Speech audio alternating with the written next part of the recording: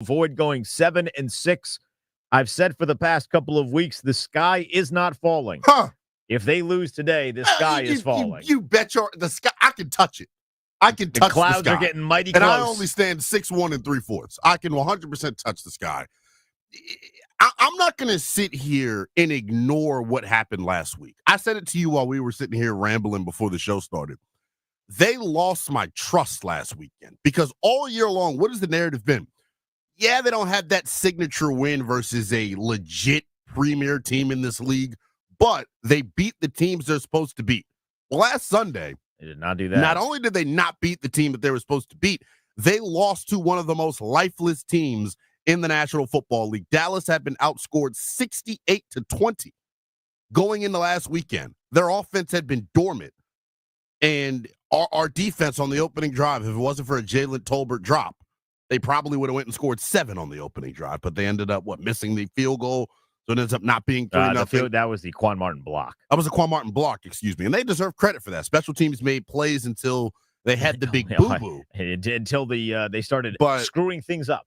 Yeah, I think my concern primarily, this is what stings about all of this. And I've been, I guess, overly critical, maybe one could say, of the defense all year. You? No me? Way. No, right? But the defense, to me, like last week, I was disappointed in their effort. I'm equally as disappointed in both sides of the football. I know we've been waiting for the offense to get back on track. We saw in the final 4 or 5 minutes in that fourth quarter they came to life. But if there was a silver lining for me on offense, Jayden looked explosive as a runner, but that's about it. Defensively, I'm like, we can't stop the run still. And this is a Tennessee group that comes in here. Throw their offensive numbers in the garbage for a second. When you look at it from a talent perspective, Tajay Spears and Tony Pollard are 2 explosive backs that could give you trouble if you do not make this team, one-dimensional. If you cannot stop them from getting 3-4 yards a pop, then Will Levis and the play action stuff gets opened up. I think the defense rises to the occasion. I hope they do.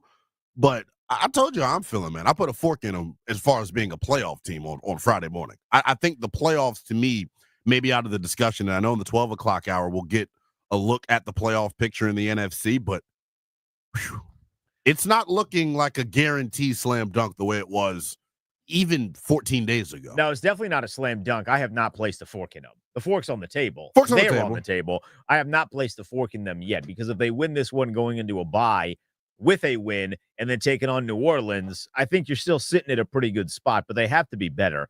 I was very disappointed last week with the defense. I was very disappointed with Daron Payne. I think he's been getting a bit of a pass, it seems like, this year, just because we know that he has talent and he's not playing alongside John Allen. But they had 2 backup guards.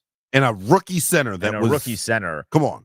That's really a guard. I mean, that's really a guard learning to play center. Come on. And I didn't call his name once. You didn't call his name once, except when we were talking about, hey, where is Daron Payne? That's the problem. When you're on the milk carton and that's the only time your name gets called in a game where you should be dominating, like that was the stat padding game. That was the game for Daron Payne where he beats his chest and says, hey, remember why you guys paid me? Yep, and he can look in the camera and say, hey, I am him. He was not. He was none of those things last week. I'm very disappointed with what I have seen from him this season. I think Johnny Newton's shown some flashes. He's a rookie. That's going to happen. Sheldon Day has been one of the most consistent guys, and that's why he's a captain today. I had to Google to make sure he didn't play for the Tennessee Titans because Dan Quinn loves sending out former guys against their former team. That's why Marcus Mariota, the backup quarterback, is a captain. So I was about to say, I thought they were going to save him for Atlanta, but I guess Tennessee is the more memorable part of his career. I don't know. But the bid is alive and well. Mariota's a Tennessee guy. Maybe he does it twice. The bid is alive and well. But, yeah, to your point, like, Daron Payne and Johnny Newton, for that matter, I just expect more. Our guys got to be better at beating the double team. You mentioned Sheldon Day. I think Phil Mathis has had flashes beating the double teams, just a big man playing big. I also think the linebackers are not free of blame for some of Washington's struggles on the ground. And I've been very open about the inconsistencies of Bobby Wagner. Yes, he does he lead the NFL in tackles right now? Good. It's great. Make more tackles behind the line of scrimmage. Make more tackles in the opponent's backfield. And that, to me, is my issue. Our linebackers are playing a step slow, As great as Frankie Louvu is, there are times where he guesses wrong in terms of scraping over the top. But the whole thing in terms of why the sky really isn't falling, and I know we've jumped around here a little bit. My whole silver lining, and I got reminded of this yesterday when they made the move to place Austin Eckler on injured reserve. And then in little small italics, I saw that in big bold letters. Emmanuel Forbes released. It shows you that the lack of talent this group has, straight up. So we got to recalibrate the expectations. I do, at least. Let me how speak many for myself. times have we seen that video of Adam Peters when asked about the roster surface just this year? Yeah. And there's that big, loud pause. I mean, that is the loudest silence that I have ever heard with a football team here. Emmanuel Forbes is gone. We'll get a little bit more into that because I have some thoughts. I have some thoughts, too. It just says a lot. I mean, I make the jokes about U Street and all that, but if you don't think the off-the-field habits go into a thought process like that, he's a former first-round pick, and they basically said the hell with you. They would rather play Mike Davis, who is sorry. I'm sorry. He's not a good football player at this point in his career. And 7 years into his career, I don't know that any point he's a great football player. It just shows where we are from a talent perspective. But I think this coaching staff, which this week at the podium, Dan Quinn was fine.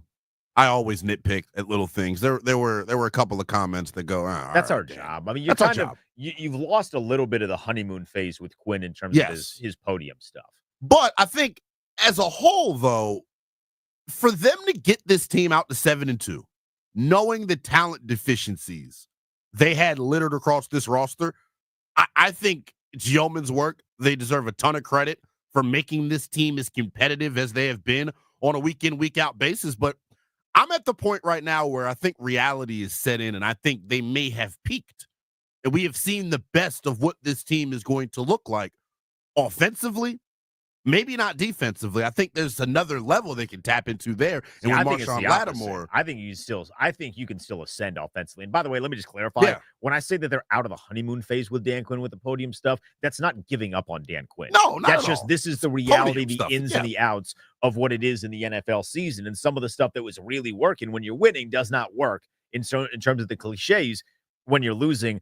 I firmly believe, though, the offense can still get better because I have the utmost trust in the number that's on your chest right now. Look, the kid is great, but my thing is I don't believe he's got the supporting cast, especially with the injuries being factored into all of this, to be able to be his best. He's going to have to be Superman week in, week out for this group to, be able to ascend offensively, and I think that's a tough ask of him every week. Here is the issue that I had podium-wise this week. Yeah.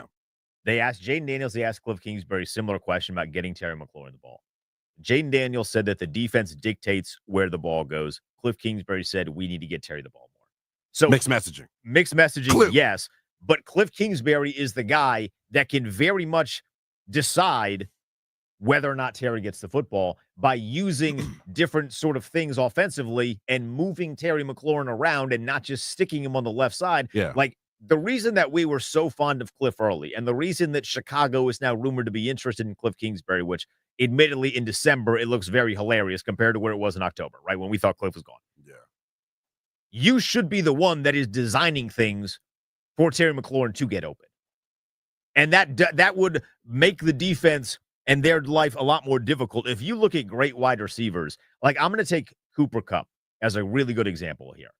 Cooper Kupp was viewed as a top 5 wide receiver in the NFL. Personally, never really saw it that way. But what I did see was that Sean McVay was constantly finding ways to get him open, using creativity, using motion, and having this dude running butt naked across the middle of the field with no defense in sight. I want that from Cliff Kingsbury. I don't think that means you have to completely overhaul what you're doing on offense, but you need to make a conscious effort. We are going to do things to where Terry is the first read, but we're going to make sure that he gets open rather than just we do what we do, he's going on the left because he succeeds on the right and you can utilize motion, which they don't use a ton of, but you can utilize motion to make life a little bit easier on Jayden Daniels to help see things. I've always been so perplexed by the people that are like, well, motion is a crutch. I don't give a damn. Well, if it helps you move and it works, use it. I think all the good offenses are using it. But to Cliff's credit, you go back and watch even the Dallas game. There are opportunities to get Terry McLaurin the football. Jayden ultimately is just not getting to him for one reason or another. You got to So let it go. You got to sling it. got to let the football go. Also, he's got to get protected up front. On first review, right, watching the TV copy, it felt like he was a little bit skittish in the pocket. But, I mean, guys were just getting their ass whipped up front. And with Jeffrey Simmons and Devontae Sweat coming to town this weekend, those are big it news. may be another situation of guys getting their butts kicked up front. So it becomes more difficult for you to have a functioning drop back passing game. And that's what I mean by, do they have the supporting cast? They don't have guys that are going to win quick. That's what this offense needs right now, in my opinion, is guys that can win quick. But to the Terry thing, what Cliff can do, I don't know if this is easier said than done, call more stuff where he's the primary read. And I know coverage is going to dictate sometimes your primary read. And that's what Jayden was alluding to this week at the podium when he said, look, coverage dictates where the football goes. There are decisions, there are times, right, where you can take your one-on-one shot to Terry. Now, Dan Orlovsky, love him, think he's done great breakdowns. The breakdown he did this week of the Commanders' offense stunk. I mean, it was god-awful. I like the mentality that Jayden has because he's not forcing the football anywhere. And for a young quarterback, hearing all the noise, because I know he hears it, for him to have the mental fortitude to say, no, I'm not going to force the football because I hear sports talk radio saying it. I like that. There was a play that Orlovsky put on the breakdown. They are shading, or the safeties are playing on the hash and cheating towards Terry McLaurin, leaving one-on-one on the other side when teams are running these one-high looks, and that's what a lot of what Washington gets. The one-on-one opportunities are there. Wide receivers got to make plays, and the offensive line's got to block it up to where they can have the time to take the shot. Teams are blitzing, and you're a rookie quarterback. You're going to get blitzed. But I noticed against Dallas in particular, when they were blitzing, they're not sending corners. They're not sending safety blitzes. They're blitzing linebackers. It's up the middle. Which means the middle should be open.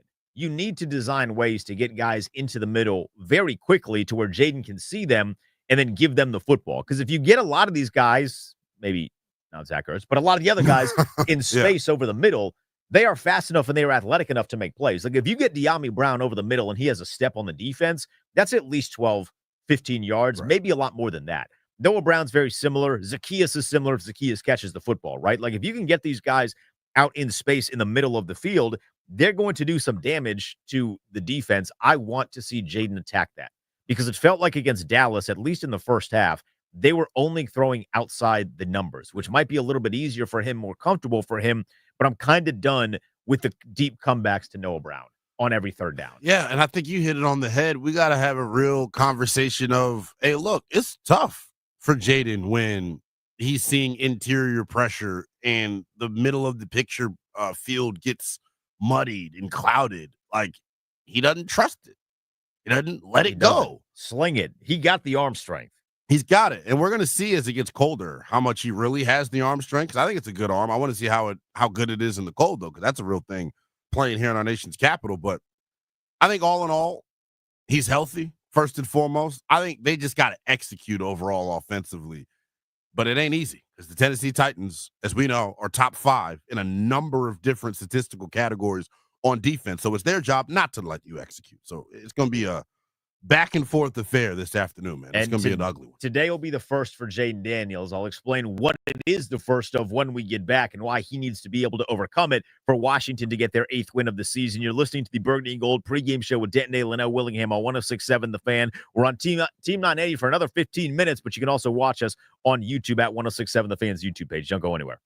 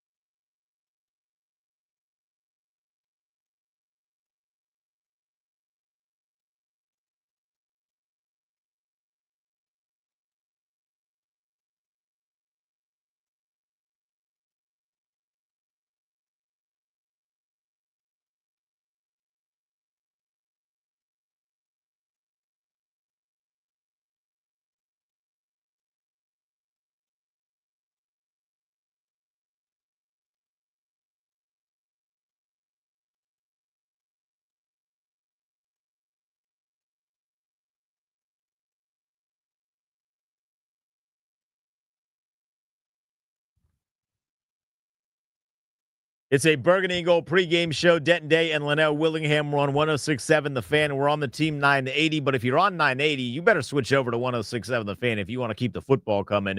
You get Terps basketball in about 5 minutes here, so jump on over. You got the Odyssey app. You can watch us on YouTube, or you can turn the dial. Either way, the football coverage continues on 106.7. Linnell, today is a big day for one Jayden Daniels. This is going to be the coldest game that he's ever played in. He's a West Coast warm weather guy. I mean, Sam Fortier did something in the Washington Post where he examined all of the temperatures. There was a lot more 100-degree days than there were 50-degree days in what Jayden has played in. That's what happens when you play at Arizona State and LSU. Today is going to be a big one. I don't know how much I think that the cold weather is going to factor in on his ability to make plays, but I also watched the Miami Dolphins on Thursday, and they suck in the cold. Yeah, I don't think it's to the extreme of Miami, but this is where I do think the weather impacts a guy like Jayden.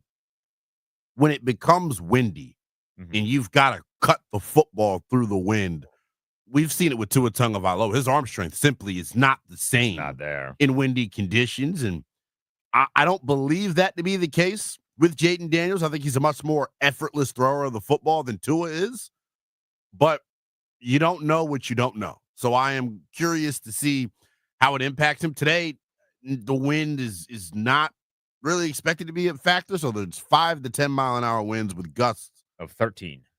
So yeah, that's what my Apple could be says. a problem, but we'll see. Like I said, you don't know what you don't know. I'm going to bank on them finding a way to overcome that, or that not being their biggest problem, I guess. Their biggest problem is Devondre Sweat and Jeffrey Simmons. I mean, let's just be honest about it. Those two defensive tackles have the ability to ruin this run game, and if they cannot have balance offensively, they will not win. Not against this defense. You cannot drop Jayden Daniels back 35 times against the Tennessee Titans and think you're going to come out with a win. I just don't think that's the recipe. No, you can't do that. The cold, the defensive front, for nobody that's watched Tennessee, Simmons is who we were hoping Daron Payne would be. Correct. He's the best defensive tackle. It's him and Dexter Lawrence, although Dexter Lawrence is now hurt in New York. So Simmons is the best defensive tackle. The hope was that Daron Payne was going to be in that conversation. In this particular season, he has not been. He was when it was a contract year. He has not been since then. So you gotta protect Jeffrey Simmons. But I am optimistic that Jayden Daniels is going to find a way to be okay in the cold and to be okay with the wind. You have the benefit of knowing it was going to be cold. Like, this isn't a surprise. It's not like you wake up and, I didn't know it was going to snow, and there's snow everywhere. This is not that. There's no snow outside, but you get the idea. You're not walking out and be like, oh, my God, I thought it was going to be 60 degrees, and it's actually 35 degrees. So you have you had this in the preparation. I'm hoping they practiced in the cold this week, so you should be prepared for something like this.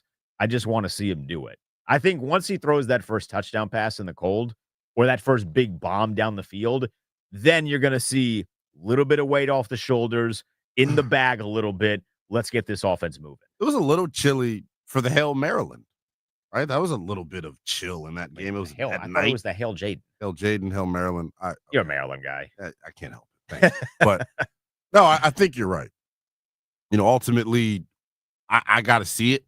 I don't think it's going to be a major impact, but to act as if it means nothing would be ignorant, in my opinion. I do think it means something. Conditions matter, right? There's a reason people talk about December and January football. It's going to get cold outside. It's going to impact, the way that you move offensively. I just continue to think they got to have some semblance of balance, and that kind of eases my concerns if they're able to get that offensively. And he's never done it before. He's never done it. Like he's never done it before, so that there is going to be some bit. I'll give you a bit of a grace period. I'm hoping that Cliff Kingsbury is going to design some things to make it easier for him.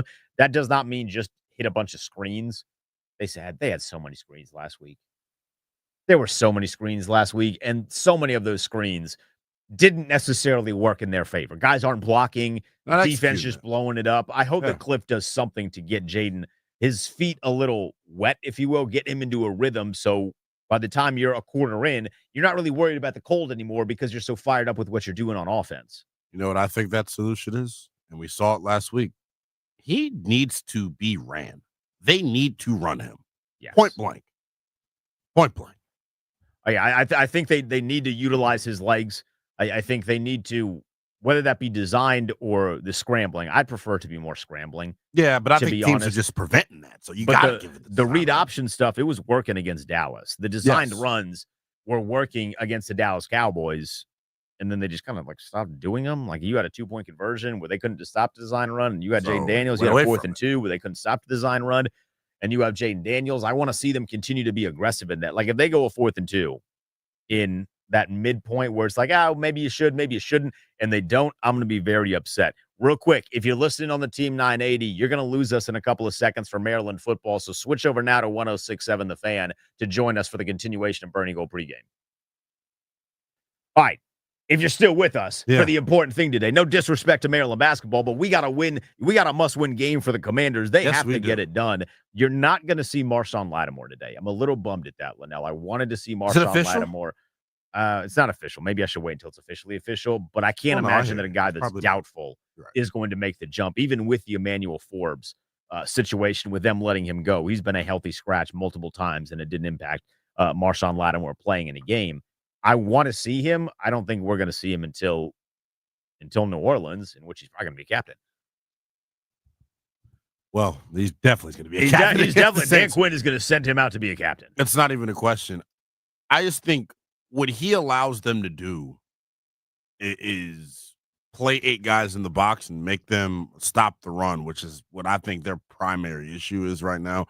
I think if you look at Dallas's success they had in the passing game, a lot of it comes off of play action because the run game is effective. The other thing is this, like, for all the talk about Benjamin St-Juste getting cut, Joe Witt straight up told you, yeah, Mike Davis is better than Ben St-Juste too. But I'm not surprised. This was the cornerback duo, Denton. I mean, they said he was practicing better. Come on. And how hard are you going in practice at this time of the year? But this is a cornerback tandem that gave up the most passing touchdowns in NFL history a season ago. So, no, I'm not stunned that the new regime is favoring guys they brought in over these 2 Jags. And it's no disrespect. Benjamin St-Juste is a corner to me.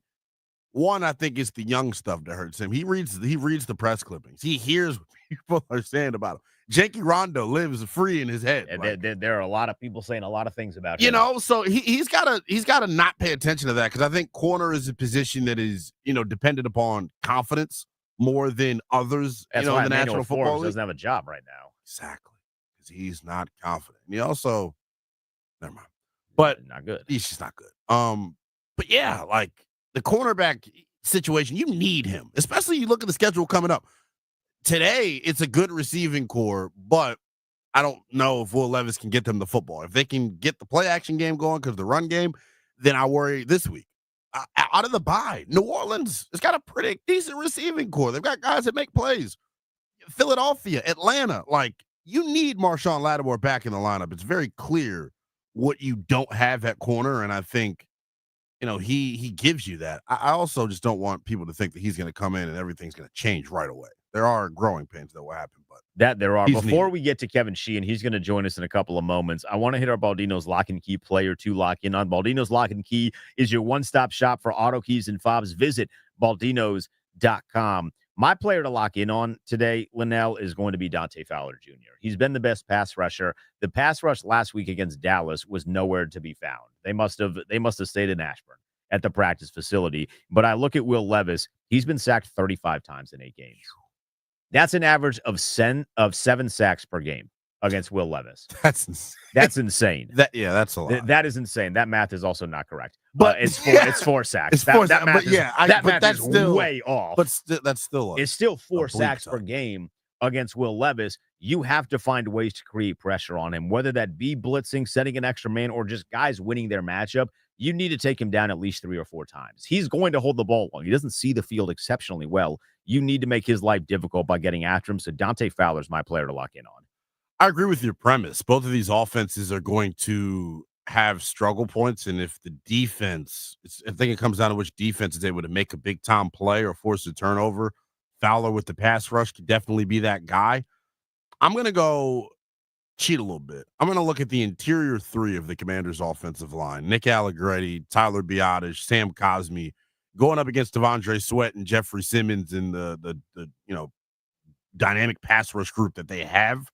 I think it's going to be crucial that they're able to hold their own. Interior pressure has been one of the things that has kind of undone this offense over the past couple of weeks where we've seen them struggle. If they can't protect on the interior today, this offense is going to be in no man's land once again. Once again, I'm in total agreement with you there. When we get back, Kevin Sheehan's going to join us. We'll get his take on how he sees this game playing out. Can Washington get back in the win column and snap this 3-game losing skid? Sheehan joins us next on the Burgundy Gold pregame show with Denton Day and Linnell Willingham on 106.7 The Fan.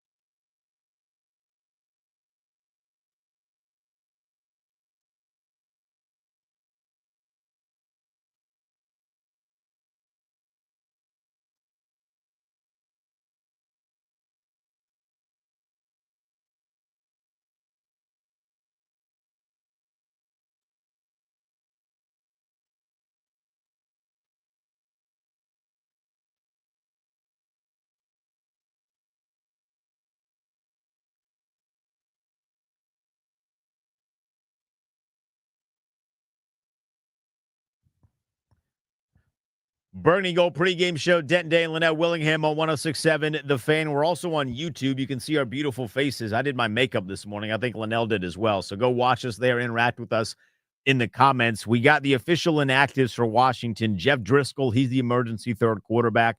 As expected, no Marshawn Lattimore. We knew Andrew Wiley wasn't going to be able to go. We'll get more on that, on who's going to be playing his spot today. Dominique Hampton is unable to go.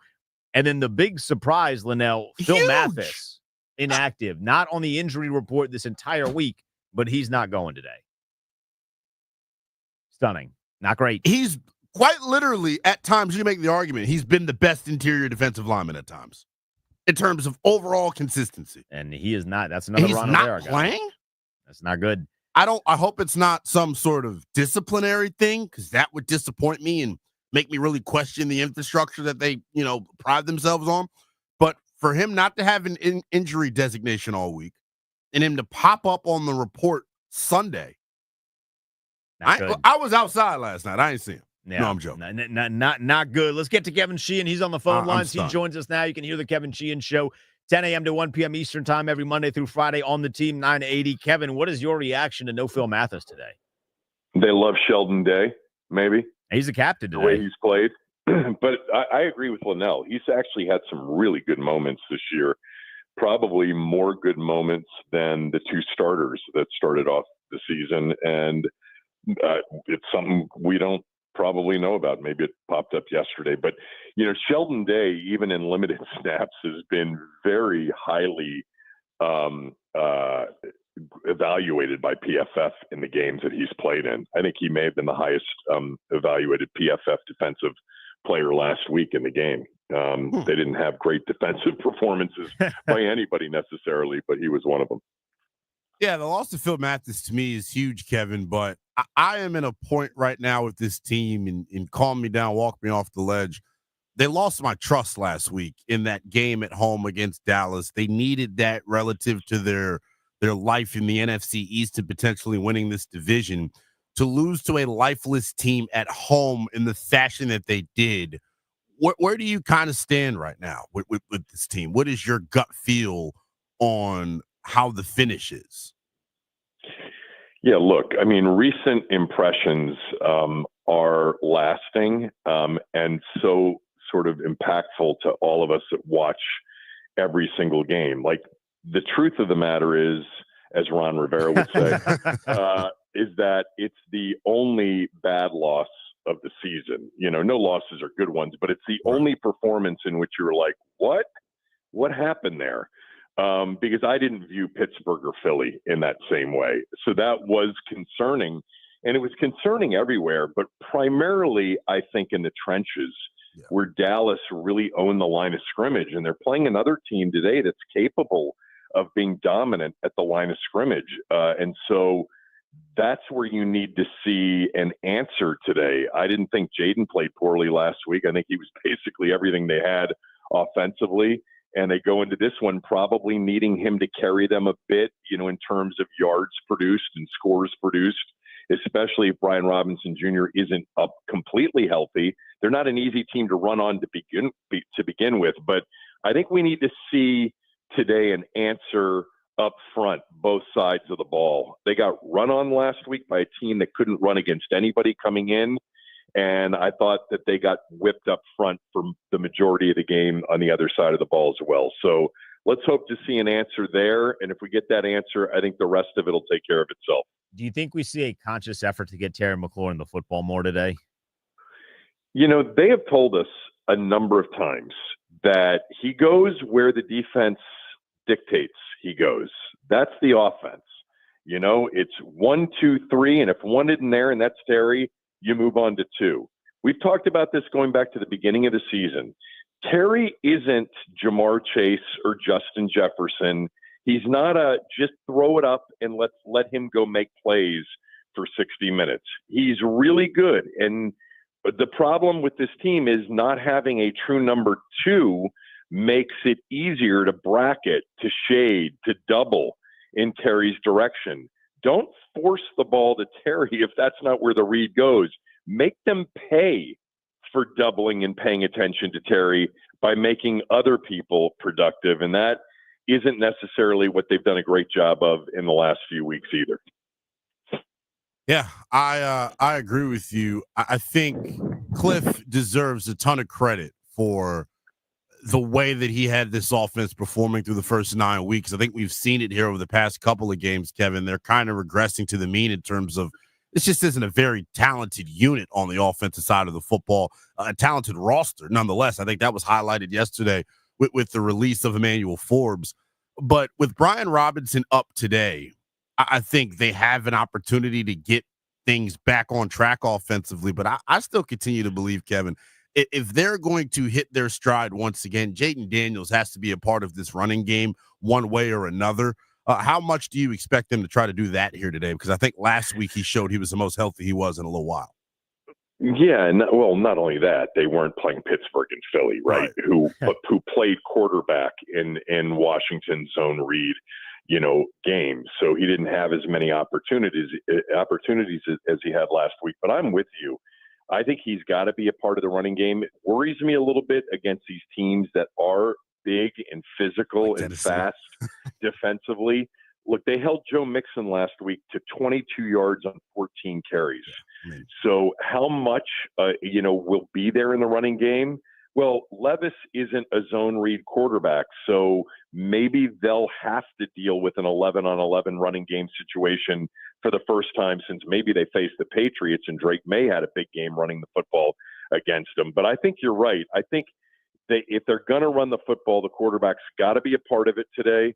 And then I also think they've got to attack quick game. They've got to get the drop back stuff really was problematic for them last week until the next to last drive. And I think a lot of quick stuff to get him in rhythm, to get, guys the ball in space, even if we're talking about extension of running game throws, that's what they've got to do. They've got to do whatever it takes to stay on the field. They've punted way too much the last 3 weeks. Do you think that means maybe an uptick in the tempo? I know you and I have talked about it this week. Obviously, you got to get first downs to stay on the field, but I think if they run tempo, that's going to be a very good way for Jayden to get into rhythm. Yeah, I mean, I went back and looked at some of that. They have run tempo, even when they've gotten stopped.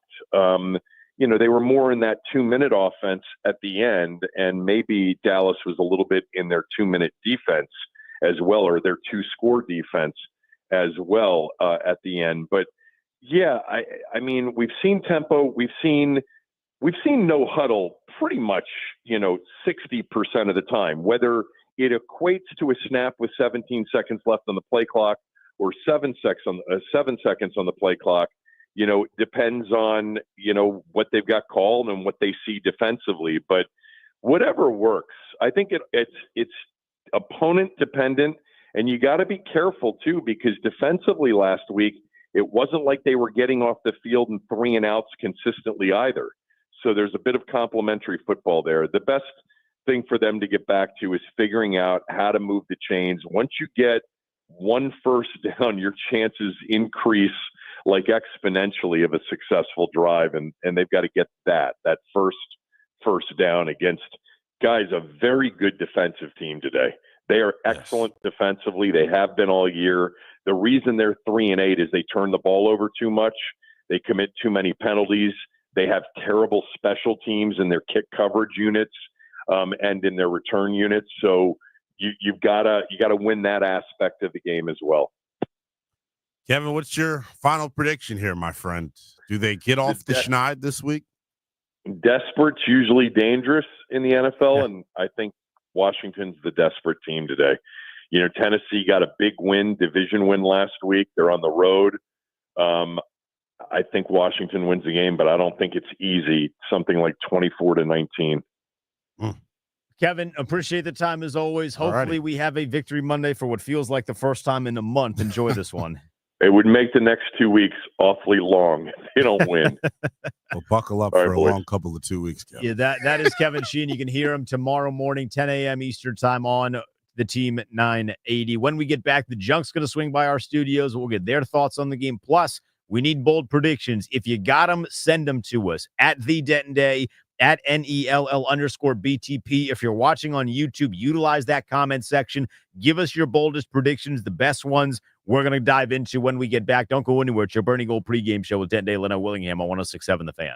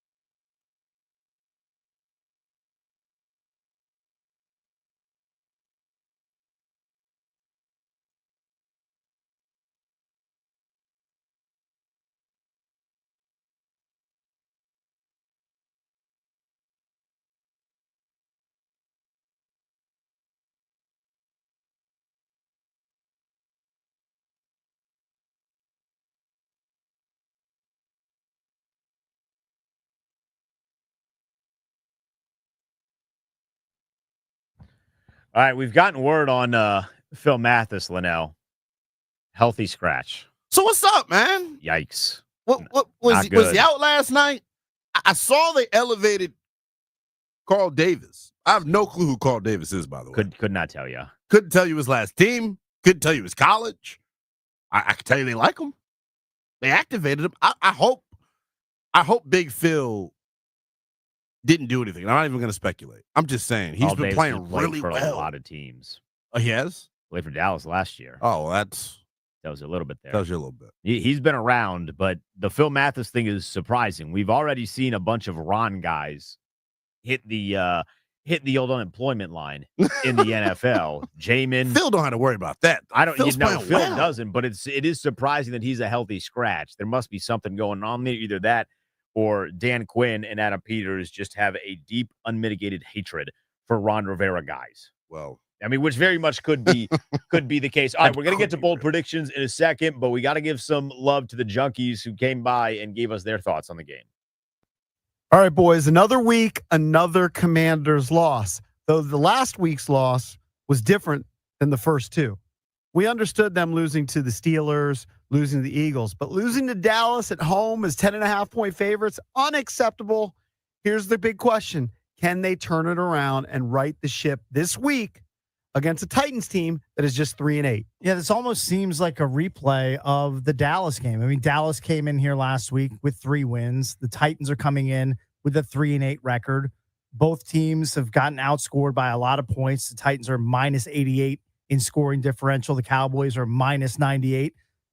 Look, the Commanders are 5.5-point favorites against a team that they should be able to handle at home. Does that script sound familiar? It sounds a lot like the way we were talking about the Dallas game last week. They stubbed their toe. They weren't able to get the offense going until super late in the game. I thought the defense played subpar because they just couldn't get after Cooper Rush in that game. It was disappointing. This is sort of a referendum on everybody.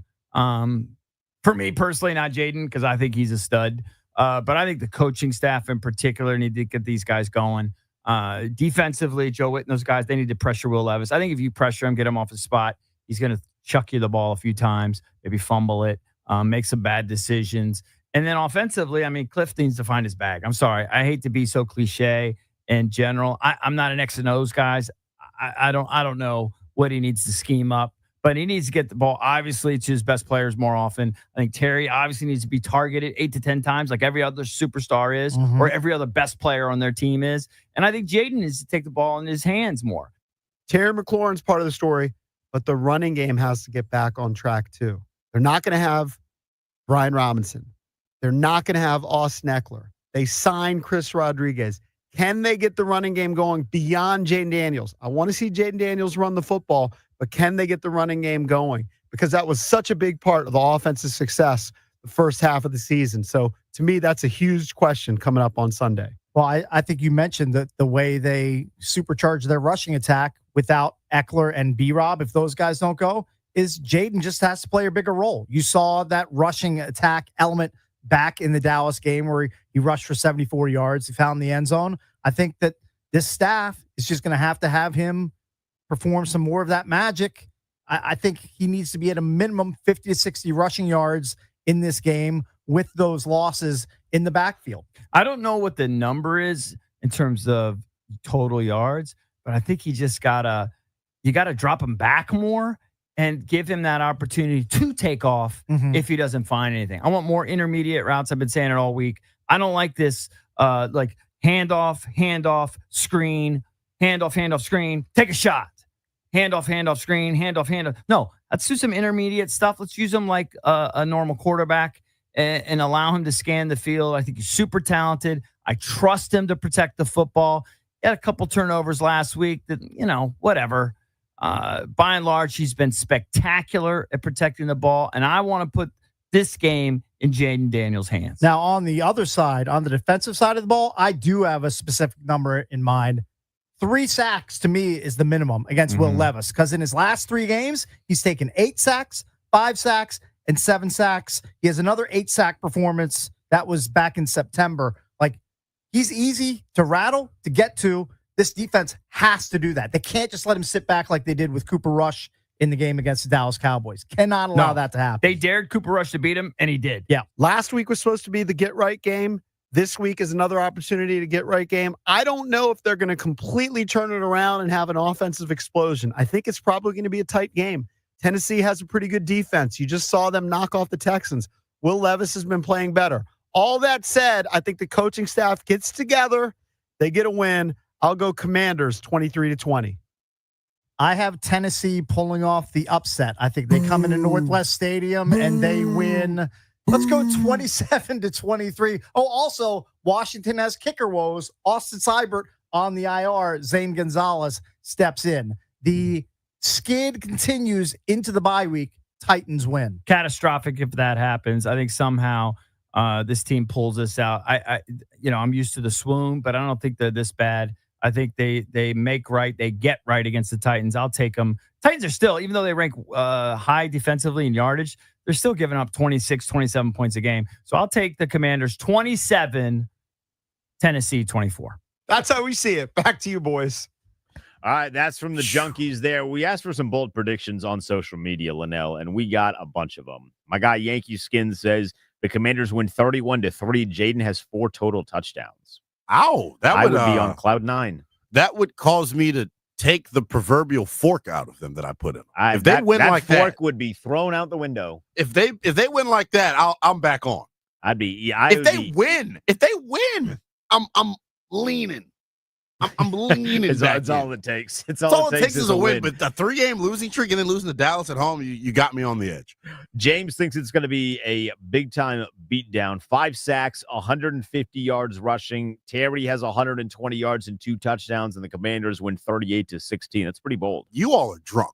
I know it's a bold prediction segment, though, so you got to get bold. You got to get bold. Let's hear some more. Do we have some more?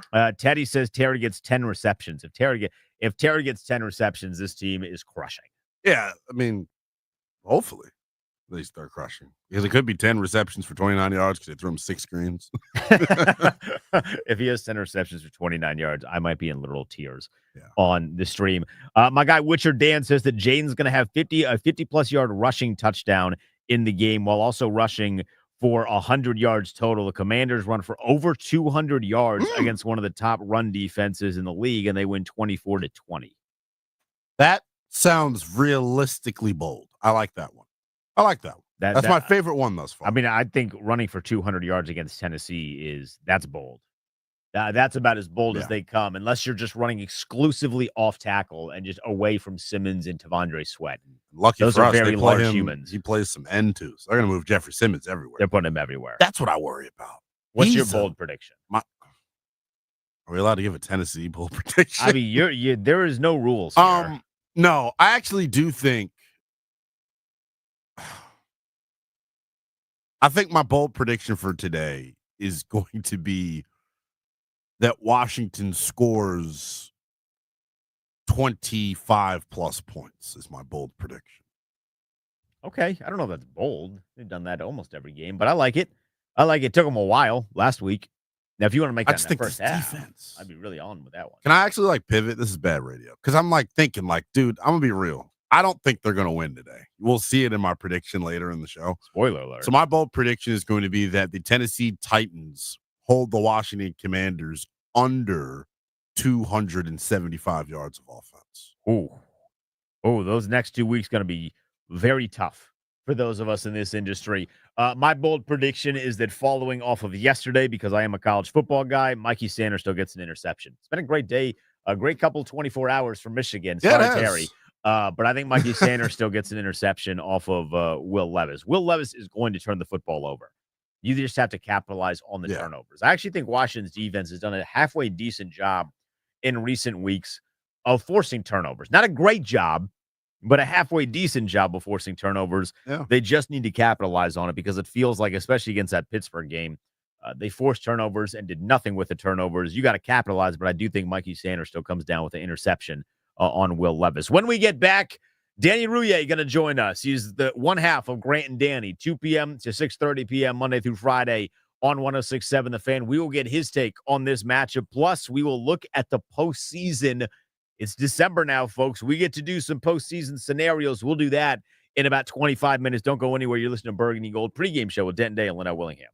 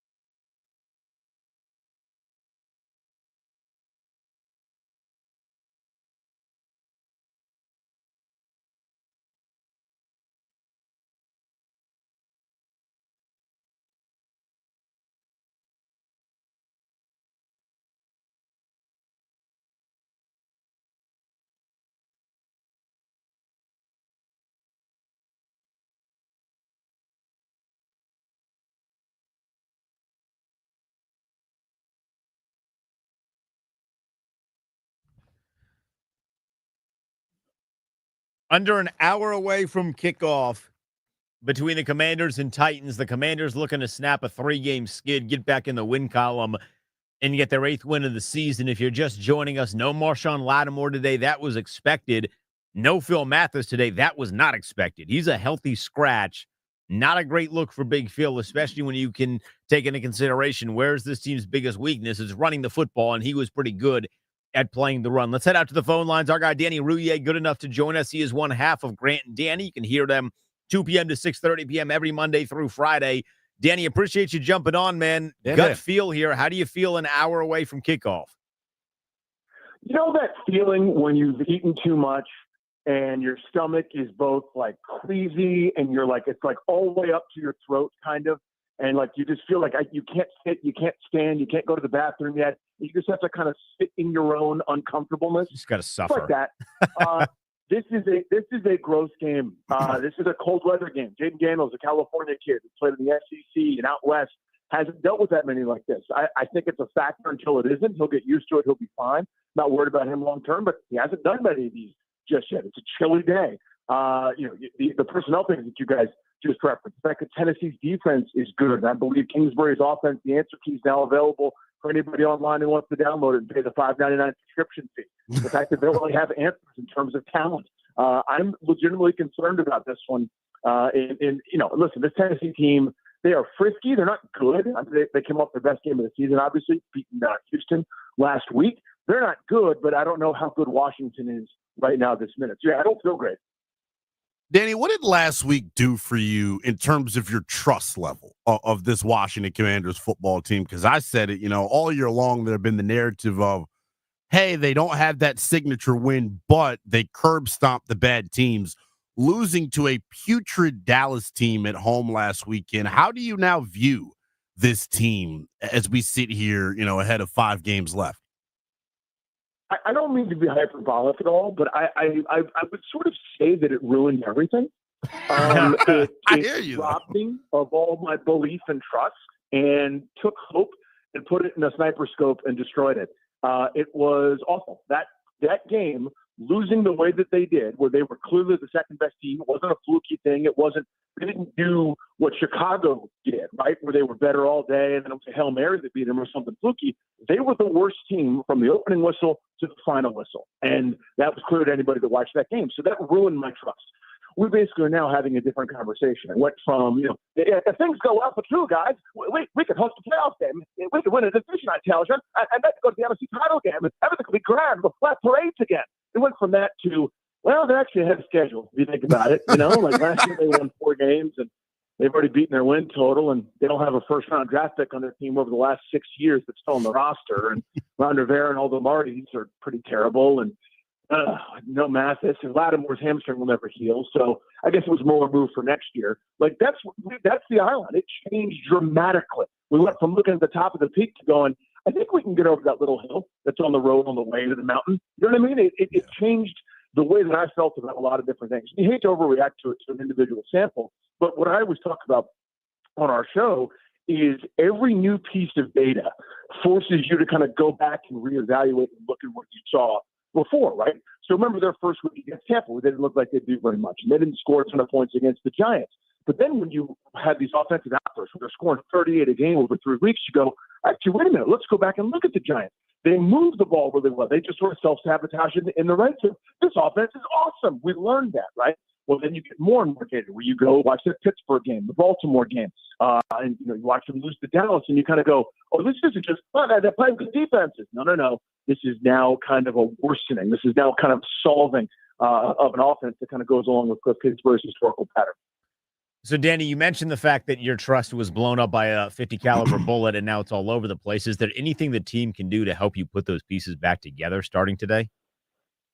Well, yeah. I mean, listen, this is the last little sprint before the bye week. The bye week is really, really late, obviously, and that's not an easy thing to do. It's a grind for a group that I think is under-talented in a lot of spots. And what they've already done is really impressive. And I'm going to kind of continue to remind myself of that, and that's where my eye should be. Big picture, it's a good ownership group. It's a smart general manager, and they've got the quarterback. So, TBD on how good a head coach long-term Dan Quinn is. I know he says the right things and guys are buying in to a high degree. They're going to have some roster turnover. They've got a ton of salary cap space entering next year with a pretty good allotment of draft picks. So I think they're going to build this thing, and I think it's going to be right. It's not going to take the 17 years that Ron Rivera was demanding, but you would hope that there'd be some progress kind of moving forward. So a lot of the really important things in the organization, to me, are solved and are in a good spot.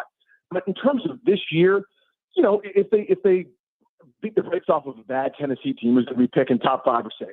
If they go to New Orleans after the bye week, after having some rest, having some answers and some counter punches to what defenses are doing to them, it'll kind of change how I felt. We'll just go, hey, that was a mid-season lull for these guys, and they're able to finish strong with a sprint. Because there's, you look at Philadelphia, a rematch with Dallas, there's nobody daunting on their schedule. Atlanta's the very definition, mediocre, fine, okay, blah, average, middle tier bucket. But now, before now, you would say, well, that's a team Washington is going to beat. Now you say that's a team they can beat. You put together a couple good samples here this week, and then after the bye at New Orleans, I'll feel a little bit differently. But, it's now more of onto a big picture outline instead of talking about what you can get out of the season. Danny, offensively, the last 2 games in particular, we've seen them be really slow to get things going. About last week, though, my silver lining was Jayden Daniels looking explosive once more as a runner. Yeah. If they're going to get back to the heights they once reached offensively, how big of a factor do his legs have to be here? It's a great question by you. I always think it should be a supplement. I think if you're relying on a quarterback running around all the time, there is a ceiling that you have. I think there's going to be that 3rd and 9 moment. There's going to be that 4th down and 10 that you've got to get in a really important game that can't be done by a quarterback running around. I think it needs to be a feature. I think it can't be the feature, if that makes any sense. Yeah. To me, what butters the bread on, if you run 70 offensive plays, 65 of them have to be, those regular standard NFL offensive plays, good running plays, good design, passing plays that get the ball to playmakers in space, et cetera. And those occasional, oh my God, what did he just do? Pat Mahomes, Lamar Jackson, Josh Allen, hopefully Jayden Daniels, kind of special things. Those are differentiating factors, certainly, and I welcome them and I love them. But to me, if you're sitting there going, okay, Jayden, make a play for us, that has a limitation. And we saw that when you start playing with the good teams and good defenses like Philadelphia, who took it away, like Pittsburgh, who took it away, things like that. Now, I think part of that, to your point, Leno, was his health. I don't think he was totally right. I don't think he was totally, 100%, feeling good or confident or whatever. And you could see the lack of explosiveness. He just wasn't himself. I thought that 10-day rest really helped. He did look explosive, quick, athletic again this past week. So that's good. But I don't think that's something that you can just go, hey, bail us out. Hey, fix our offensive woes. I think it can help, certainly, because you saw that a number of times in those those weeks where they were scoring, 38 points a game, whatever it was. That 4th down play in Cleveland's one I reference all the time, or against Cleveland, rather, where there's an unchecked blitzer on 4th and 2, and he's got Daniels dead to right until he doesn't. Daniels just shook him like me going up against like my 6-year-old buddies on the recess court playing flag football. Jog past him for 40 yards, and you go, oh my God, we have the special thing. So we can do that at times, but relying on it down in, down out, I think is probably solid. All right, Danny, I'm a gambler. We're talking with Danny Rouhier here on the Burgundy Gold pregame show, one half of Grant and Danny. I'm a gambler. If I give you the line at over under 5.5 receptions for Terry McLaurin, I'll give you a little bit of info. You've gone over that number 4 times this year. The last time he had more than 5 receptions was against Carolina. If I set the line at 5.5, does he go over under that today?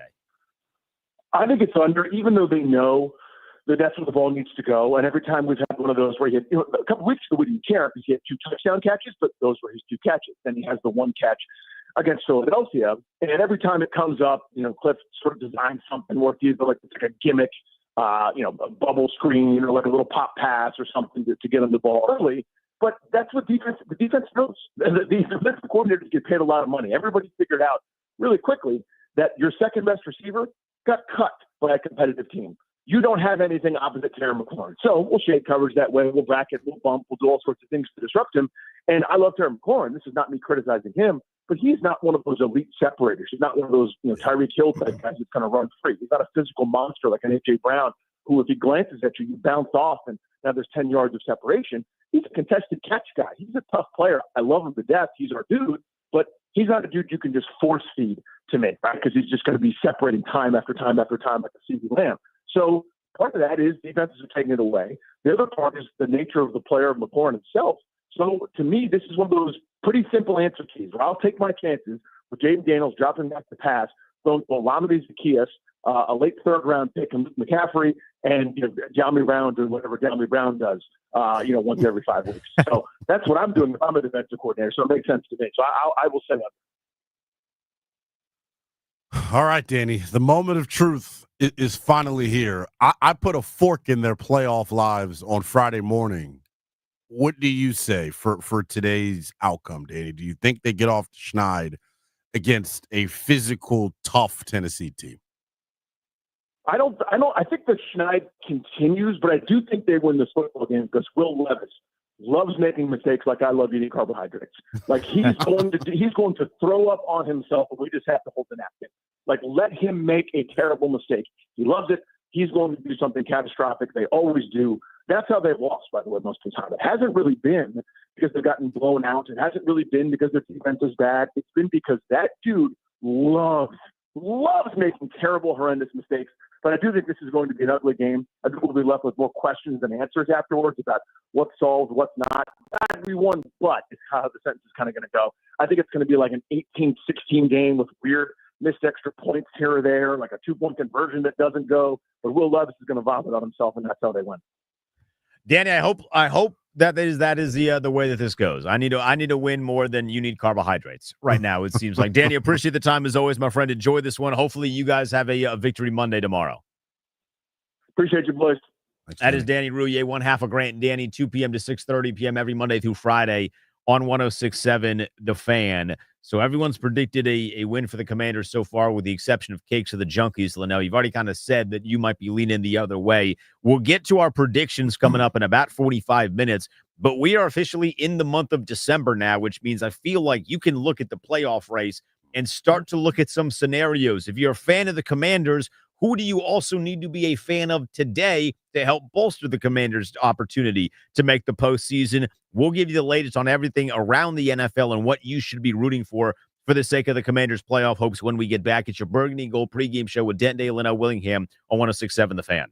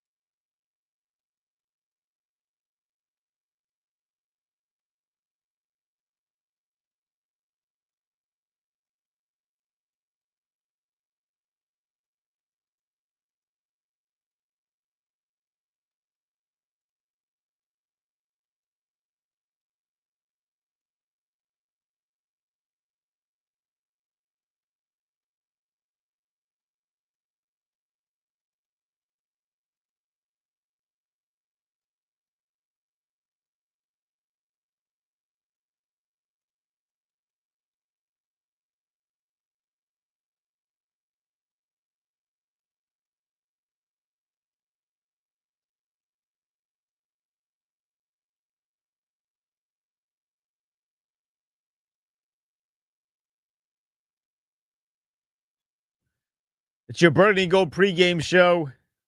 Denton Day, Linnell Willingham with you. It is the 1st of December, which is crazy.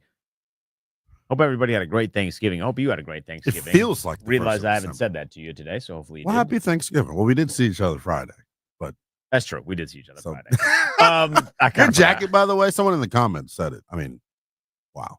Better been a nice comment. Believe it or comment. not, there are some people that don't love this jacket Who? at this particular working place. Well, we have a bunch of guys that have no style at times. Yeah, it's the guy that sits in your chair. Not a fan of the JP? JP didn't JP like is the actually jacket. one of the more stylish guys we have in the building. Yeah, not a fan of the Michael Jackson Thriller jacket. That's what it is. That's what I it can is. dig it. Yeah. All right. Let's talk playoffs. We got real playoff scenarios here because we're in the month of December. So let me go over the seedings in the NFC. The number 1 seed is the Detroit Lions. They're a juggernaut. I mean, they are so good. Nearly lost. Thank you, Matt Eberflus, for that one.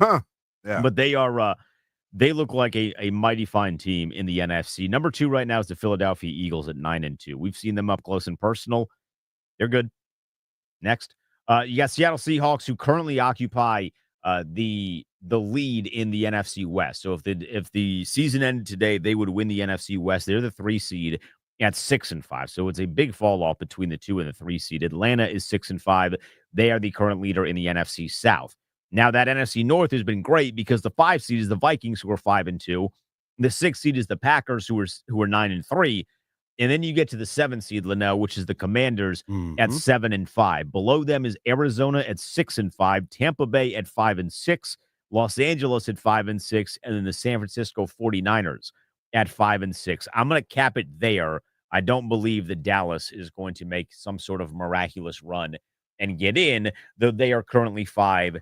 But so there are 11 teams I just named you right there. You are giving me a look like you think Dallas is going to make the playoffs. I think anything is that can happen. They beat Cincinnati next week, and anything can happen. Yeah, it's not looking good for Washington. I'm gonna be real with you. The 7 seed, first of all, the top 6 seeds are pretty much locked up. It right now is a battle, it seems like, for the 7 seed. Green Bay has a 97% chance to make the playoffs after their win on Thanksgiving. It's really basically Washington, Arizona, Tampa, the Rams, and the Niners fighting for one spot. We'll say Arizona or Seattle because that Arizona NFC or West, Seattle, that yes. NFC West is a little crazy, but that's where we get into the conversation of who should you be rooting for today. You need Seattle to win that division. If Seattle wins that division, that helps you tremendously as the Commanders, because if you get into a position where you are tied with the Arizona Cardinals, what's the first tiebreaker? Head-to-head matchup. Have these two teams played? Right. The answer to that is yes. We know how that game went. Washington won emphatically. They stomped the face in of the Arizona Cardinals. The Seattle Seahawks today, it's a bit of a homecoming for Geno Smith. He's on the road in New York to take on the 3-8 New York Jets. Homecoming. Yeah. And I look at the schedules down the stretch, and I think you can make the argument Washington does have, I guess, a favorable one. I just don't know. Well, we said that a couple weeks ago, and now you didn't lost go to Dallas. So, like, I think everything has changed. I've had to, like, be put on the hot seat with this and give you a yes or no answer as to whether or not they make the postseason. Right now, I'd have to say no. If they win today, obviously that changes, right? Here's the exact probability. I don't know if you gave this out. If currently, as we sit here today, 59% chance to make the playoffs. If Washington wins, 69% chance to make the playoffs. If they lose, drops to 40. So even if you lose, you're still in it mathematically. You're not going to be mathematically eliminated probably until week 17 or 18, like based on the way things are looking. It's just that tight of a race, right, for the 7 seed, and you never know what can happen. But in terms of like who's playing the best football out of Washington, Arizona, Tampa, Rams, Niners, Seahawks, none of them are playing great. No one's playing great. But I trust a team like Tampa that is really only fell off because of health, right? I trust the team, like the LA Rams, who have a pass rush and they have weapons offensively. It's just about them being healthy. They're so all over the place, though. Like They are. Tampa, you're right, because if you pull up Tampa Bay's schedule, they have the Panthers today. Yeah. That should be a dub. Although Bryce Young has been playing better. They got the Raiders. That should be a dub. The Chargers could be a tough one. That's going to be on the road, but that's a home game, even if you're Tampa Bay. Playing in Los Angeles is a home game. On the road against Dallas, the Panthers again. So they play the Panthers twice. Yeah. And then they finish with the New Orleans Saints at a spot where New Orleans likely is going to have nothing to play for. So that's a scenario very similar to the NFC West, where if Tampa Bay is going to get in, you want them to get in by winning the division. Right. And taking out Atlanta because the Commanders play Atlanta in a couple of weeks after the bye week. And if you beat Atlanta, then you own the tiebreaker over them. So that is the sauce for Washington to get in. It's just, how likely is it? I was watching a little Rich Eisen. They do their like overreactions, and he's completely out on Washington. And that was in terms of national pundits. Fine. He was one of the guys that was all over him from the get-go. To be fair, everybody was. Jayden Daniels at the beginning of the season and Washington at the beginning of the season was the new pretty girl in class. Everybody's like, I saw her first. I want to sit next to her. I got to talk to her. I passed her a note. I got her phone number. I messaged her on AIM or Facebook if you're young, or MySpace if you're like, they were the new pretty girl in class. So everybody was overreacting onto Jayden Daniels. Now I feel like it's come back down to earth a little bit. So I love Rich Eisen too, but him being off of them doesn't really mean much to me. No, I hear you with that. I'm just at a point, and I said it earlier in the show, I think they've peaked. I think we've seen the best version of this team, in my opinion, at least. So then let me ask you the question then. We've seen the best version. The best version looked good. Can they get back to that version? That's the thing that I think is still up for debate. Because if you can get back to that still version, up for debate. I think a lot of times when people, they hear peak, you think that they're never going to get back. I still believe there is a capability of getting back to that version. Health, to me, is what this is dependent on. Not having Austin Eckler for the next 4 weeks is going to suck. It stinks. As bad as Andrew Wiley was in year one in a Commander's uniform, he's been pretty damn solid today, or this year, rather. I think we mentioned this off air. We don't know who's playing right tackle today. I don't know. We would very much like it to be Corn Lucas, who was switching back and forth with Brandon Coleman. Yes. But last week, when Andrew Wiley got hurt, they put Trent Scott in. Yeah, I need it to be him. I'm sorry. I got to see Cornelius Lucas. I know there are ins and outs with the offensive line, and playing right tackle and left tackle are not the same thing. Yeah. But Corn Lucas has been playing really well this year. And it's about, to me, who's the better run blocker, because their pass rush, they're going to get after us, dude. Like, this is a good pass rush. Arden Key, more known for what he did in college, but has kind of burst onto the scene in Tennessee. We know Harold Landry is double-digit sack guy. We know what Sweat and Simmons are. I just worry about Washington's ability to protect today. Like, if they don't get the running game going, I see no shot. Yeah, it's going to be tough. Some other games you want to keep an eye on. Arizona and Minnesota are playing each other today. That's going to be in our window, the 1 o'clock window. It's in Minnesota. You're not going to catch the Vikings more likely than not unless they have a cataclysmic collapse. Which is possible because of the quarterback. Which is possible. Hey, Daniel Jones. But you need them to beat Arizona to give yourself a little bit of space, assuming that you win today. We're going to take a lot of this with the assumption that Washington wins. Assuming you win today, you being 8-5, and then having a two-way tie at 6-6 with Arizona, and then potentially a two-way tie with 6-6 Tampa Bay. Assuming that Tampa Bay beats Carolina today, that's going to be a late kick. That's a 405. Carolina has played a lot of 405 games for no reason, because they're not good. They just had to. You just got to put a game there. Like Fox needed another local game to put there. Yeah. You got Philadelphia taking on Baltimore today. I would say right now, I don't have percentages. I would say right now the division is not a lost cause, but it's far away. Like, it's over the horizon. You can see the back of their legs if you're chasing after them, but you can't see much more than that. And it just has a lot to do with how Philly's playing right now, because their schedule down the stretch is brutal. I think, to be honest, I think they're the best team in the NFC. I do too. I think Detroit is a juggernaut. I think Philadelphia is the best team, because I don't think Philadelphia's peaked yet. Back before the season started, I had Eagles-Chiefs repeating as the Super Bowl. I think they've hit their stride. I think Saquon is playing like an MVP candidate, but Philly still has Baltimore. They still got a game with Pittsburgh. They still got a game against us. So If you win today and Philly slips up, then the division conversation becomes a lot more relevant because you're only 3 games behind them in the loss column, and I can make an argument for them to lose against Baltimore and Pittsburgh. So- and then you get another shot at And then you get another shot. And But if you take advantage of that shot, then you're cooking with But gas. guess what? That's a lot easier guess said than what? done. Kevin Sheehan hit it on the head. I feel like Kevin's my spirit animal when it comes to sports radio.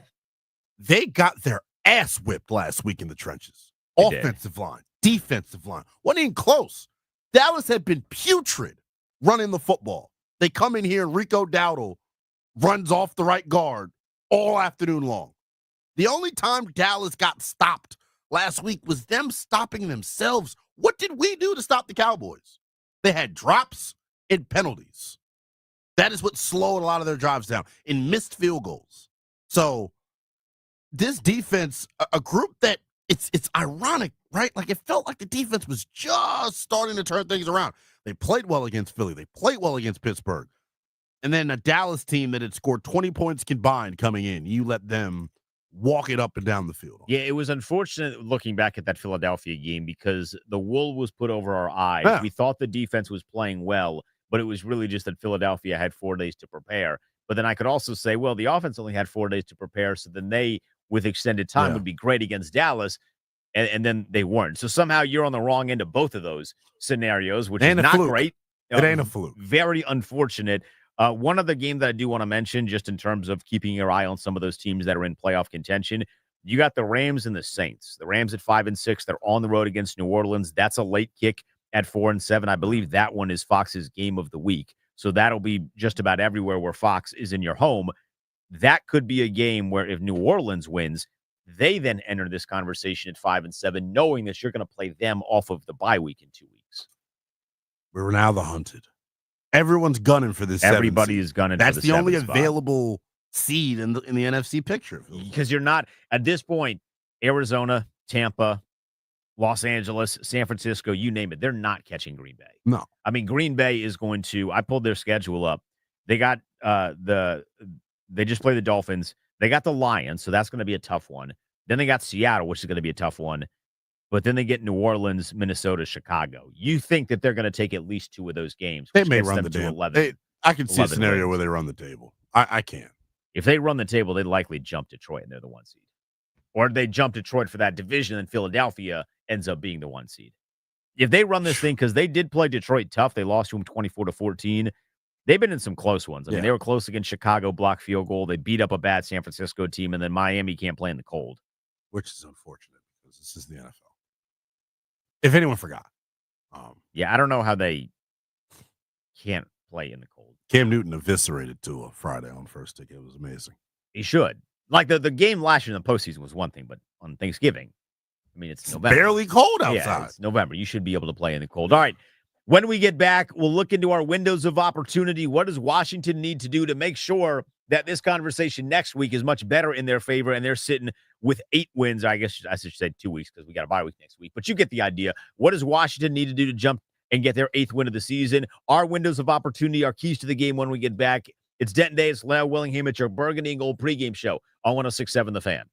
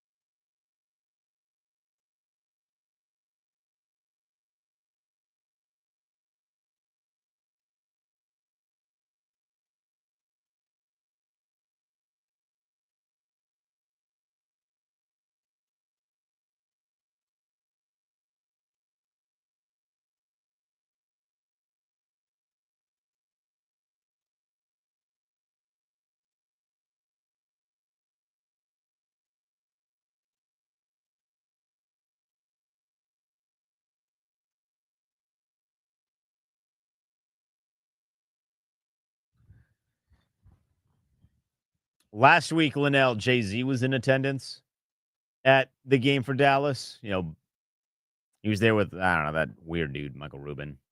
He sketches me out. There's something about him. I don't know. Here's a workout. Roger Goodell there today. Adam Silver there today as well. Adam Silver looks very funny with a beanie on his head. Why is Adam Silver? Well, he has connections with Josh Harris because Josh Harris is an owner, obviously, this Philadelphia 76ers. Bob Myers is a part of this organization in some capacity. So Adam Silver is hanging out with Josh Harris at the Northwest Stadium. Is he going to hang around long enough to catch the Zardos? But the Zardos on the road. No, he would never come to watch the basketball team here. He'd only watch the football team here. Well, that's true. Huh.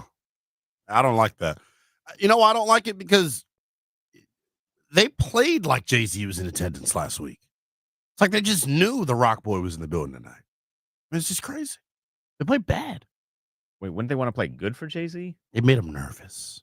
That's my theory. I hope so. I told you, they have broken my trust. It's like when you go through your significant other's phone. The relationship is over for me when it comes to the playoffs. I still will root for them. I think you need to choose better women. Yes. You can't choose a better football team. You're stuck with this one. I mean, you're locked. I have no choice. You're locked into this one for life. You bleed burgundy and gold the same way all of us do. If you're jumping ship now, you were never on board. Well, true. I'm just not jumping ship. I just am putting a fork in their playoff chances. No, I get what you're saying there. It's over for me. For the playoffs, at least. But with that said, we'll transition to our windows of opportunities to maybe change your mind. Yeah, for sure. How can we make Linnell more positive about the postseason? The windows of opportunity, our keys to the game, are presented by the Window Man. Since 1989, the Window Man has been the educational window company. Get your free no-pressure in-home estimate or visit thewindowman.com's Fairfax showroom. So we'll start with you. Your first key to the game for Washington, coming away with a dub here and snapping that 3-game losing streak. It has got to be having balance offensively. You cannot drop Jayden Daniels back 35 times today. And I believe that's how many times he dropped back against Dallas a week ago. Jayden Daniels in weeks 8 through 12 pressured on 32% of the dropbacks. That's actually down from weeks 1 through 6, but the pressure has come from the interior. I think getting him on the edge and using him a little bit more as a runner maybe slows that down. It's a physical, fast, nasty, aggressive Tennessee defense. They got to have balance against this group. To validate your point, he had 38 attempts against Dallas. Yeah. 32 against Philadelphia, 34 against Pittsburgh, 22 against New York. That was his best game of the 4. There you go. Your identity needs to be running the football. This is my first key to the game. Your identity needs to be running the football, as you coined it early in the season, the exotic smash mouth football. This offensive line and offensive lines across the league, they are better when you get them dictating at the line of scrimmage. To do that, you need to establish the ability to run.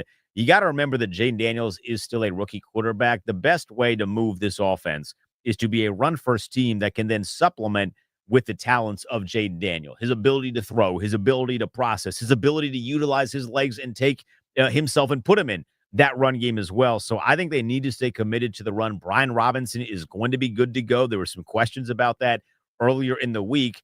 Continue to feed Brian Robinson and trust that the run game is going to lift you to heights that dropping a rookie quarterback back 38 times is not going to get you to.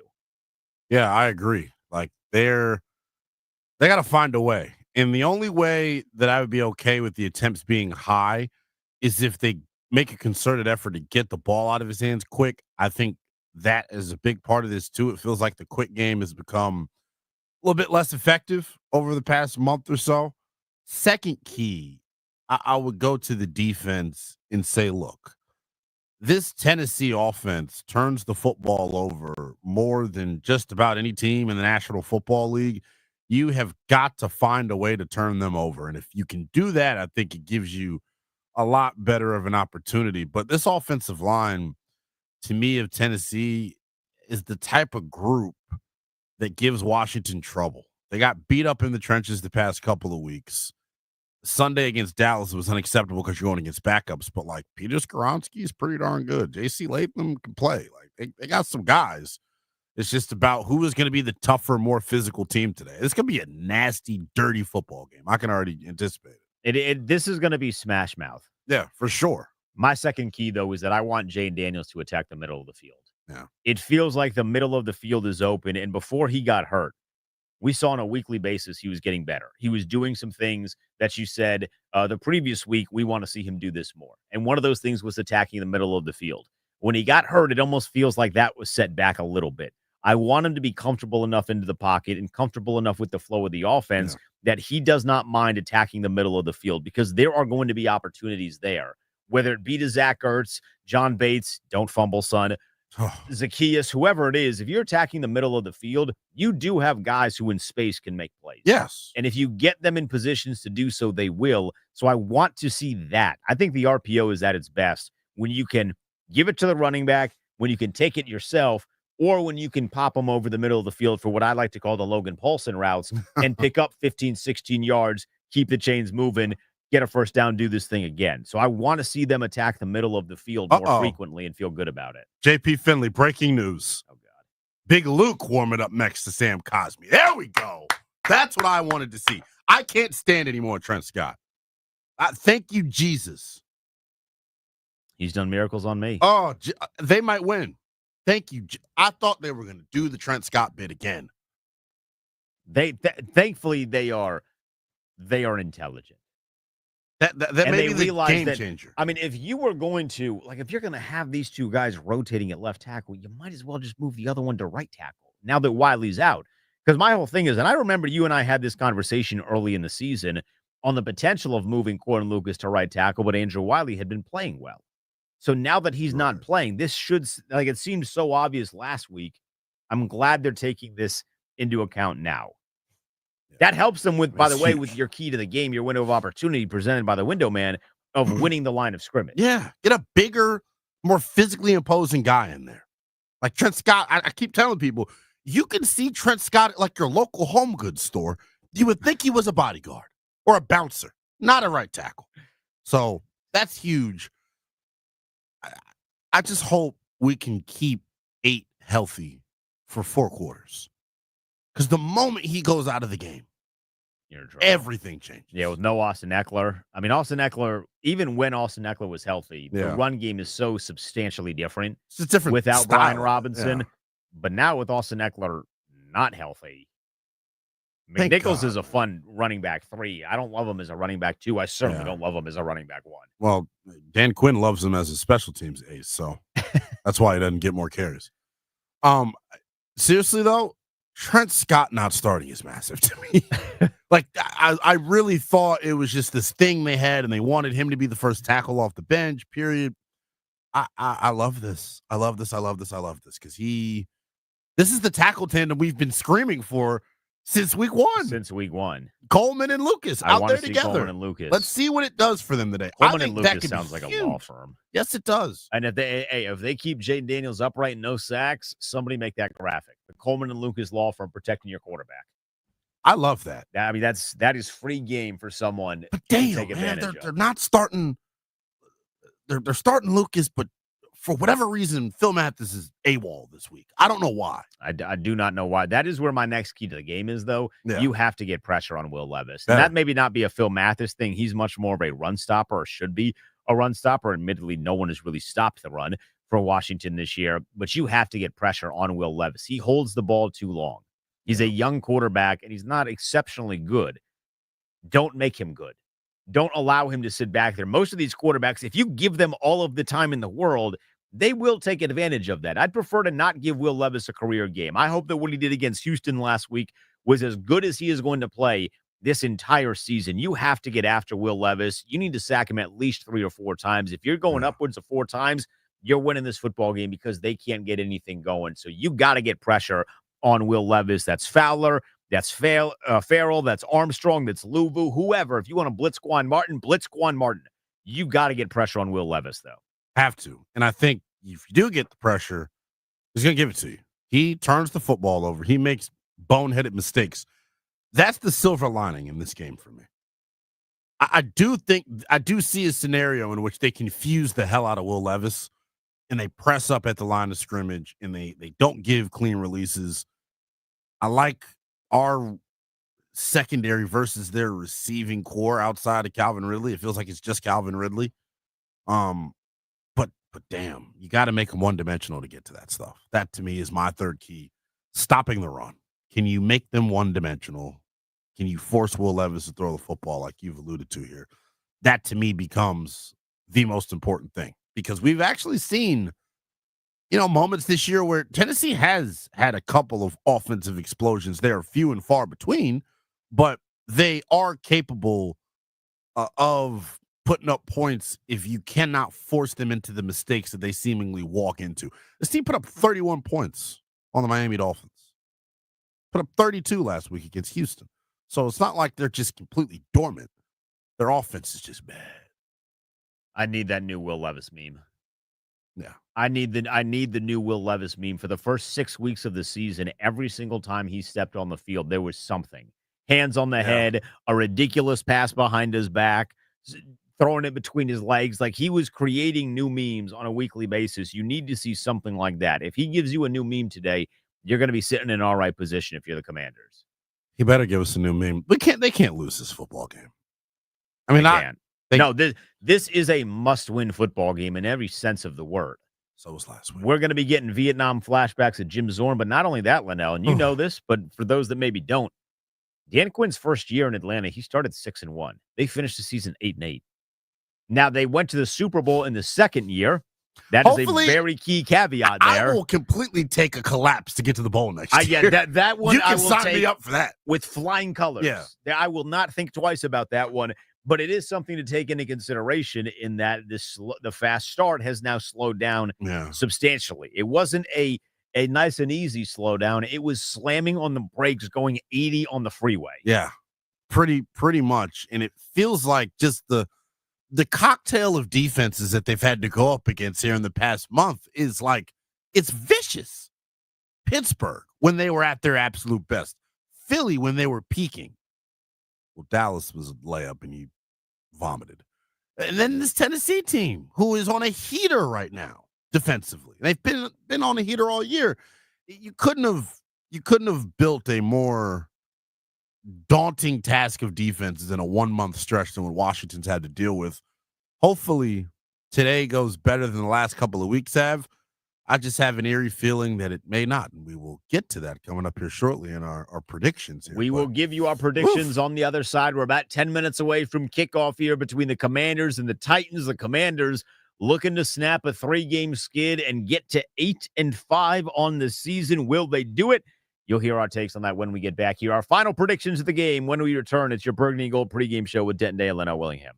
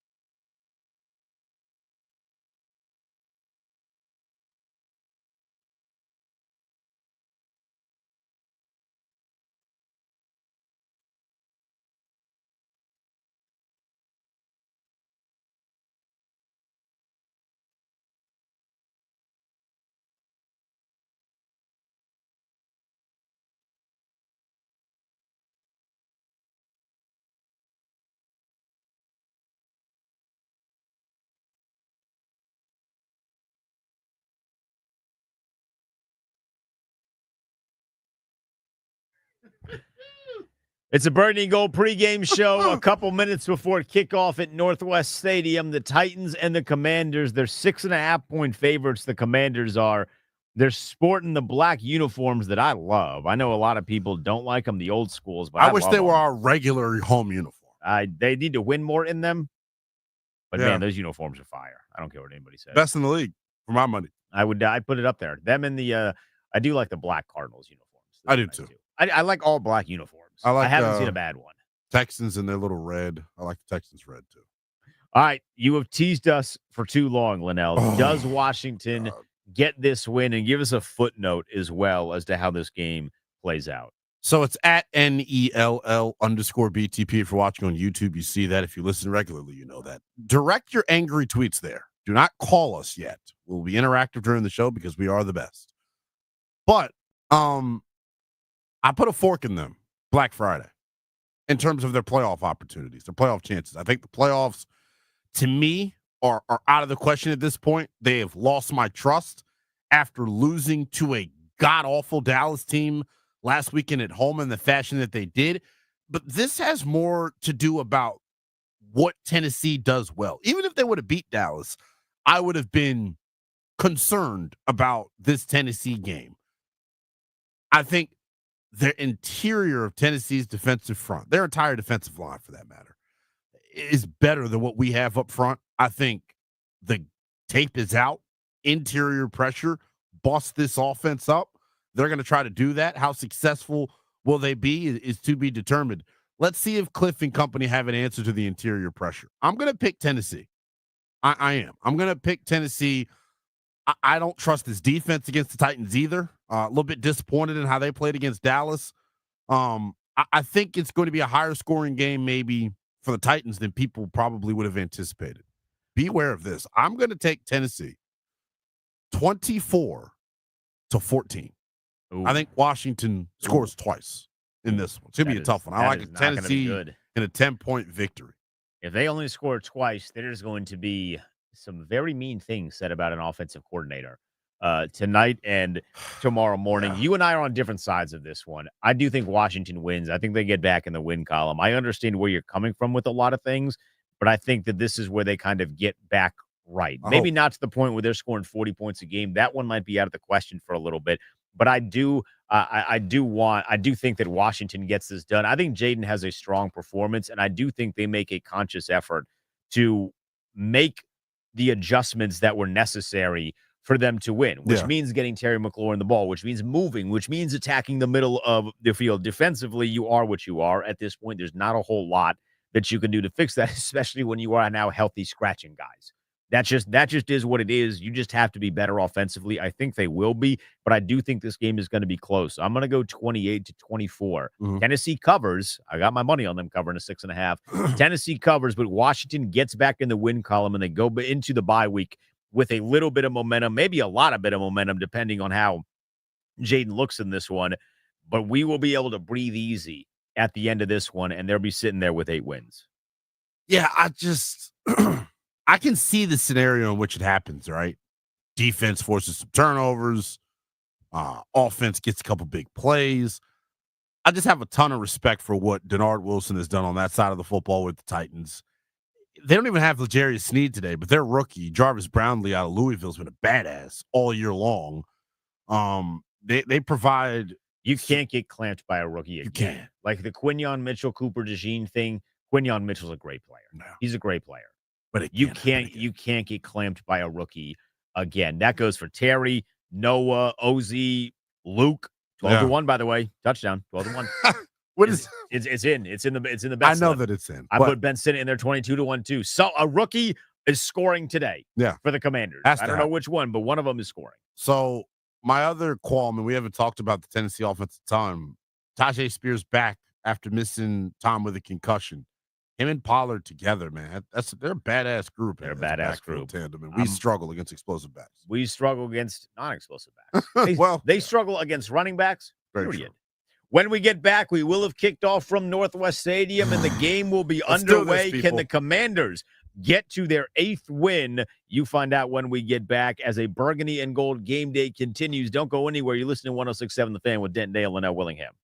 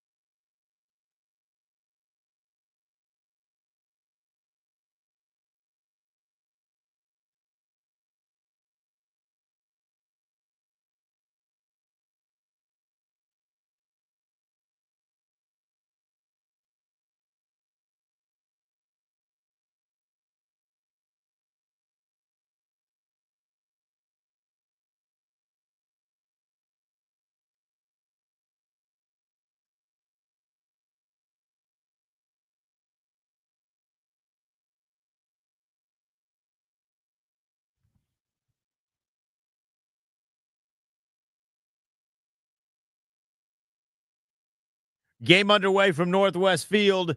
The Commanders win the toss. They elect to defer as they've done literally every time they've won the toss this year, Linnell. How petty would it have been if Zane Gonzalez kicked the opening kickoff out the back of the end zone? Yeah, I was about to say. I mean, that would have been a little too much for my heart. The Commanders in their all-black uniforms, Tennessee's in the white. They start with the football, and the Tennessee Titans do have 2 false starts. Yeah, I think they put out the graphic this week. Washington leads the NFL in opponent false starts at home. Rick Snyder and Grant Paulson were kind of ragging on the crowd a little bit. Seems like they're out there making their impact felt. Tennessee is showing early on in this football game why they are a 3-win team. Every one of their plays have lost yards to start this football game. They almost caught a pick. Holy Will cow. Levis. They're going to look at that one to see if that was potentially a long fumble, but Will Levis on a 3rd and 22, which speaks to what you were saying about all of their plays losing yards, gets lit up. I think that was Frankie Louvu. He had a great play, by the way, I think that was a first or second down, where he timed the snap up beautifully. He smacks Will Levis. That does look like it's going to be a forward pass. Yeah.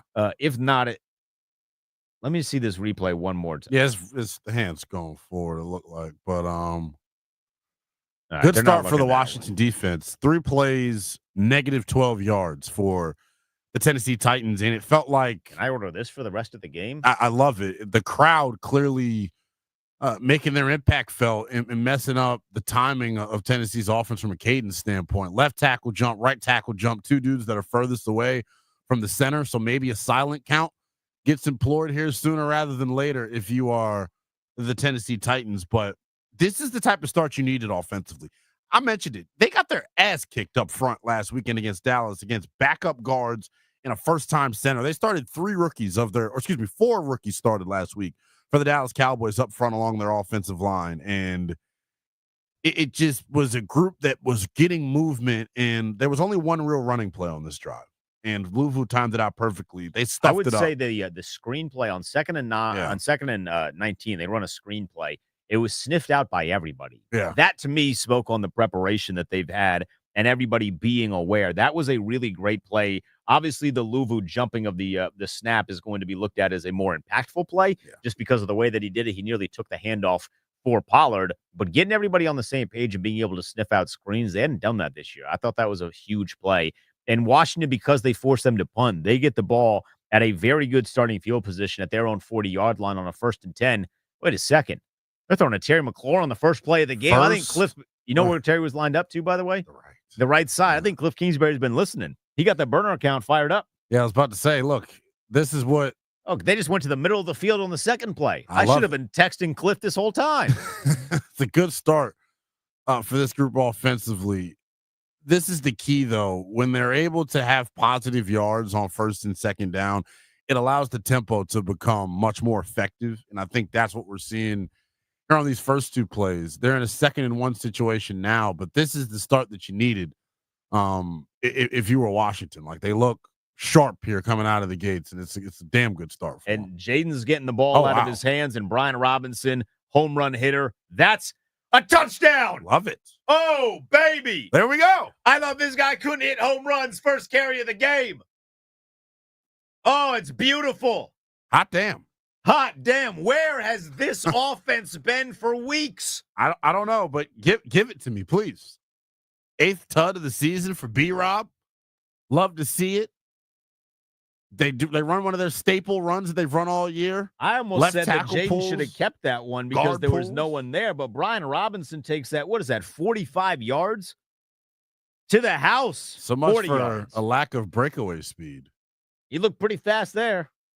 Love to see that. Hell of a start here. 3 if you were plays. watching, that's how you draw it up. 3 plays, 59 yards, and a 40-yard touchdown from Brian Robinson. That is how you draw it up. That was literal perfection. Love to see that. And so much for this group not being able to run the football. They struggled last week, wasn't consistent with it at all. Nick Allegretti, Brandon Coleman, just 2 wham blocks on that one. It was awesome.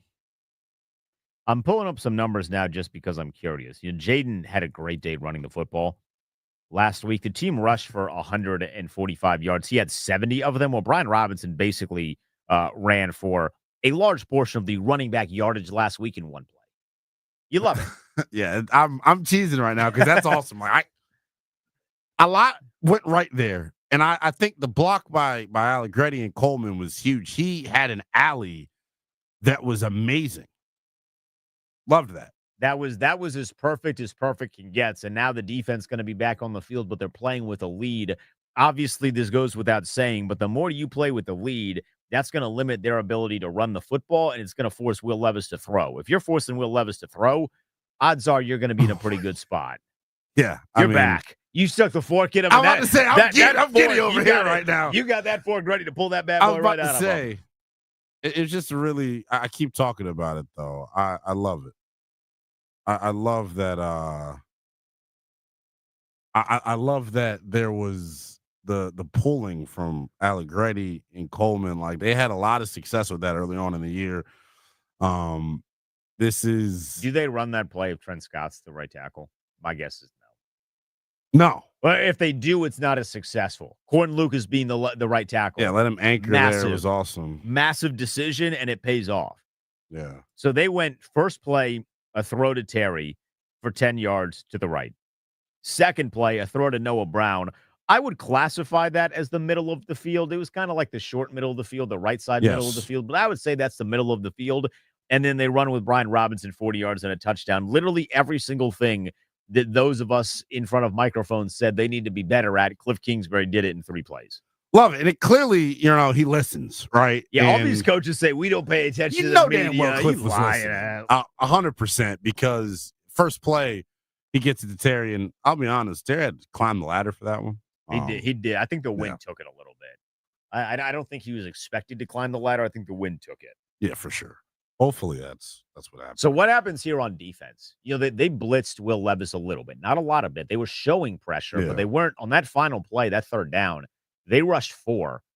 Will Levis steps up and Louisville just cracks him. Yeah, they got to get the ball out of his hand. I mean, what do you think they do here to obviously the false starts by Tennessee helped a little bit. Yes.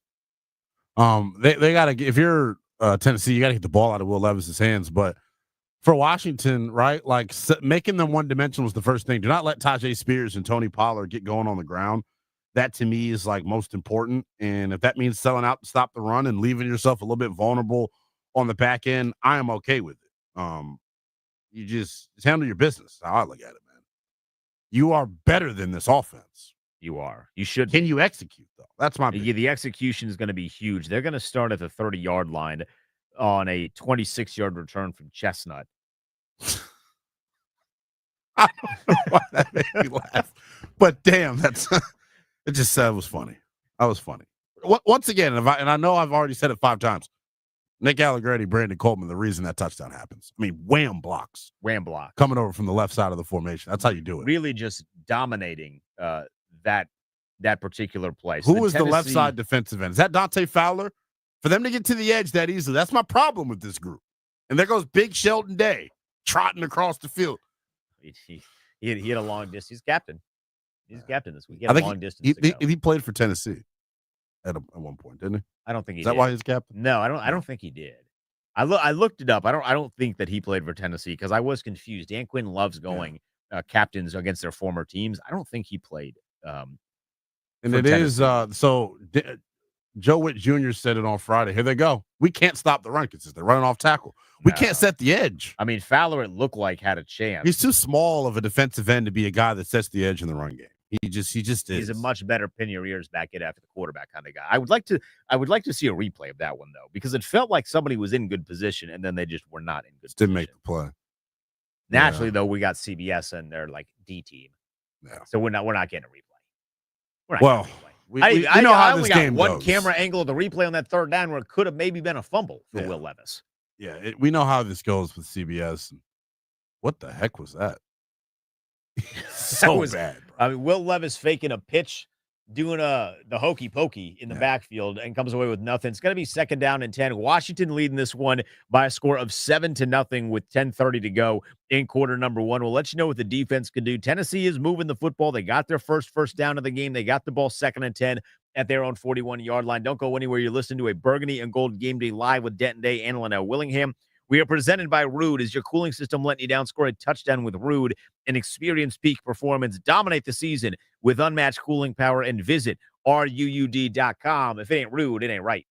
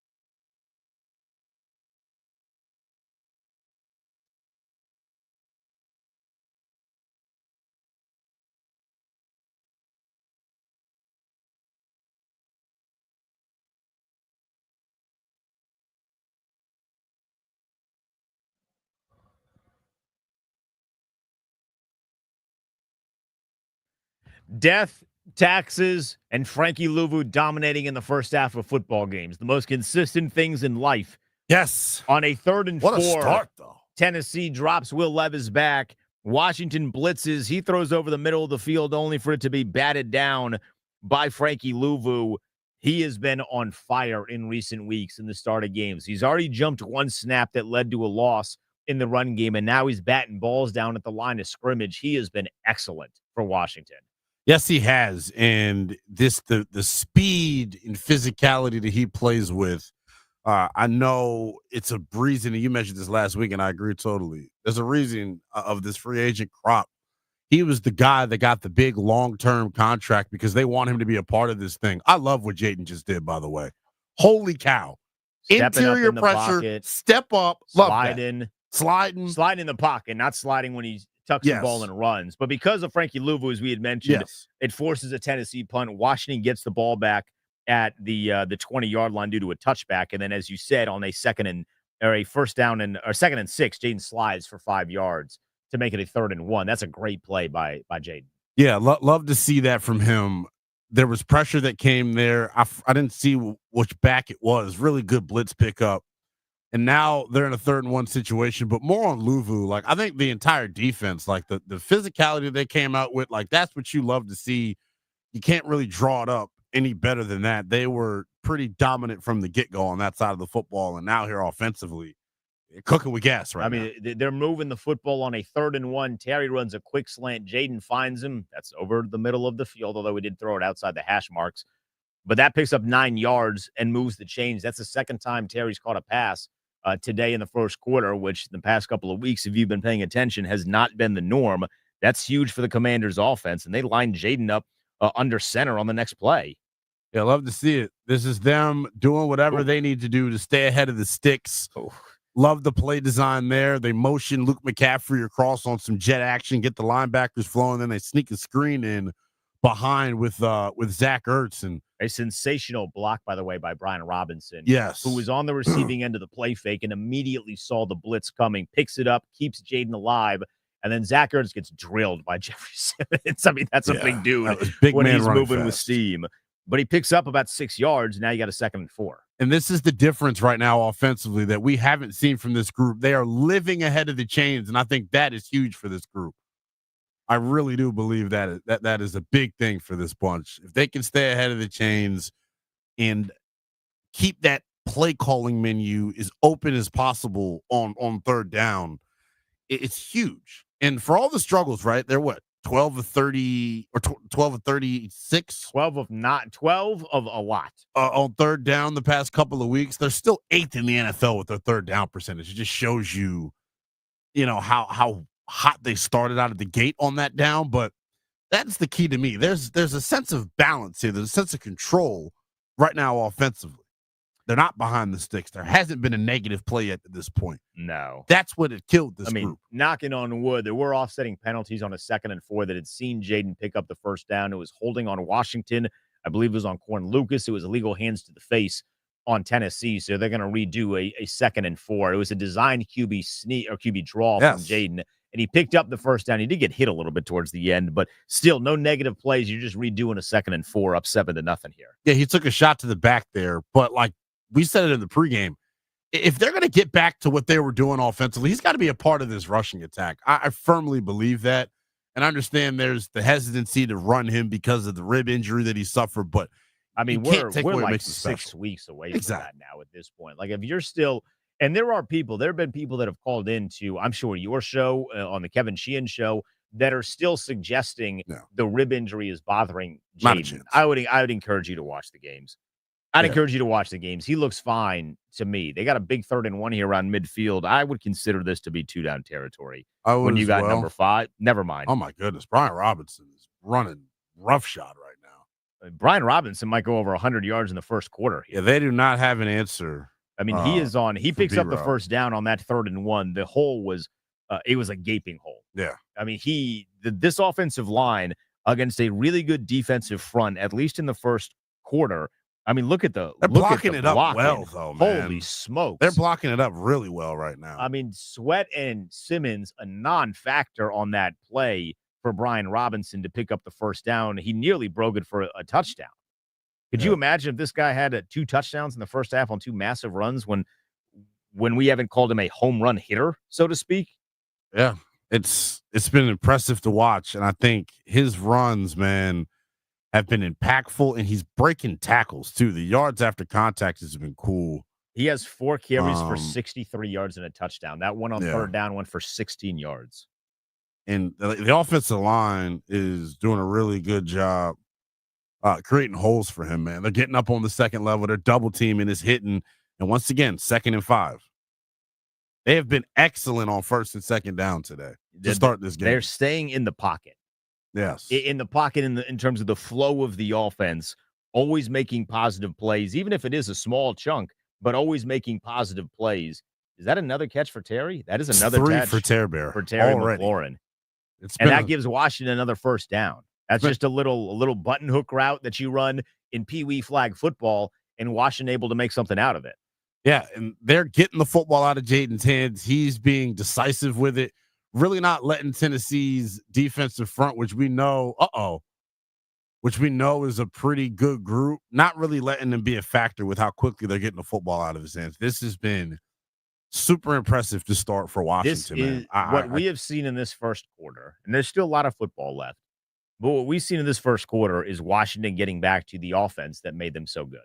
Yes. It feels like they're always making positive plays. On a 2nd and 5 at Tennessee's 32, he finds Terry for 11 yards to get to the 21. On the very next play, it's Jeremy McNichols for 12 yards to get inside the 10-yard line, and Washington up 7-0 already has a 1st and goal at the Tennessee 9. What's going to be huge here? Touchdowns, man. Can we find the end zone? Oh, and there we go. I mean, McNichols not a big dude. He's hopping over guys. Now, I did see what looked like an offensive lineman roll over on his back. Yeah, I think it's Tyler Biadasz, but it looks like he's getting right on up. Yeah, he got up. Biadasz up. I see big number 63 walking around. That's another great run for McNichols, 5 yards to the Tennessee 4. They're blocking it up really well, man. This I mean, the offensive interior, line you is said working. this. Your key to the game was Right. the interior needs to play well. Yeah. First quarter, check mark. Yeah. Big check mark. They are winning the trenches. The interior 3 of Allegretti, Coleman, Allegretti, Biadasz, and Cosme are whipping ass right now. And it's been fun to watch, especially after they struggled last week. They looked really good. Oh, my God. Did you see him? Number 5. He put the jukes on everybody. That man, you couldn't hit him in a phone booth. I was about to say that was impressive. It looked like he was playing. This is such a dated reference. It looked like he was playing Dance Dance Revolution, the way he was moving his feet around, and they couldn't touch him. That's touchdown number 2 for Washington. Jayden Daniels taking it in. It looked like he wanted to throw, and he said, whoop. This is awesome. Barely gets touched. God, he's good. Yeah, he's very good at football. I mean, Jayden Daniels, when he's in his bag, Jayden Daniels in the black uniform, you don't want to see him. No, he's don't. Unstoppable.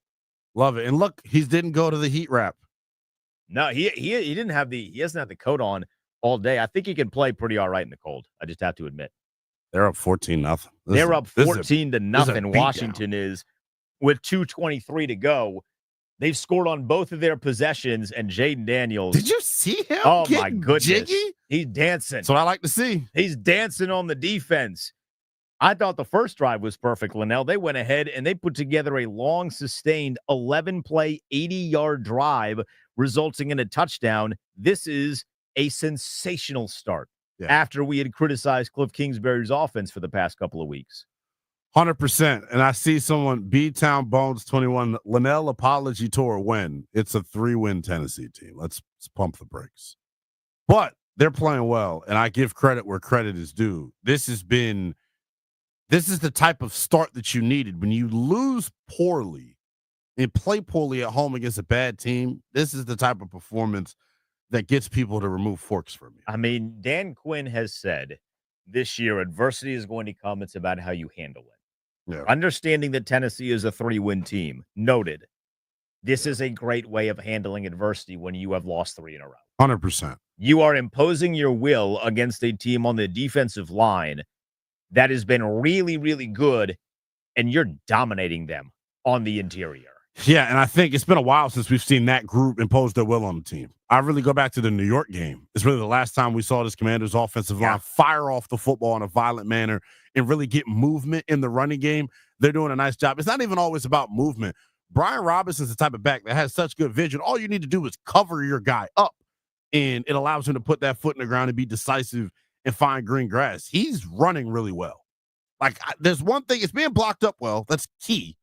But to find the holes, to know when to press it, to know when to be patient, I think they're doing everything in concert right now in the run game, and you're seeing the results on the scoreboard. Through 2 drives, Jayden Daniels is 5 of 5 through the air with 45 yards. Brian Robinson has 4 carries for 63 yards and a touchdown. McNichols has 2 carries for 18 yards. Jayden has 3 carries for 13 yards and a touchdown. Terry has caught 3 balls for 30 yards. You cannot craft up This is what you want. better start than this. And Washington, of course, is up 14-0 with 2 minutes and 23 seconds to go in the first quarter. This is everything that I had prayed for this morning. Yeah, your prayers were answered. I mean, this is what you want to see from this group on the ground. Like, I think it starts there. They've been missing this, though, man. This is that piece of their identity that I've long said is so crucial, right? Like, yes, Jayden was awesome the first 9 weeks, but the straw that stirs the drink for this group is Brian Robinson, and it has nothing to do really with him, right? He's a bruising, impactful runner, but the ability to impose your will on the defense and to stay ahead of the chains, more importantly, is what's really helped this group. I mean, the run game has been incredibly impressive. Tennessee is going to get the ball back. Flags come in. It looked like Chestnut had his face mask smacked. Every time you say Chestnut, it's gonna get me. I mean, yeah, I definitely thought that was a face mask, though. If I'm not mistaken. I mean, I couldn't tell who that was, but somebody came flying in, and you could see the head twist. We'll await the call because that's going to be a determining factor as to where Tennessee starts with the football. Yeah, this is about as easy as it. They called an illegal block. And they're saying the block in the back caused the face mask. I didn't know that could happen. Oh, I didn't know you could say the block in the back caused a face mask, but I will take it. Yeah, you bet your butt. I learn something new every single week, which means Tennessee is going to have way worse starting field possession. That's okay. That's very good. I will take that. So when we get back here, Washington is already up 14-0. They're looking to get off the field, force Will Levis to make a mistake. The Titans got a 1st and 10 from their own 15-yard line. Washington looking to continue to impose their will. Don't go anywhere. It's a Burning Goal Game Day presented by Rude on 106.7 The Fan with Denton Day and Linnell Willingham.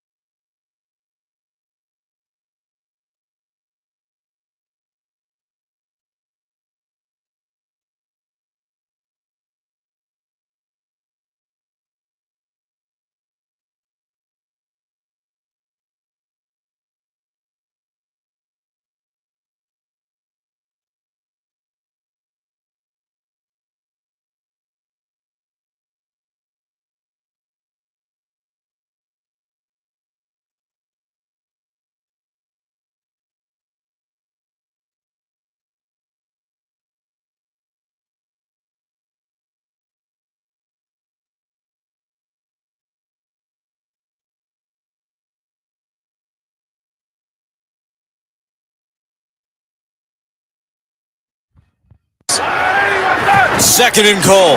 Daniels keeps it, looking to run at the 5. Nice moves, Daniels with a touchdown. Jayden Daniels with his 6th rushing score of the year. That was the rushing touchdown from Jayden that put the Commanders up 14-0. It's a good day to be a Commanders fan, Linnell. They force a fumble on the ensuing Titans drive, and then Jayden gets it right back and throws a touchdown pass to Terry McLaurin. It's 21-0. Washington is kicking Tennessee's ass at the moment. And Sam Cosmi is just completely tried to sun Jeffrey Simmons, which I love, by the way.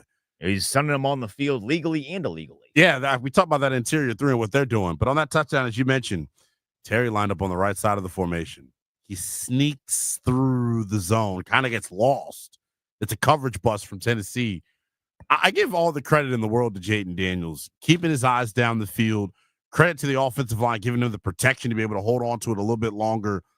And then Terry. By the way, I love the whole the peekaboo. Yeah, I know. Peekaboo Terror Bear is my favorite. I mean, peekaboo. It's a good week and a half for the phrase peekaboo. You got Terry McLaurin. You got it on a Kendrick song. It's all over the place, and I love every second of it. Terry has 4 receptions, 46 yards, and a touchdown. That's his 8th receiving touchdown of the year, Linnell. That's a career high for Terry McLaurin. Love it. Wow, good things happen when that guy has a competent quarterback. So I'm going to go check the comments real quick because, okay, I am, the way this is looking, I made the fork may be on its way out. I need you to put a fork in the team every week if this is what happens. No, they're off to a tremendous start right now. You can't be more impressed with how they've started this game, offensively, defensively. I've been, super impressed. I think the most important thing to me is they've regained their edge back in the trenches. That to me is what lacked against Dallas on the offensive line and the defensive line. They're playing in the other team's backfield, and I love this, man. So now McLaurin moves into a tie with Chris Cooley, 9th all time in touchdown catches. Cooley was the dog. That just to show you how much of a dog Cooley was. Cooley was an absolute dog. Terry McLaurin entered this game 5th in the NFL in receiving yards. He was 4th, and then Brock Bowers jumped him because Brock Bowers played insane on Black Friday. He was, quick math here, 57 yards shy of CeeDee Lamb, who was 4 with 880 yards. Yeah. Terry had 823. So 823 plus 46. You're knocking on the door of 870 yards right now for Terry. We know what the record is with Santana Moss. It's 1483 for the season. Terry's in a position to where that is achievable. And it's felt like for years, the hope was that Terry would be in a position where that's achievable, and the quarterback play was always a massive hindrance. Mm-hmm. But they're making a conscious effort to give him the football, and the Tennessee Titans do not have anybody that can cover him. They don't have right an now. answer. L'Jarius Sneed is not playing. That's a big deal. But they don't have anybody that can cover him right now, and he is running wild. All of his catches, there really hasn't been a defender near him, with the exception of the quick slant, which is really hard to not have a defender near you. But the other 3 catches of his 4, there has not been a defender near him. Yeah, he is like turned into a run after catch merchant here in this game too. It feels like there's been a oh my god, they just fumbled again. Tennessee fumbled again. Oh my Lord, have mercy. We got it too. It might be 28-0 by the end of the first quarter. Well, this is absolutely We're gonna get a text from our boss that says go into post-game mode before 2 p.m. Damn. Oh my Lord. Oof. All right. Where was this last week against Dallas? Damn, this looks ugly. Can we get a running clock? Wow. They're posing for the picture in the end zone. Washington's going to get another drive here. Who forces this? Who knocks this out? Is that Tyler Owens? That's Tyler Owens. Your boy Chestnut can't hold the ball. I think that's, I don't know. I don't actually know if that was Chestnut, but. Oh, it's Jackson. It's Jackson. We can say it was Chestnut. But Tyler Owens, man, making a big special teams play. Love that. I mean, you might as well just throw to Terry in the end zone for giggles at this point. Yeah. Just to see if you can get 28-0. Washington's going to have a 1st down and 10 at Tennessee's 34-yard line. Yeah, this is incredible to watch. Incredible to see. Uh-oh. There goes a flying Jayden. Tightrope in the sideline. This is awesome. They're beating the tar out of They them. are This is beating what they the should have snot out of them. This is what I anticipated them doing to Dallas last week. But We might had get to a week see later. Marcus Mariota. He was a captain in this game. well, yeah, We might get to see him for the entirety of the second half. this is incredible, though. I mean, this is literally incredible what we're seeing. And he looks.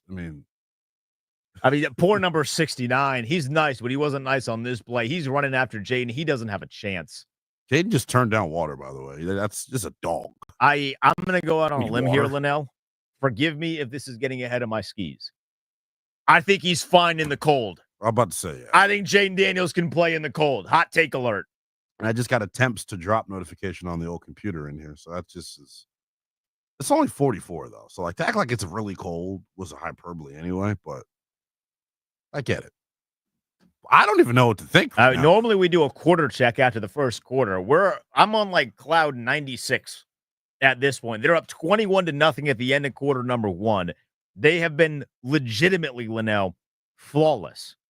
There have been 0 plays that have garnered negative yards.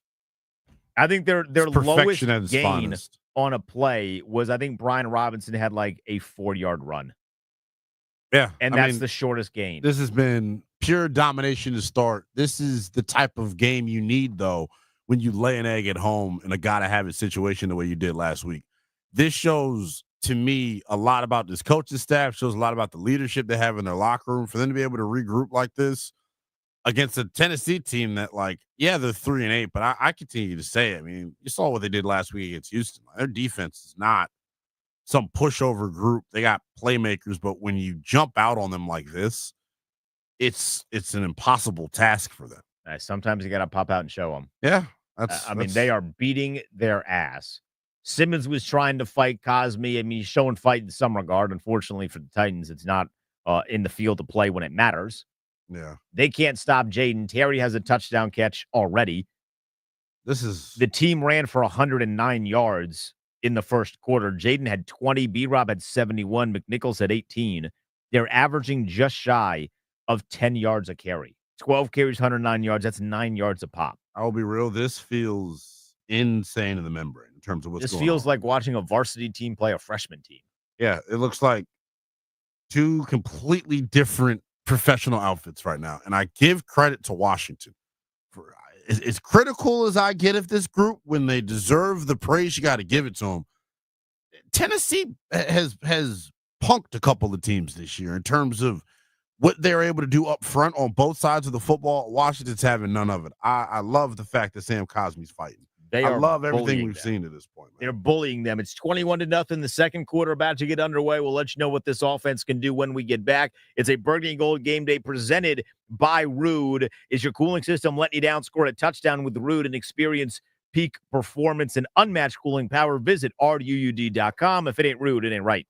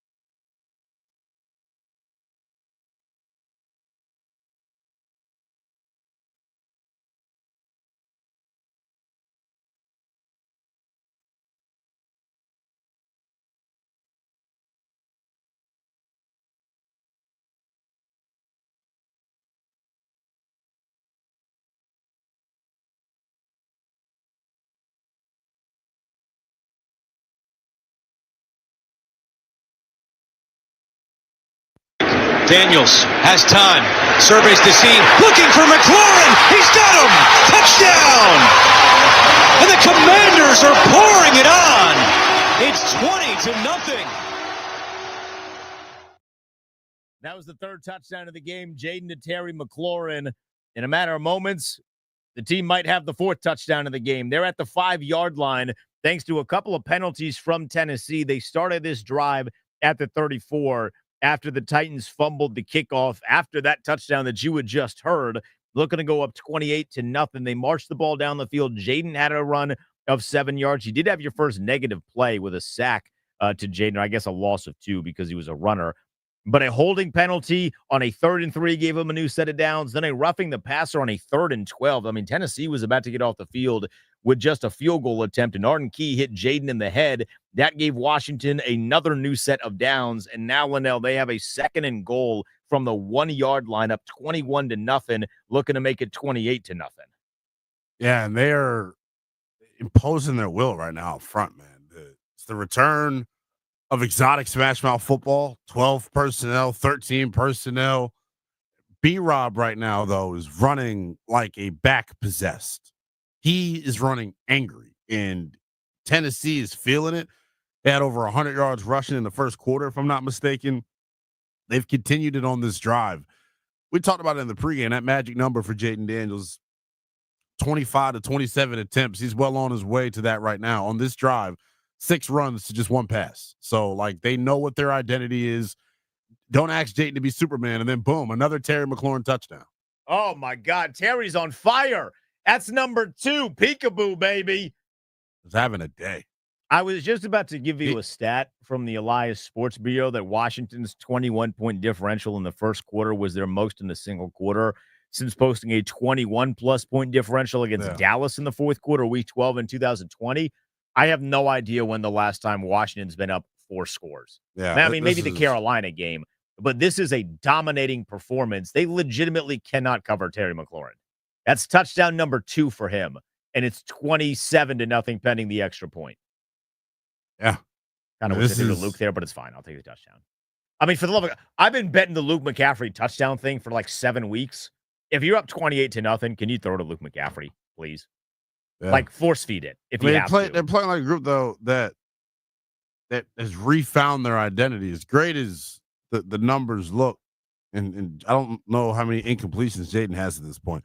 They're looking at this to see whether he caught it or not. He caught it. I don't even got to look at it. Jayden's 8 of 9 right now, but they've run it 17 times. That, to me, is clearly the difference in this football game. They are running the hell out of the football, and they're blowing Tennessee off the line of scrimmage. So I keep talking about that interior 3. The review, as Anthony just gets in my ear and tells me, they're actually looking at where his knee is down. They're saying that his knee might have been down, so he caught the football. It's the positioning of where is the ball when his knee touches the ground. And then, naturally, CBS goes to commercial with no replay. Whatever.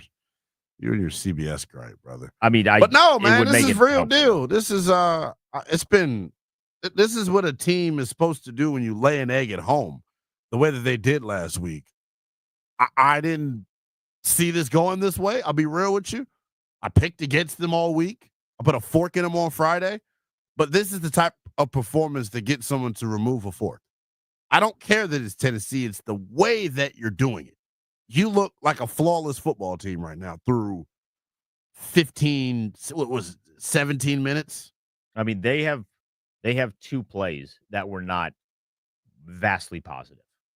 They have a Brian Robinson no gain, a Jayden Daniels 2-yard loss.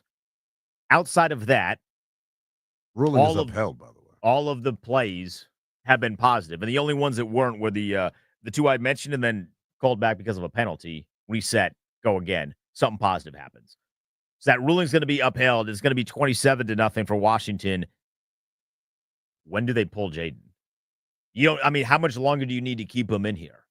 Build your momentum. Get some momentum going into the bye. I'm not just going to yank him. I don't even think it's about pulling Jayden. You can't just get up and bench everybody. That's I agree with that. But if you get up 40 points, I don't want to see him in the game. Yeah, he's having a day, man. Like, Marcus Mariota was the captain for this one. Throw his ass in there. Let him go off against his old team. Wow. Single season personal record. That actually checks off a box for me. That was part of my bold predictions to start the year. Career high in tuds and receiving yards for old Tear Bear. I love it though, man. This is it's been an amazing start for Washington. And JP tweeted this out, and I agree totally. Them scoring touchdowns off of these turnovers Huge. right now is the big difference, right? Huge. Stepping on them. So they're showing the replay. The knee is down, but the ball has crossed the goal line. So that's going to be a touchdown. The call stands. Oh, Zach Ertz bullied him on you. He did. I mean, they're lucky that didn't get called back. But no, this is a tremendous start for Washington. What I love about it though, man, is for as uncomplimentary as last week was, this has been complimentary football. Forced fumble on special teams. Defense is forced to turnover. Offense is scoring off of said turnovers. I mean, this is what you want, man. This is the return of exotic smash mouth football. Is what I'm more excited about. They're getting movement up front and running This the damn is the ball. return of the team that got everybody excited. For sure. The running game getting going the way it is to me the big thing. Like that was my fear with this group is that the offensive line on the interior had been not figured out, but maybe you're tired, fatigued. They're not getting off the ball as fast. And going up against Tavondre Sweat and Jeffrey Simmons. Simmons has already tried to fight Sam Cosme. Right. It's a group that I didn't know whether or not you'd be easily able to get right against. They're doing it, man. This has been uber impressive on both sides of the ball. And now that you're up 28-0, the Mayo man's has got to throw. It kind of takes Tony Pollard and Tajay Spears. Yeah, they're pretty much out of the equation with this one, man. So that's where a guy like Dante Fowler and Frankie Louvu, like you're in stat padding territory. Yeah. If you're Dante Fowler looking to join a very small group of guys that have had double-digit sacks with the potential of maybe getting upwards of 13, 14 sacks in a season, this is the day where you stat pad because you know they have to drop them back. They might be able to run for a little bit in the second quarter, just stick to some idea of the run game, but you can pin your ears back and say, go get after. I kind of thought Chestnut was going to fumble. They're ripping at him. I mean, at what point does Chestnut become their primary running back the rest of the way if they start to pull their starters? Well, I'm about to say it. I've just been impressed though, man. It's a young team. They have a couple of veterans sprinkled throughout the roster, but they're in a landslide. 3 in a row lost. People are now starting to question the first 9 weeks. And for them to respond in this fashion, I think says a lot about who they are. I thought last week said a lot about who they were, coming out flat in that situation. If you look up to the sky, clouds are far away. I was about to say, it's not falling like it was. Mikey Sanchez almost just had another turnover. Yeah. He almost just picked it off. It's not within arm's length anymore. That certainly is not. The score's 28-0 with 10 minutes to go in the second quarter. Tennessee has the football on a second down. We'll see if the defense can create another turnover. At the very least, get the ball back to Jayden Daniels, who's on fire right now. Don't go anywhere. It's a Burgundy Gold Game Day Live with Denton Day and Linnell Willingham, presented by Rude on 106.7 The Fan.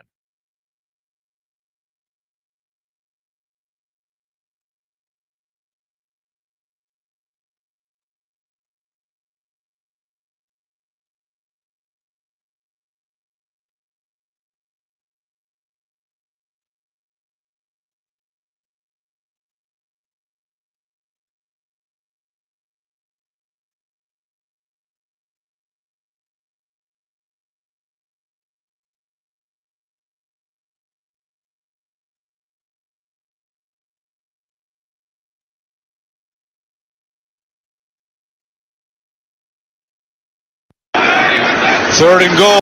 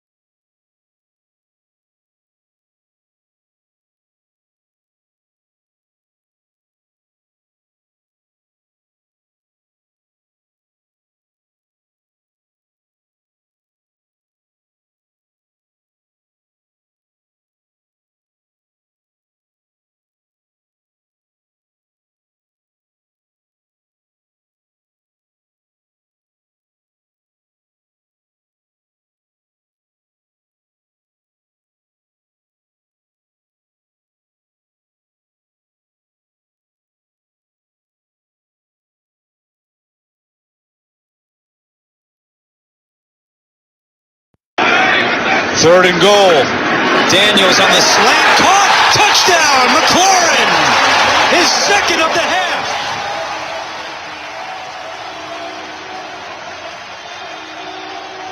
And the penalty on Arden Key, costly for Tennessee.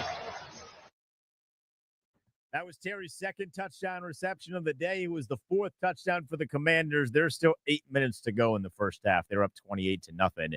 That's Terry's 9th receiving touchdown of the season, Linnell. Jayden has thrown 14 on the year, 9 of them to Terry. I think they have a pretty good rapport. Starting to think so. Stat. It's a absurd stat. Yeah, that's a crazy stat. 9 of damn, I didn't realize that. 9 of them have been to Terry McLaurin. Well, that makes sense. But no, they're capitalizing right now offensively off of the short fields that they've gotten, and it's been awesome to see that Terry's been the beneficiary of it. You know what's hilarious? We're shifting into like having fun mode because it's 28-0. Marcus Mariota has his helmet on. Can you name the other 5 guys that have caught a touchdown pass from Jayden Daniels? Lamade Zaccheaus, Noah Brown, Zach Ertz. It's 3. Austin Eckler. I don't believe Austin Eckler's caught a touchdown pass. Oh, we'll put him down. It's another tight end. John Bates. No, the rookie. Ben Sinnott caught a touchdown pass. Oh, he did. And then your favorite player on the roster caught a touchdown pass. It was Jaden's first career touchdown. Noah? To Trent Scott. Oh, God. I can't. Yeah, that's incredible. I mean, it's the most insane stat. That's a tough piece of running from McNichols. Holy hell. On a 2nd down, McNichols looked like he was trapped for a loss. Still able to get a couple of yards on the play. It's going to bring up a 3rd down for Washington. Wow. Jayden had found Lamade Zaccheaus for 7 yards on 2nd and 10, so it's going to be a 3rd and personal foul. Tennessee is about as undisciplined as they come. Yeah, that's crazy. That's another personal foul. It's a face mask. It's going to give Washington a new set of downs. No wonder this team's down 28-0. They stink. Yeah, they're just not good. How did they beat Houston last week? I mean, this is about as obvious as it's that division thing, I guess, which I try not to believe in. But you could say the same thing for Washington at Dallas last week. I suppose. Damn. So that's another set of down. Like, this almost feels like bullying. Yeah, this is bad. Like, they're getting the hell beat out of them. I mean, at what point does Mariota start warming up? They might be up 35-0 at the end of this drive. Yeah, this is insane. I mean, Jayden is stat padding for Rookie of the Year. He saw Bo Nix getting a little too close to his crown, and he's balling out right now. But my thing is this, right? Does this mean the offense is back? Because I don't think the game plan has changed. I think this is what they've tried to do the last couple of weeks. I think it certainly builds confidence. Yes. And going into the bye, it's perfect. You get confidence. You got a week of rest. That's a pretty good spot to be in. Going up against a New Orleans team they're playing decent football. We'll see what they do. They got a late kickoff later today against the Rams. So we'll see what that turns into. It's a 2nd and 5 for Washington. They're across their 40-yard line. Jayden's keeping it on a run. I thought that was about to be his Robert Griffin moment. I thought he was about to go could you imagine if he went the distance there? That would have been something. I thought that was going to be his Robert Griffin moment. Holy hell. Good read here, though, by Jayden. This was the right read. He's getting he's always been good at it, but he's getting a lot more confident and fluid in some of it. Great block. Ben Sinnott gets just enough of him. Ben Sinnott is a hell of a blocker. I mean, if he gets that block on the safety, he does have a Robert Griffin moment. But Sinnott is a hell of a blocker in terms of chipping and sealing edges for his running backs, or in this instance, his quarterback. Yeah, really good block there from Ben Sinnott, getting just enough. Last week, you saw him make a really good block. Uh-oh, flea flicker alert. Oh, my goodness. Yeah. Noah, hey, he caught it. That was a 12-yard run for Jayden Daniels, so he is now at 30 yards rushing on 6 carries. Love to see it. Pretty good there. I want to see where this flea flicker was intended to. They're doing – I mean, Tennessee is in hell right now. They got like 3 guys deep. It looks like that play was intended to go for Terry. It might have been there. Yeah, they did a good job getting deep and not letting anybody behind them, but the concentration to catch the football. Jayden's 9 of 10. But this is like that bread and butter spot. Oh my Lord. Look at the blocking up front. That time it's Allegretti and Biad. CBS, I beg if you give me a replay. I mean, please Please give us give me a replay. Holy heck. Give me a replay. Who is this? Is that Brandon Coleman blocking down? Brandon Coleman sealing or opening the edge. The hole was massive. Yeah. I mean, McNichols is untouched until he gets to the second level of the defense. Yeah, this is awesome. They're now they're inside the 30-yard line. The movement they're getting, man, the running backs aren't getting touched until they're 5-6 yards downfield. They might have 200 yards rushing in the first half by the end of this one. I mean, they're on absolute fire right now. Getting a little bit of screen action to Olamide Zaccheaus for a short gain. What the heck? At this point, just try things. Like, not crazy things. I don't want you to expose any of your playbook here, but just try some things. This has become a practice now. Yeah. So you got a 2nd and 7 at the 32-yard line for Tennessee.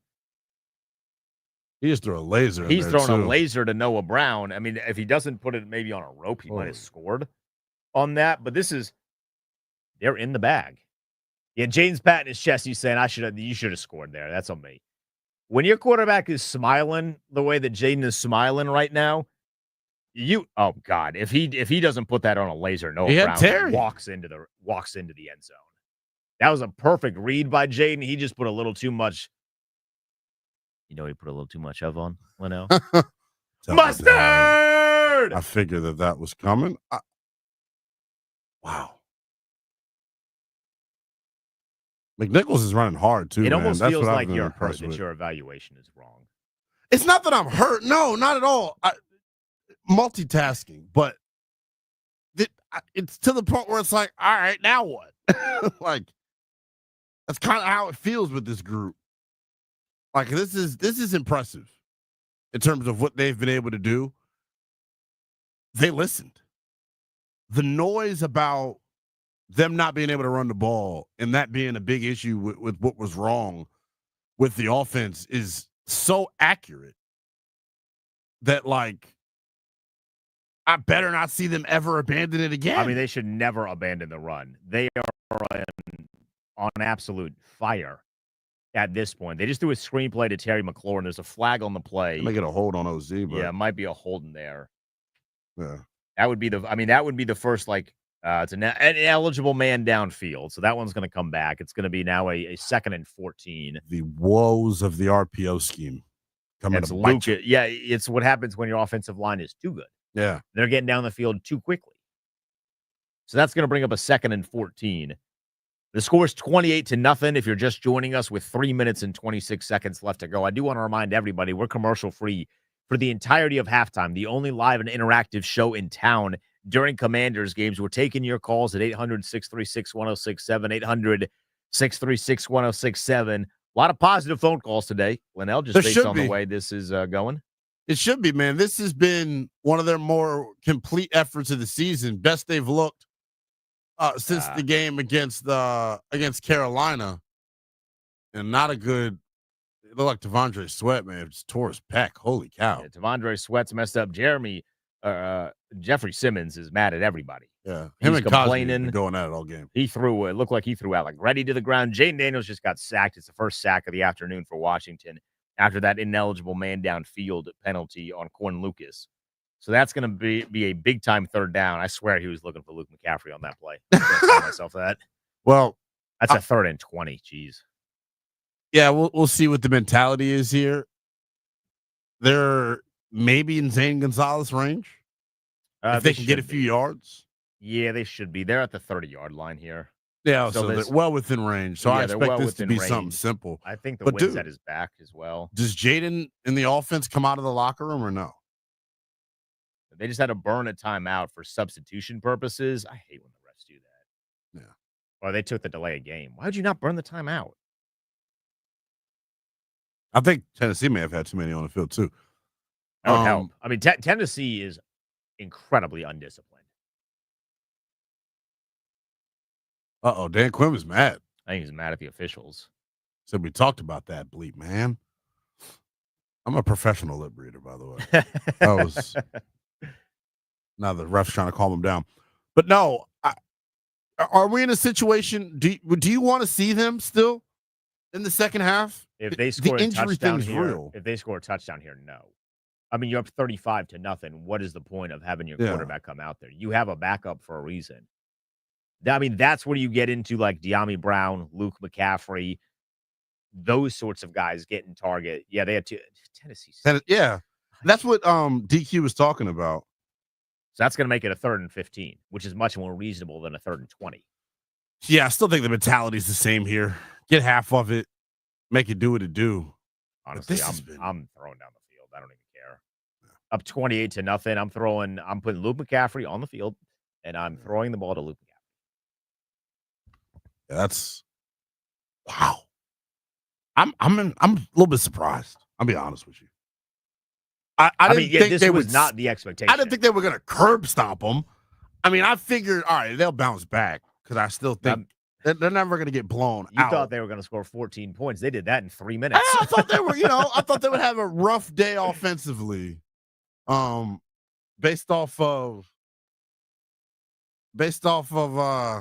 the way things are going. I mean, this is easy. It doesn't get any easier than this. Jayden knew they had a touchdown because they got a false. Yeah. They got a false start on Sam Cosmi. Jayden was a little upset. He knew they had something. Yeah. He knew they had something. We're going to hit the 2-minute warning. We're going to be commercial free for the entirety of halftime. You can give us a call at 800-636-1067, 800-636-1067. They're up 28-0. Linnell. That graphic doesn't even seem real right now. Yeah, and so much for all the fans not being there. It seemed like they got a pretty healthy crowd. I don't even know what the word is to describe how I feel. Like I'm stunned. I am. I did not think this was going to be the outcome. I thought they would struggle a little bit. There was a scenario in which I saw them being able to win. By the way, there was a huge brawl in Jacksonville. That's because Azeez almost killed Trevor Lawrence. Tried to decapitate him, and the Jaguars immediately started powerbombing that dude. Well, they should have beat the brakes off of him right there. He shouldn't have made it off the field. You got to get a couple of ejections for that. Yeah, fans are throwing stuff at him, I would have curb stomped him. We're really loving the curb stomp. Yeah, oh, look, I'm upset that a certain somebody wasn't the fifth man. Wasn't the seventh guy or sixth guy, whatever the numbers were yesterday. Then I didn't like the CM Punk bit. I don't know where they're going with that. Oh yeah, you're going wrestling. I was like, where are you going? I don't know where. Yeah, but right that's what you get to do that when you're up 28-0. Yeah, you shift into podcast mode over the Tennessee Titans. This has been awesome. Something I'm going to do here, since we got a little extra time, I'm going to chart things today. Washington had 2 third downs on their 2 offensive drives. They didn't get to third down. They've been in, whenever they've had a third down, it's been like third. Well, this is going to skew the average because they're in a 3rd and 15 right now. But like they have lived in the 3rd and short, and like that is something we continue to harp on and say that's a big part of what they need to have happen to them offensively. They don't have much room for error, and you're seeing it. So they got a 3rd and 20. They're up 28-0. It's a 2-minute warning. We're commercial free for the entirety of the half. You can give us a call, 800-636-1067, 800-636-1067. We'll see if the Commanders can extend their lead, maybe find the end zone for a 5th time today when we get back. It's a Burgundy and Gold game day with Denton Day and Linnell Willingham, presented by Rude on 106.7 The Fan.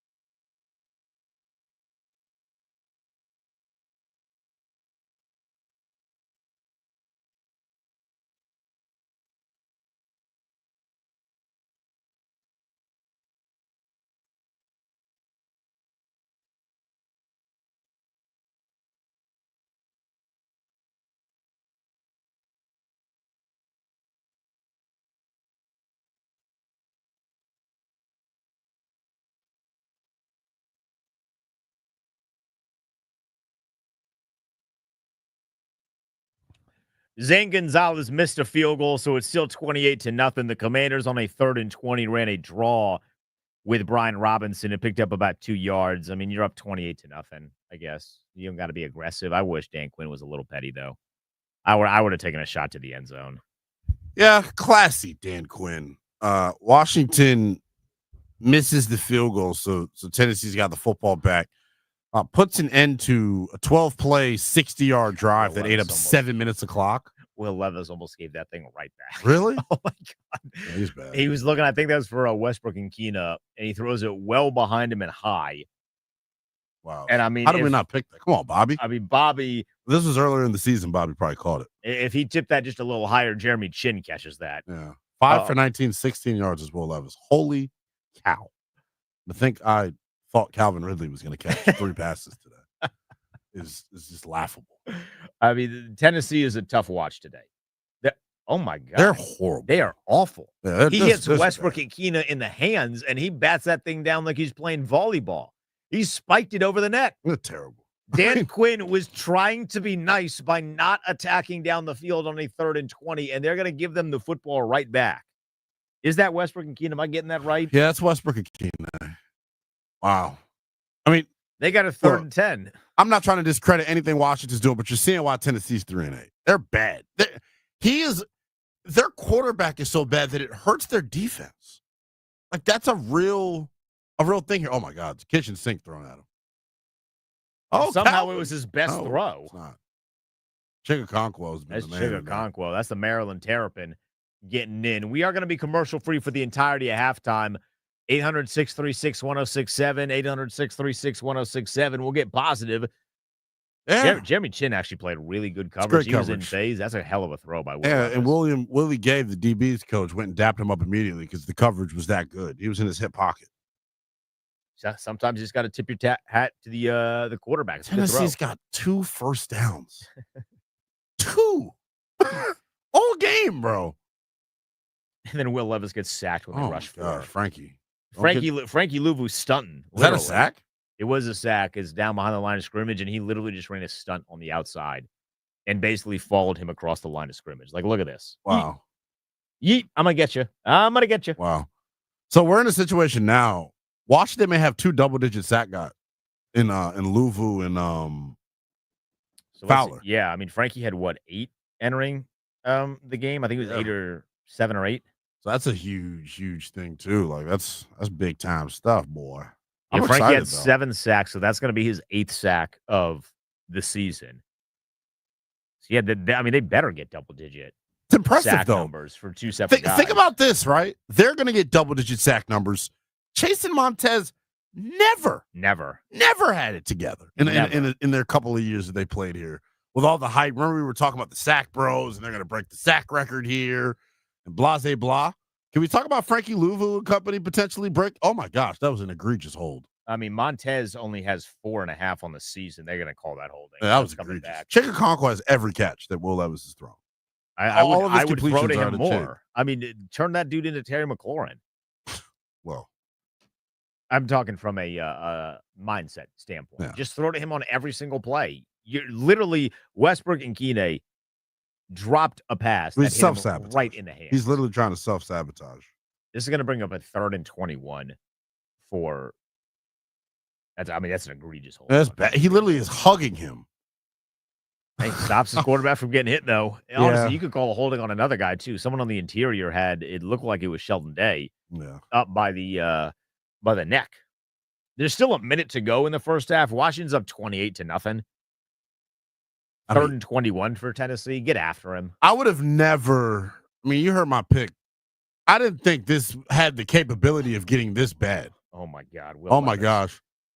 Somehow that worked. It's Calvin Ridley. It's your boy, Calvin Ridley. Thanks, Will. Will Levis should have been sacked. Instead, he finds Calvin Ridley for like 30-some-odd yards. Love that. Kind of.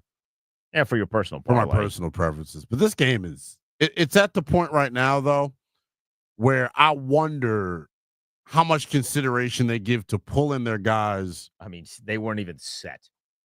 In the second half. They were rushing to the line. Do they not know they have timeouts? I don't know. Does any coach know how to use timeouts in the NFL? Clearly not. But for the second half, do you think Washington pulls guys? Yeah, You think like for sure? for sure. Maybe not in the. Are you talking about in the start of the third quarter? I think they come out for that opening drive, No, you right? come Just out to for do the it. opening drive. It's I mean that if anything is a respect thing. I mean Dan Quinn's clearly trying to be. Call it a respectful. respect thing is crazy, It is.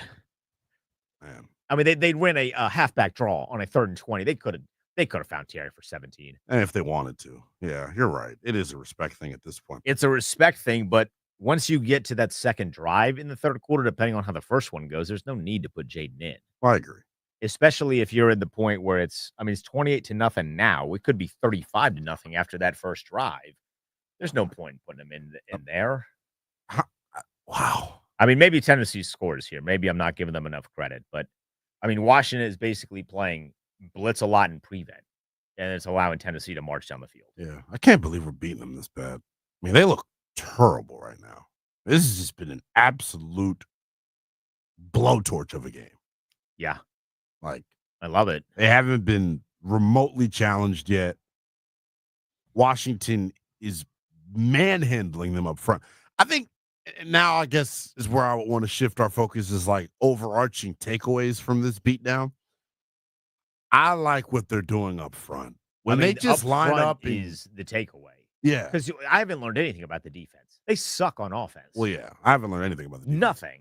I agree with you. I just think their ability to control the line of scrimmage against this group, to me, you get a little bit of kudos from your boy. Like I respect you for it because I've seen this Tennessee defense give people fits this year, and that's just not what we've seen to this point, man. And they don't have an answer. And it all starts though with the run game, and they've run their GT counter really well with Coleman and Allegretti pulling. We've seen them run it on the interior with their duo stuff that we're so accustomed to seeing.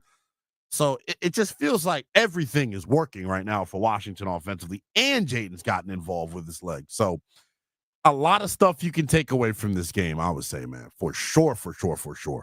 The better part about it is, right, you were going to get better coming out of the bye anyway, in my opinion, just with the extended chance to self-scout and get you some rest. But, dog, you get to go into the bye with this tape. You get to add on to it. And now I expect big things against New Orleans. I expect you to come out and play well. I just am happy that this group has the mental fortitude and the toughness to not let last week have any sort of carryover effect in a negative way. I think it has had carryover effect in a positive way. They're playing pissed off. They're handling the adversity well. Yeah. And that was a big-time question mark. The score is 28-0. We are going to be commercial-free for the entirety of the half. You can call us at 800-636-1067, 800-636-1067. Tennessee is driving. We'll see if the defense can get off the field, but our halftime show starts when we get back. It is Burning Gold Game Day Live, presented by Rude with Dentdale and Willingham on 106.7 The Fan.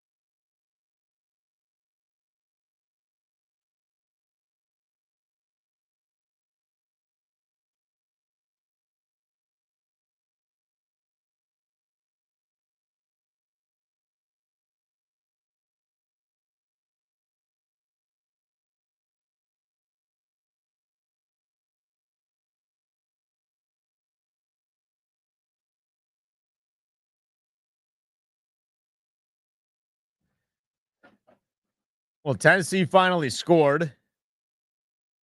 Congratulations to them. Yeah. 28-7. It actually was a great throw from Will Levis. Tremendous throw. He beat Mikey Sanders, still did Westbrook Akine. We're talking all that noise about him. He shut us up. Yeah, he did. I mean, this is you can't ask for a better start to the first half for Washington. Dominant in every facet. Offense, defense, special teams. It's complimentary of a first half as you can have on that side of the ball. And look, McCaffrey just caught a pass. Take it all the way. But no, it's been impressive to watch, man. And for me, like I said, y'all know I was open and honest about it, man. I put a fork in Washington on Friday morning. I did not think they were capable of this massive of a performance. They're trying to score. I'm very confused by bro. that. Why would they have not thrown down the field then on the 3rd and 20? Because they're trying to score. They're being savage. I don't know why. It's like Will Levis threw a touchdown pass, and Dan Quinn was like, all right, I was being nice. I think Dan Quinn probably told Jayden, all right, if y'all go score, you don't got to come out of the locker room. Jayden's like, all right, bet. Like, I will try something here. Yeah, but no, I mean, they'd have dominated in every facet of this football game. The numbers tell the story for Washington here in the first half, and there's only 15 seconds left, so I don't know how much they change. But what they've been able to do on the ground in this one has been so impressive, Denton. It's the return of exotic smash mouth football, right? 23 carries, 147 yards to the tune of 6.4 yards a pop. Like, that to me is the difference. And if you go look even deeper inside of the numbers, the first and second down success that they've had has been key. And it's the reason I think they've converted all but 1 third down in this one to start. They're 4 for 6, on third down here as they officially go to the half. But, like, this has been dominant. Daniels, 14-15, a $105, 2 touchdowns. He's got more touchdowns than incompletions. That's what type of game this has been. That's always a good statistic to have. So I'm impressed, man. It's been beautiful. It's been beautiful to watch. And like I said, last week, for them to come out flat in that game against Dallas, I said a lot about who they are. For them to respond this way, in turn, I think says a lot about who they are in terms of mental fortitude, toughness, the whole nine. So we are officially at the half. Yeah, you can call into us at halftime, 800-636-1067, 800-636-1067. Let us know your thoughts. Yeah. Washington up 28-7. Jayden, as you mentioned, Linnell, 14 of 15, 105 yards, 2 touchdowns. He was sacked once, but he has a rating right now of 135.4. Yeah. The team as a whole has ran 23 times for 147 yards. 6.4 a pop. Brian Robinson has 11 carries for 85 yards and a touchdown. Jayden has 6 for 30 and a touchdown. Jeremy McNichols has 6 for 32. Terry McLaurin leads all receivers with 52 yards in the ballgame on 6 receptions. He has 2 touchdowns. He has 9 for the season. This has been a dominating performance from Washington that actually makes me angry. Where was this last week? Well, yeah, I hate that I had to put a fork in them for this to be a thing. I'm glad that they're proving me wrong, though. That's the one thing I see people, they're making the snarky comments. But look, it's cool. I'm happy. I'm a fan first. I spoke my truth on Friday. This group looked like a team that was dead, lifeless, when you consider all the circumstances involved. So for them to resuscitate themselves in the fashion that they have here today, it's the reason I believe in my Lord. I mean, that's all I'm going to say about it. This is the stuff that we live for. This is what the first 9 weeks felt like. It is, when they were 7-2. By the way, because Tennessee scored at the end of that first half, the question of will Jayden come out of the locker room in pads to play is yes. Yeah, I agree. When you're only up 21, I say only, but you're up 21, it's disrespectful. It's also just a silly decision to pull your quarterback at that point. Yeah. If he's healthy, go out there and play. Now, after 2 or 3 possessions, maybe just 2 possessions into the third quarter, and you score again and again, then it's time to pull him. But with a 21-point lead, there's still a full half of football left. We have seen way crazier things. Jayden is coming out to play in the second half. If Dan Quinn doesn't, he's going to get crucified if they end up losing this one. Well, I don't see anyway. I don't see anyway, but I've never seen a 21-point deficit that I thought was going to be erased. And it still happens. It happened this weekend in college football. It still happens. Yeah. This defense is not a great defense. It's Don't not. let the first half fool you. Tennessee just stinks, and they gave up the ball on special teams with fumbles. I agree. The points you make are fair. To the defense, though, for a second, I know Tennessee's been putrid on the offensive side of the football, but give credit to this Commanders defense. From the opening snap, they were living in Tennessee's backfield. There's been a litany of negative plays forced. I think they kind of set the tone for this offensive outburst just because of how physical and fast to the ball they were on that opening possession. They forced some turnovers. It's been great from the defense.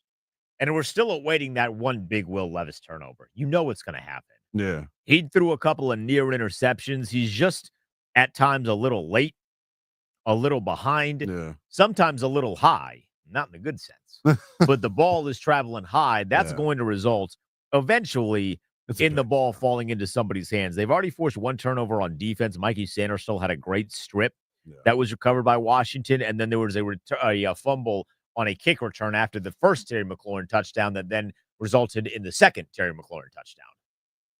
I mean, it's been all gas, no brakes in terms of what we've seen from them on offense. I am ready for this group to put their foot on the gas even more and get this lead even bigger. I think they come out in the third quarter, score, and that's the last we see them. Reggie in D.C., we're on the phones now, 1-800-636-1067. Reggie, our weekly check-in. What's going on, baby? What's going on? Hey, look, man, you got to give Cliff some props. Again, maybe you guys see the same thing. It's normally on first down we run, second down we run. Like, it was almost like it was just like it was given. This drive, like the first play was to Terry on the screen. I wish, man, that Jayden could have got a little lower. I think Terry would have got a little bit more yards. Then I think the second play he threw, and it might even have been the third play. I don't think we ran the ball to B-Rob until like the fourth play.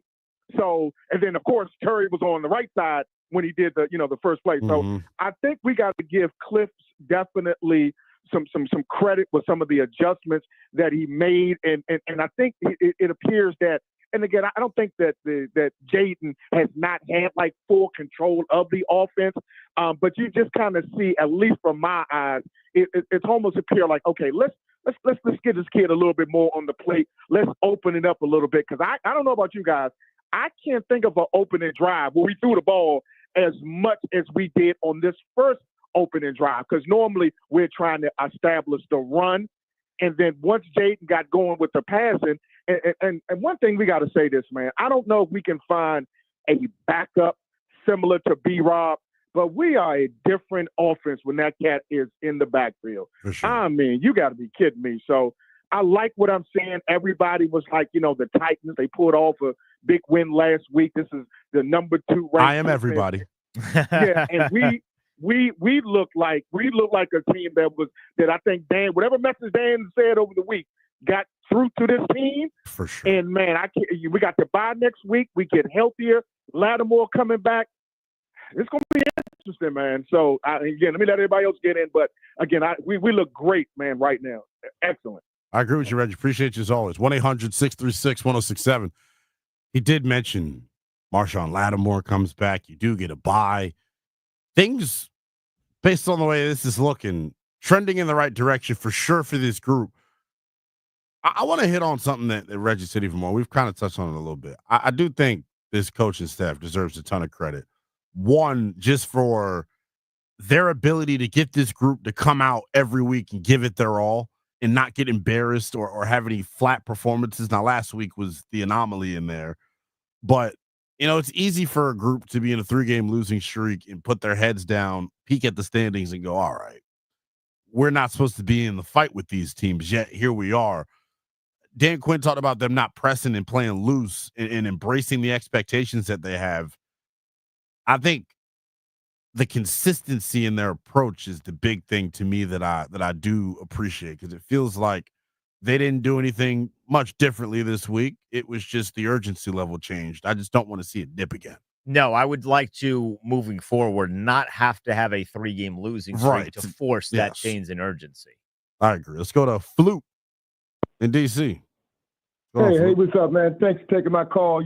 I like what's going on. It's just the first half, but I think this team's starting to identify what type of team we're going to be. This is something new to us. We have a new coach and a new system, and we have to find a new identity. And it's not going to happen overnight. But I really think you stick with that ground and pound with that B. Robinson Jr., you can't go wrong. I'm just from the old school, man, from the John Riggins, Larry Brown, George Robinson. I think that the wheel is done with the big boys up front. And I think you can end win streaks. You can stay in games. It's just the best way to prepare yourself into the upper elite is by establishing that running game and sticking with it, and then everything can feed off. You can get your screen pass, your play action. But I think that's where our identity going forward is going to be with that ground and pound. And the games that we have lost, most of them were without Brian Robinson, and then when we switch up running backs or whatever, and then it surprises teams. But I think that's going to be the direction for us. And we can only put so much weight on him. But I think overall, scheme-wise, that's where we're going to have to go, and it also helps out Daniels because you got to look at it, in college, what they play about 11 or 12 games, this is a new territory for him. So we're going to have to preserve him also going to a 17-game season.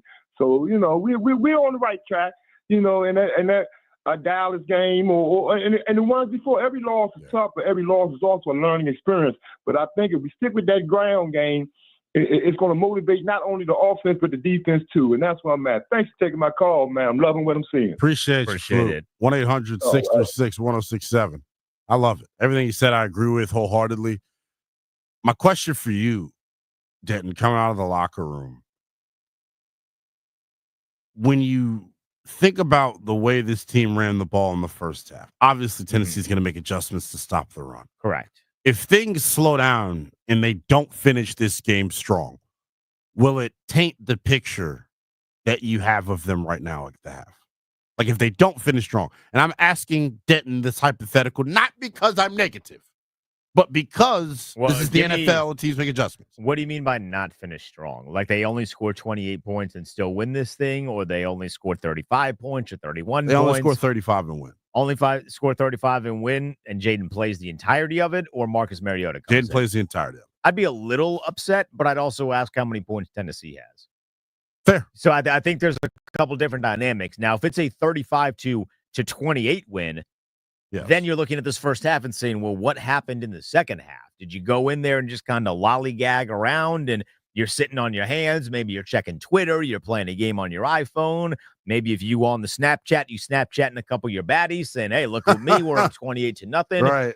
If it's some stuff like that, I'd be upset. But if Jayden comes out, let's just say they go and score a touchdown. He comes out, and then you only score 35 the rest of the game because Mariota can't get it moving. I don't really care. Yeah. Because I don't really want to see him in games that matter. So there's a couple different elements that I would need to kind of verify before I would say this first half looks bad. Or not looks bad. This first half does not look bad. But the game in total looks bad despite the first half. I don't foresee that happening. I think they're in a zone right now to where they knew they had to come out and be aggressive. They were aggressive, and they executed. The execution, I thought, was crucial because it felt like they were aggressive against Dallas. There was just no execution. But Jayden is on one right now. The offense is on one right now. And we know how things tend to go, Linnell, in games like these with a particular guy that wears number 8. If you can't tackle him when the score is 0-0, good luck tackling him and enjoying tackling him when they're up 28-7 and they're running the football with Brian Robinson. Exactly. He's a tough guy to tackle. And if you've seen, right, Jeremy McNichols getting his piece of work in here too, breaking tackles, running violent, being physical. I love it, man. They got me again. They reeling me back in. I mean, they should be up 35-0 again. That throw to Noah Brown, if Jayden doesn't put mustard on it, he's going to the end zone for a touchdown. But outside of that and the missed field goal, like this has been a really, really good showing. It has been, man. I'm impressed. They deserve all the credit that we're giving them right now. It's fun to see. And I'm also liking Terry McLaurin being as involved as he was in this first half. Early. From every angle, from the right side, from the left side, over the middle, going across the field from the right side. They have gotten him involved in ways that we've been screaming for. Now, he only has 52 yards, but he has 2 touchdowns, 6 catches. Jayden is making a conscious effort to target him. We had Danny Rouhier on. I gave him a number over under 5.5 receptions for Terry McLaurin. He'd only done it 4 times this year. Yeah. Make that 5, and he did it all in the first half.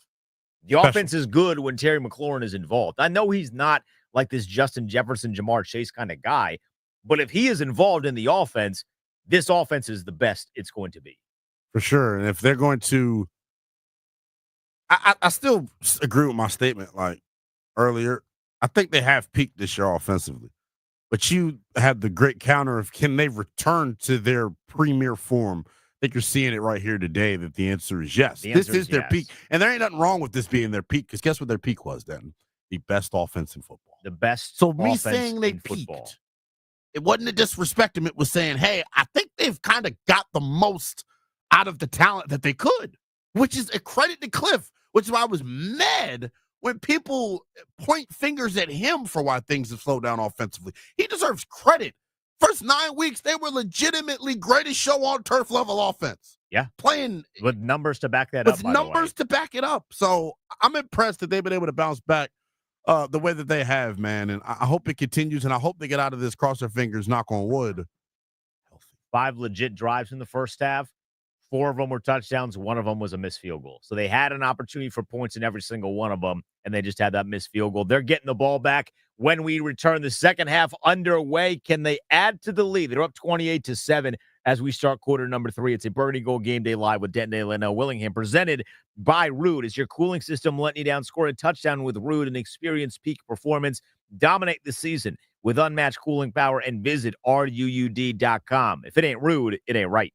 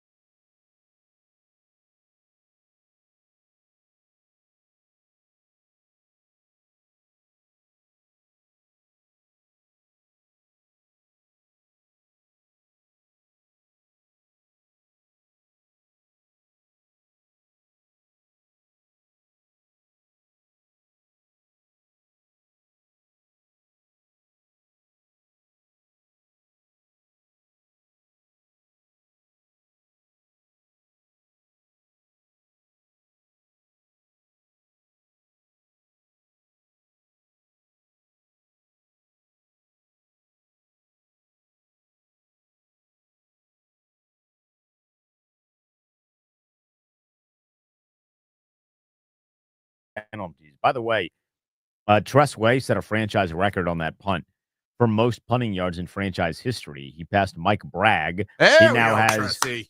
35,656 or 756 yards. Love it. That's a lot. I Love hope it. Jayden Daniels has that many passing yards in like 3 years. Is that too much to ask for? No. But in his career, I hope he does surpass that here in Washington. That's usually a good sign. That's a lot of yards. Yeah. But hey, it's awesome though. It's okay. It ain't gonna be perfect, but it's something I think we should monitor here the rest of the way in the second half. Is how they perform. Yeah, here. just to see. Because you want to put together consistency. Doing it in one half is great, but you're doing it in one half against an offense that is not sensational. When you get to the places that this team wants to get to in the postseason, you're going to be going up against offenses that are good. Maybe not as good as you outside of Philadelphia and Detroit, but you're going to be going up against competent offenses. Yeah, Atlanta's right around the corner. Right around New Orleans I mean, their look defense competent at stinks times. in Atlanta, but For sure.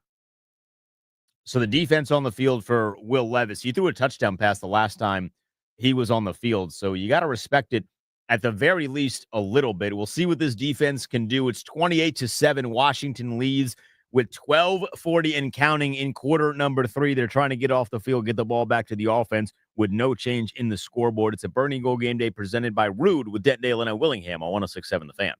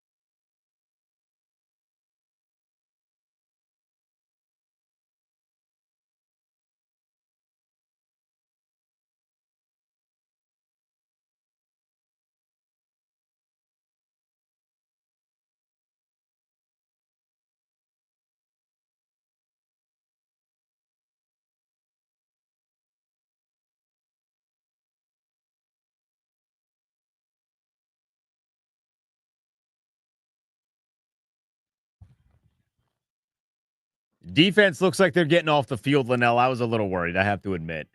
I was Tennessee worried had too. put together a pretty decent drive thanks to a couple of really strong passes from Will Levis, a 16-yarder to Tyler Boyd on a 3rd and 7, and then a big 15-yarder to Calvin Ridley, the guy you need 3 receptions for your personal parlay. And that put them in range of scoring. They were knocking on the door of the red zone, but on a 3rd and 7 from the 23, Levis looks deep to Okonkwo, unable to come down with it, and that leads to a field goal. So they do get points on the board to make it 28-10, but you'll take 28-10 over 28-14. Yeah, for sure. I mean, that's a big time stop defensively. You needed it. You bent, but you didn't break. The way the offense came out of the locker room, I think they would have scored a touchdown on that. I mean, drive. this puts pressure, though, on the offense. 100%. You have to be able to put these games away. Yeah. You played so well in the first half, getting up 28-0. It felt like everything was working for you. And then on that first 3 and out of the half, you were a complete shell of yourself. Yeah, for you sure. have to be able to put teams away. Yeah, and I think the defense, this is complimentary football, though, right? Your offense came out with a banana in the tailpipe offensively, and then your defense, though, steps up, puts pressure on the quarterback when you need them to. Really good coverage by Jeremy Chin. Okonkwo actually had to step on him. A little bit of a better ball, and it's a touchdown. He had him beat. That's the one thing we got to stop doing. We got to stop giving credit to guys when they get beat. Jim was beat on that. Jeremy Chin immediately looked for the pass interference flag. Because he knew he grabbed him, too. He knew he grabbed him. So, but no, look, you better be lucky than good sometimes. Will Levis doesn't make a perfect throw, so you don't get hurt by that. What I want to pay attention to on this drive, though, Denton, 4-yard run to Tony Pollard on first down, and a 3-yard run to Tony Pollard on first down, and a 3-yard run to Tony Pollard on first down. In that first half, it felt like Tennessee couldn't get anything on the early downs. And I know it's something that's in between the margins, and I'm nitpicking, but like, this is football. When you allow teams, just like for Washington, when you allow teams to have success on first and second down, their confidence begins to grow, and then you really get into who you are and your bread and butter offensively. So shout out to Washington, backs against the wall in a big time spot, in my opinion, getting a stop. It was huge, but they got to put together a drive. I mean, that 3 and out can't happen again. Yeah, no, it can't happen. You have to move the ball down the field because at the very least, Tennessee has a little bit of confidence in knowing not only can Will Levis make some plays, but they can run. They had some success running the football. They haven't had a ton today. No.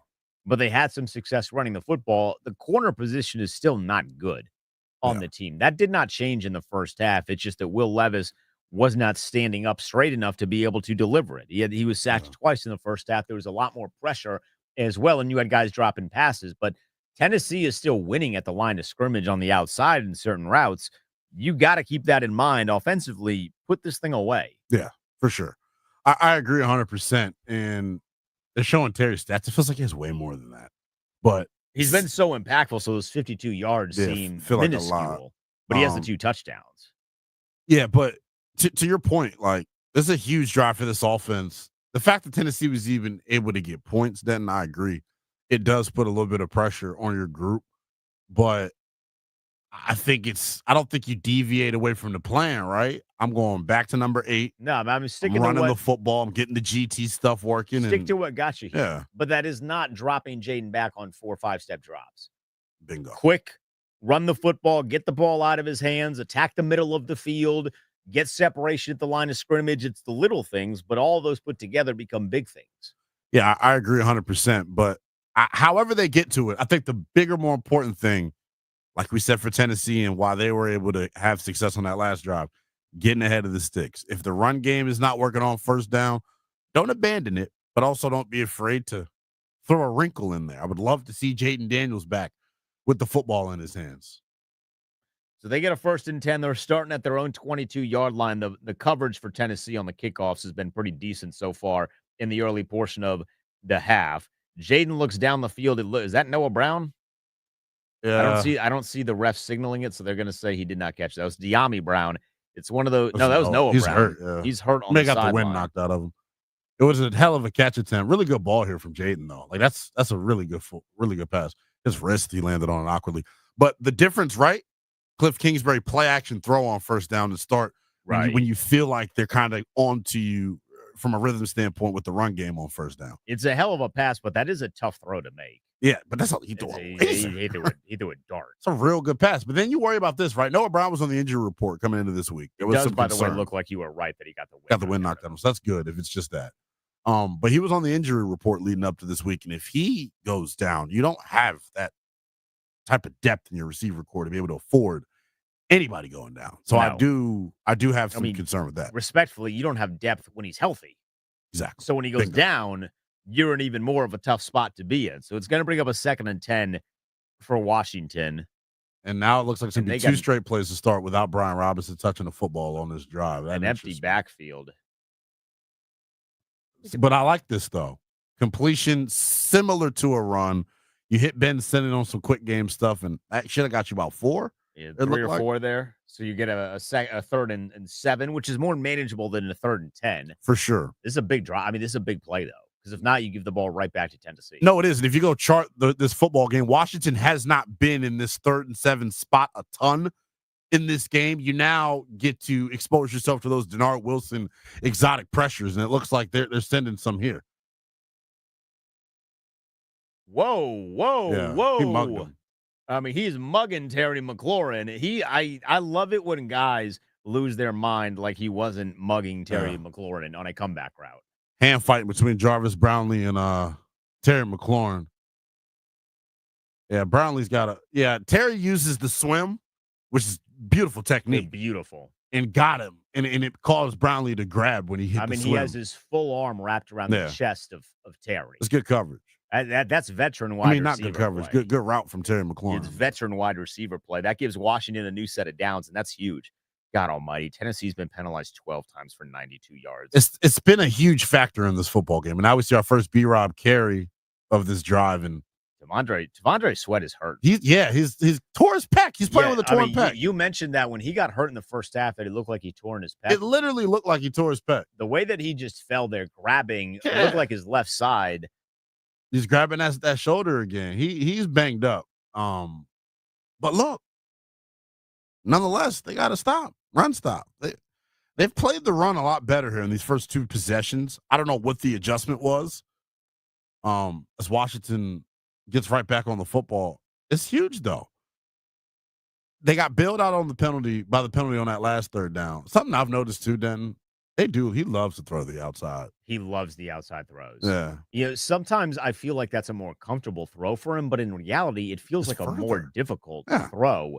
And you really have to have a strong arm to throw to the outside in the NFL. And in college, it's a little easier just based on the way the field is designed with the hash marks. Yeah. But you really got to have a strong throw. Now, he finds De'Ami Brown on that 2nd and 9, and De'Ami takes it for like 12 yards on that one. They were playing soft coverage. Soft zone there. De'Ami, he was looking for a little bit of extra after that, though. It looked like they missed 2 false starts in a row. Oh, no. Wow. 2 false starts in a row they missed on Cornelius Lucas, and now a pick from Jayden Daniels. So now the story is starting to write itself about what this offense has looked like in the second half. Go 3 and out on your opening drive, and then you have a turnover on this one. So it's now a thing, right? I mean, that's a high throw, but Zach Ertz gets 2 hands on it. And he doesn't just get 2 hands on it, Linnell. He gets both his palms on the football, unable to grab it. And then Hooker ends up with it. That's Jayden's 6th interception, I think. Was it Zach Ertz that he was intending? It was Zach Ertz that he was looking for, your favorite. You got to catch that, though. He has to catch that. Yeah. I mean, that hits you literally. I know it's high, but it literally hits you in the palms. Yeah. So that's Jayden's 6th interception of the season. Oof, that comes at a bad time. I mean, you got it. I'm watching that replay. You have to make that catch. Yeah. You have to make that catch. It's a pretty decent throw from Jayden. The play, though, is that you want him to keep looking down the field. You have to make that catch. Got to. I mean, God almighty. That's tough. But look, this is my thing here. This is where your defense gets to say, hey, we got you.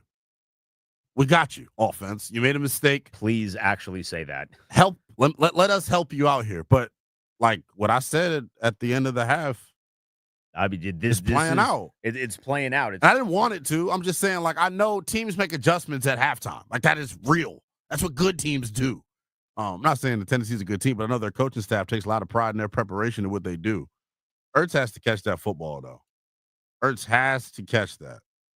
But to start the second half with a 3-and-out and then a turnover, I mean, you need to, not that we need to pump the brakes, but like, get back to running the football. You know who you are. I mean, for real. Why are they not But running you the football? see it, though. They got stuffed. Cliff is getting a little ahead of himself. So if we go look at the second half runs here for Brian Robinson, they've all been stuffed. But he's only run twice. That's true. Like he's literally, they've run 8 plays, and I think 2 of them have been runs. Yeah, that's you're factual on that. You got a Brian Robinson 1-yard gain. You got a Brian Robinson 1-yard gain. Yeah, so does the execution thing come back into play? Is T'Vondre Sweat and Jeffrey Simmons now playing things differently? Washington, as multiple as they are from their personnel groupings, they run counter in a couple of different ways. You'll see guard tackle counter, you'll see your traditional counter, you'll see pistol counter. You see the inside zone stuff predominantly on first down. Are they predictable with their runs? With the type of runs that they're getting? Is that a thing? Maybe. Because it does feel like you know what type of runs you're going to get from Washington. And if the Brian Robinson thing isn't working, use Jayden's legs. Get him on the perimeter. I mean, if they're crashing into Brian Robinson, use Jayden Daniels and his legs to keep the defense honest. So Tennessee has the football back. They got good starting field position because of the interception on a first down. They get a big play to Westbrook and Keeney to move the football. Defense needs to play big here, man. You can't be the team that blows the 28-0 lead. That's not going to be good on the psyche of not just the team, but on the reputation of one Dan Quinn. When we get back, we'll see if the defense can get off the field. It's 28-10. 6 minutes and counting left to go in quarter number 3. It's a Burning Gold Game Day Live with Denton A. Leno Willingham, presented by Rude on 106.7 The Fan.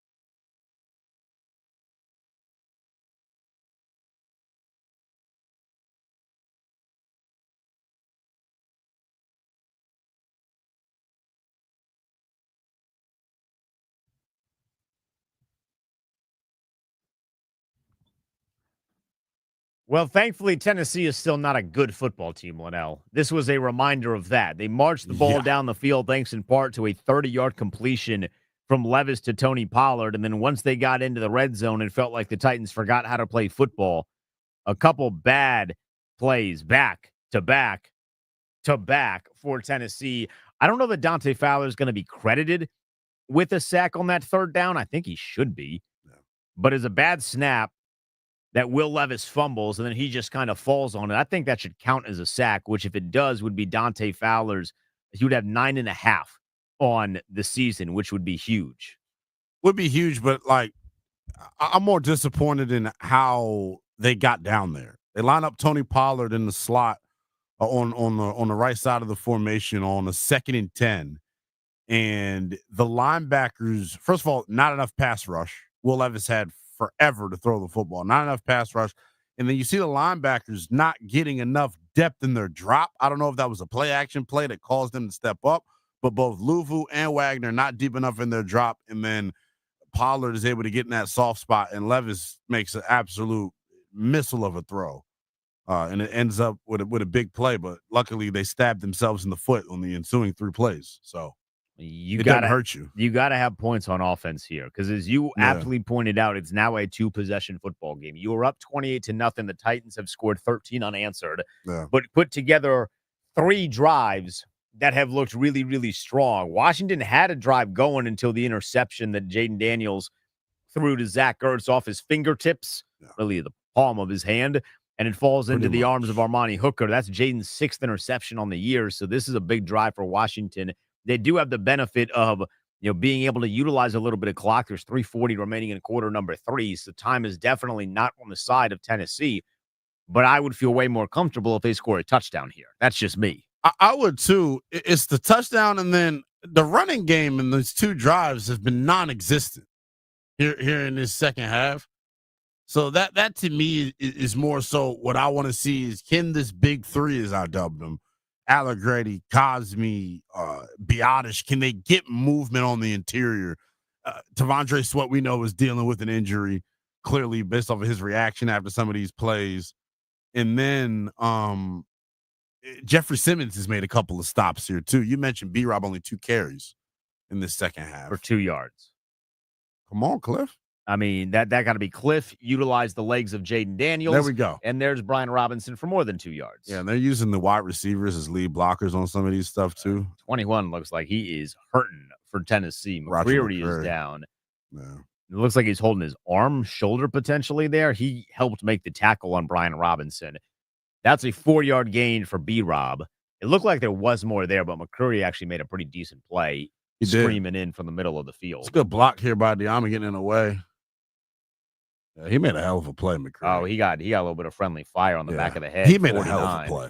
For him to submarine the block and make the tackle is impressive. I mean, that was a great play, and that saved a big chunk. Because if he doesn't make that play, Brian Robinson's getting at least 12 there. Yeah. He's getting to the 3rd level of the defense, and we've already seen him go for 40 and a touchdown once on the day. It's been impressive, though, for the most part. But here in this second half, I want to see, we see one B-Rob run for 4 yards. That now doubles the second half total, which is great. But can the volume of carries stick? That was the one criticism I did have of Cliff. I get annoyed with he doesn't move Terry around, but I can deal with that. To me, a lack of patience in the running game is really what is kind of changed things. And at points in this season, and I understand when B-Rob's hurt, it's natural not to have that patience, but he's healthy. Second half, come do it. All right, so there's an injury on the field. We're going to take a minute to go around the NFL. Linnell, I know you got some money invested in some places. I got some money invested in some places. Both of us have an invested interest in the Chargers and the Falcons. Kirk Cousins threw his 3rd interception of the game. The Chargers are up 17-13. They were in the red zone, and Kirk threw another interception. Elsewhere in the NFL, the Steelers up 34-24. Russ has 361 yards in 3 quarters. The Bengals defense stinks. They are atrocious. The Cardinals up 19-13 over Minnesota. We kind of need Minnesota to win that one to keep Arizona outside of the lead for the NFC West. The Patriots up 24-17. Drake May playing pretty darn good for New England against the Indianapolis Colts. The Seahawks and the Jets, 21-16, the Jets lead, but the Seahawks are marching down into Jets territory. They're in the red zone. And then you got the Texans and the Jaguars. It's 13-6. No Trevor Lawrence for the remainder of it. He was knocked out with a vicious hit that led to a fight in that game. The guy that did so was ejected as well. He got some stuff thrown at him when he was leaving the field. All right, that's around the NFL. It's back now to Washington, a 3rd and 1 for the Commanders. Jayden found Terry. I thought Terry got the first down on that play. I have to be honest. I did too, but don't matter. The 8 car is the 8 car is here and rumbling and stumbling down the field.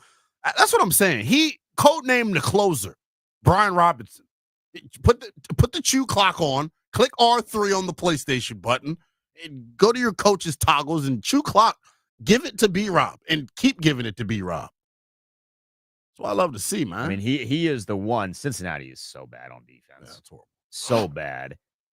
I mean, give Brian Robinson the ball every single time. A little bit of not a screenplay, but just kind of a check down that Brian Robinson takes for about 7 yards to get yourself into a 2nd and 3. Good things happen when you get the ball to Brian Robinson and Terry McLaurin. This is not reinventing the wheel. It's not a hot take. We know that to be the gospel at this point of the Washington Commanders. Jayden Daniels been shaking out his leg, by the way.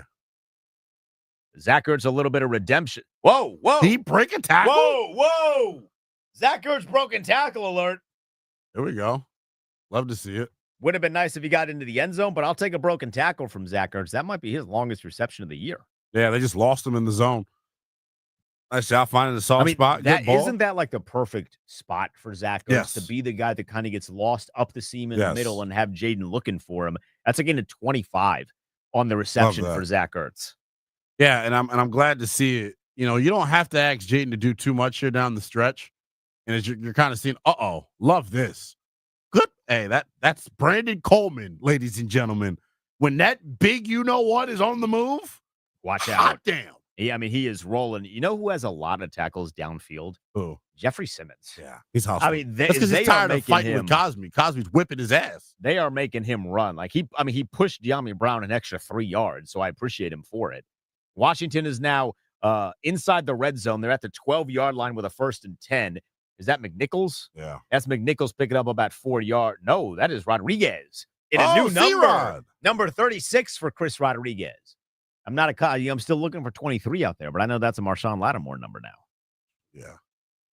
I like the play design on the execution rather on the screen. I think the offensive line has done a really good job here today after being maligned over the past couple of weeks, going up against some better defenses. Can Jayden get somebody to jump off sides here, or are they trying to do that? No, they're gonna run this thing out.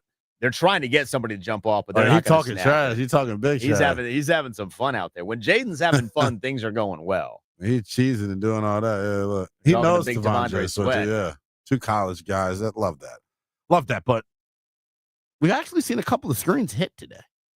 Yeah, and a lot of them to De'Ami Brown is the screen guy. Yes. I think he has great vision and he always fights for those extra yards. Yeah, and he's fast. I mean, the guy's fast as hell. So quarter number 3 has come to a close. Throw your 4s up in the chat if you're watching on the YouTube. They're up 28-13, Linnell. Not a great quarter in the third quarter because it did lead to 6 points for Tennessee. But outside of that interception and that 3 and out, the end of the quarter looked very, very strong for Washington. Jayden right now sitting at 21-25 for 176 yards and 2 touchdowns. That's very much like a first 9 week of the season. That's how the line looked. Yep. And he has 30 yards rushing with a touchdown. B-Rob is 1 yard short of 100 yards. He has 15 carries for 99 and a touchdown. You also needed him, to have a reception? He got 1 for 6 yards. Terry is leading all receivers in the game, 7 receptions for 57 yards. 7 for Terry Bear. He has 2 touchdowns. 7 receptions is the most that he's had all season. That's he ties a season high. He had 7 against the Arizona Cardinals, in which he had a touchdown in that one as well. This is his 3rd game of the season where he's had multiple touchdowns. He had 2 against the Giants in the second matchup. He had 2 against Baltimore in that early season matchup in October. So he's had a hell of a day. He has a new regular season career high for touchdowns in a season with 9. Jayden only has 14. He's thrown 9 of them to Terry McLaurin. Those guys are working pretty well together. Maybe he gets a 3rd one when they get back to start the 4th quarter the way they're playing. That would be the hope, but I think the rapport that those 2 have built, like if they are going to reach their ceiling this year. I think their connection once things get tough offensively could be something that gets you out of a jam. I think the B-Rob running game sometimes is a little bit of an outlet and allows you to get back on track. A simple 6-yard slant to Terry does wonders. You might see a little bit more Luke McCaffrey. Noah Brown, rib, questionable to return, according to the team's official Twitter page. We saw him go down. We thought the wind was knocked out of him. Might be a little more serious. So we'll see, and we'll keep an eye on whether or not Noah Brown is going to be back on the field. But the Commanders, they got an opportunity to extend their lead here, Linnell. The quarter is over. They got a second, and 6 from the Tennessee 8-yard line. Wow. So it's easy money here. Looks like they just showed Noah Brown walk into the locker room. So you might definitely not see him the rest of the ball game here. Yeah, that's tough. I'm thinking Terry McLaurin here in some form or fashion. I'll take a Luke McCaffrey if you're offering. Or a Ben Sinnott. I got Ben Sinnott 22-1, but I see 2 tight ends, and neither of them are Ben Sinnott. We'll let you know if the offense can come away with a touchdown here. They're in the goal line area. They should come away with one. It's 28-13. You're listening to Burgundy Gold Game Day Live with Denton Leno Willingham on 106.7 The Fan and the Odyssey app. Touchdown. Oh, I thought he was going to get in for sure.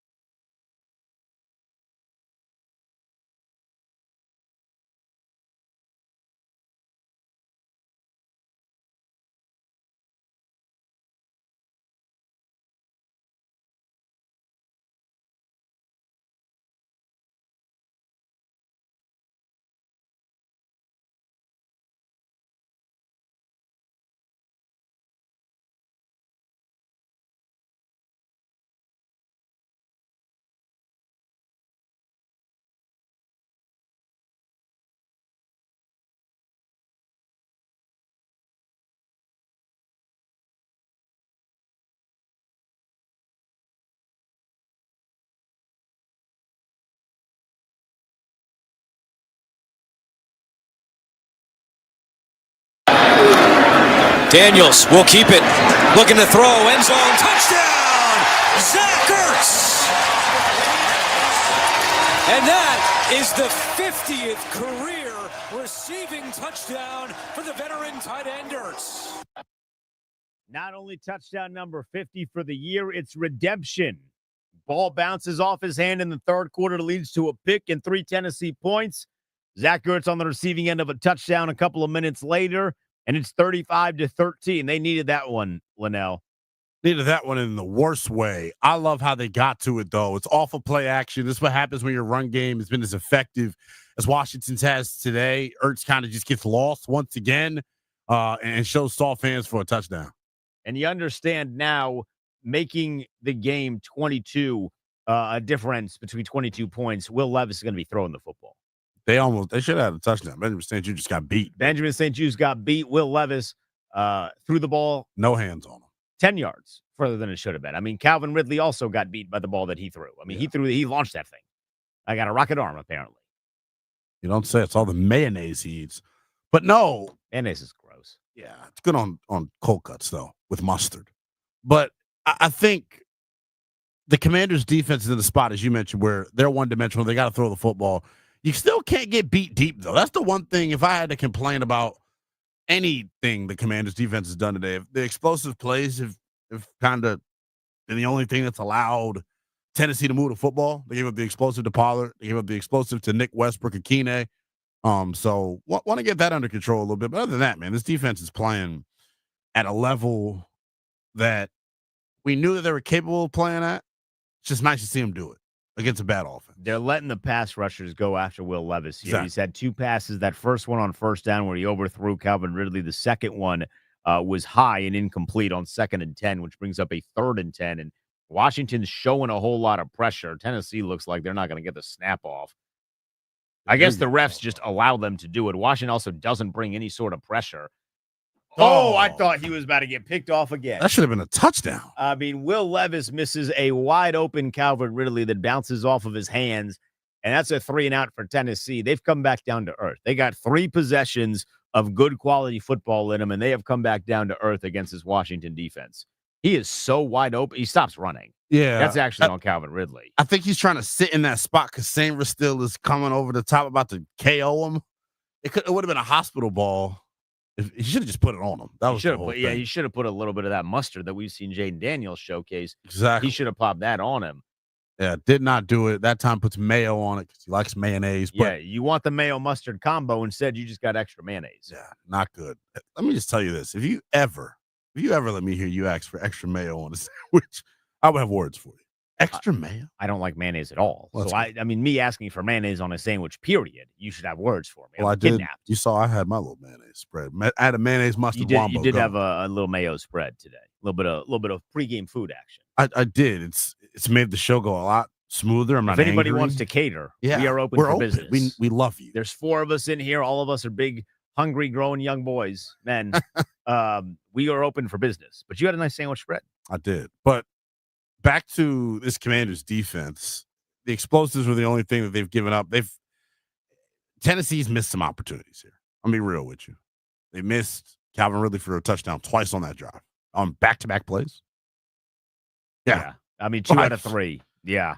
So that to me is it's one of those things that where you're allowing Will Levis to be Will Levis. Yeah, like he's going to have some good throws, and he's had some good throws. He had a couple good throws to Calvin Ridley. That touchdown pass to Westbrook and Keeney was a beautiful throw over the shoulder, very reminiscent of that Terry and Cincinnati play. Yes, just with way less stakes. But you allow him to be Will Levis, and Will Levis is going to show up. I mean, the guy is 13 of 27 against this defense. I mean, he's got 5 drops though. 5 drops, couple high balls.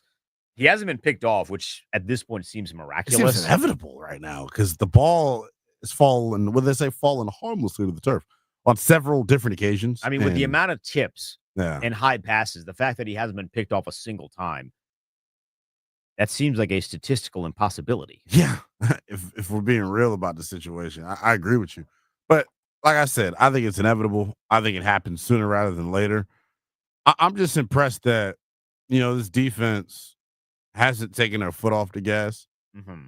I know Tennessee's made a litany of mistakes, but got to give credit to the defense too, for not Credit to breaking. the offense because they've been beating their face in Well, yes, they have on Tennessee's defense, and Tennessee's defense was the best side of the football. Now they've had a couple of penalties. Well, a couple is actually way shortchanging it. Yeah, I mean, like about to way say. shortchanging it. They've had 12 penalties for 93 yards, but those penalties have been very evenly split with like 5 on defense, 5 on offense, 2 on special teams. I would agree with you there. They can't get right. I don't know who the most penalized team in football is. Short money on They got to be close. Either on them or Tennessee. Dallas.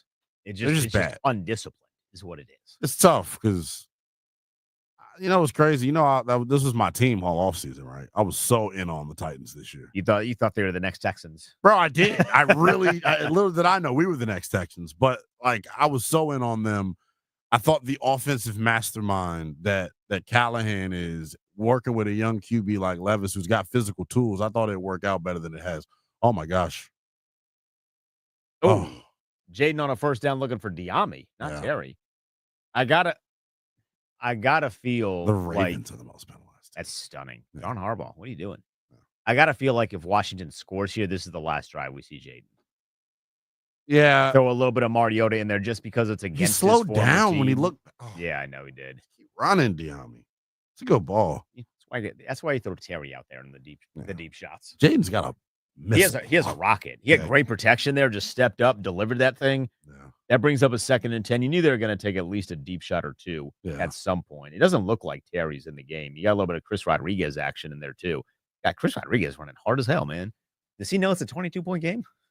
No, but don't tell him. Don't tell him. Jeez. He is running hard, man. I love what we've seen. But it's once again, like, look at it. Even with Rodriguez in the game, look at the hole that he gets. That's an 18-yard pickup for Chris Rodriguez. Yeah, Brandon Coleman, they were in GT there again. And Coleman pulls, and it's like, ooh, how do you stop this guy?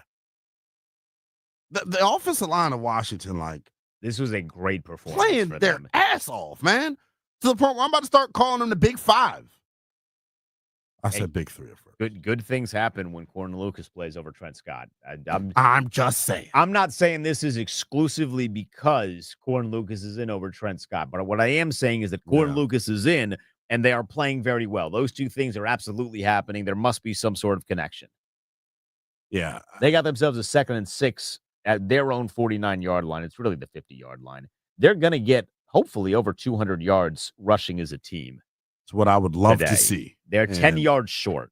Yeah, Chris Rodriguez is going to finish this thing off here, but either him or Jayden. It's just hard, especially against this front with who they have on the interior, to get the type of movement that Washington's getting. And I'll be objective, right? Sometimes this movement where they're moving guys off the spot. Other times they're covering dudes up and the running backs are making great decisions on where to bounce and where to put their foot in the ground at. But here we go again. Like, me and you can run through these holes, Denton. They really could. They're creating alleys for these dudes. I got a little bit of bounce in my step now recently, too. That's going to put Chris Rodriguez is going to put him over 200 yards on the day. Brian Robinson has a 100-yard game. It's his 3rd this season, 4th of his career. That number seemed a little low. Yeah. But when you have an offensive coordinator last year that did not run the football, that didn't like you. Those things seem to happen.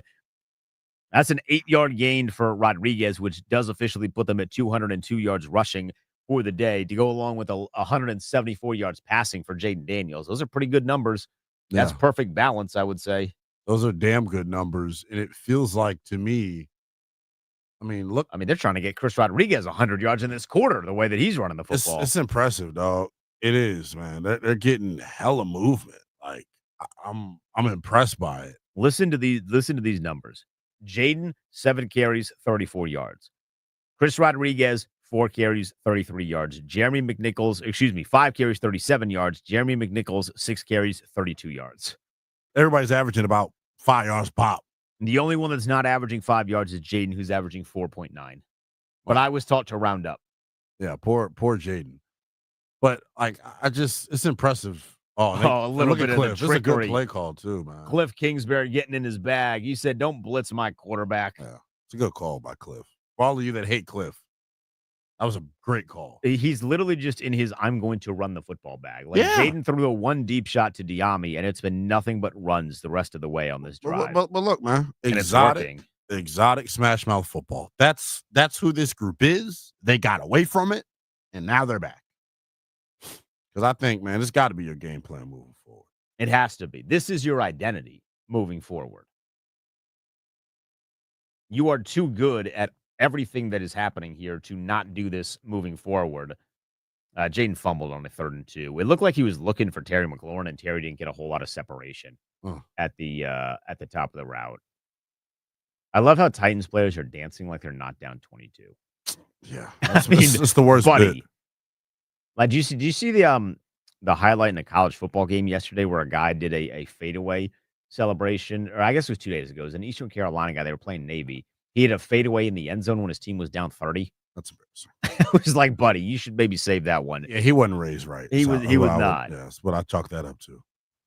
But man, I mean, Zane Gonzalez is out here. This is the other story of the day. He missed his one field goal attempt from 46. He did. This is a 52-yarder. A chance at redemption. Back. Come on, Zane. You're wearing Cooley's number, for God's sake. He missed that one too. He sliced that one. Man, Austin Seibert rushed back to yeah, we need you, Seibert. Are you serious? Just when we thought Zane Gonzalez was a good kicker, he decided to, nope, I'm going to be good. What if? Never mind. We'll get the treat is we get to watch more of this Commanders defense, which has made Will Levis look more elementary than he already is. Well, I thought we were going to see Marcus Mariota if he made that kick. Yeah, I see a little bit of Marcus Mariota. By the way, the Chargers just picked off Kirk Cousins for a 4th time. Yeah, he had a red zone pick inside the 5. I mean, Michael, the Commanders might be playing Michael Penix Jr. Oh my God! I actually don't want that to be the case. I would prefer not. It would make them a better, more difficult, football team to go against.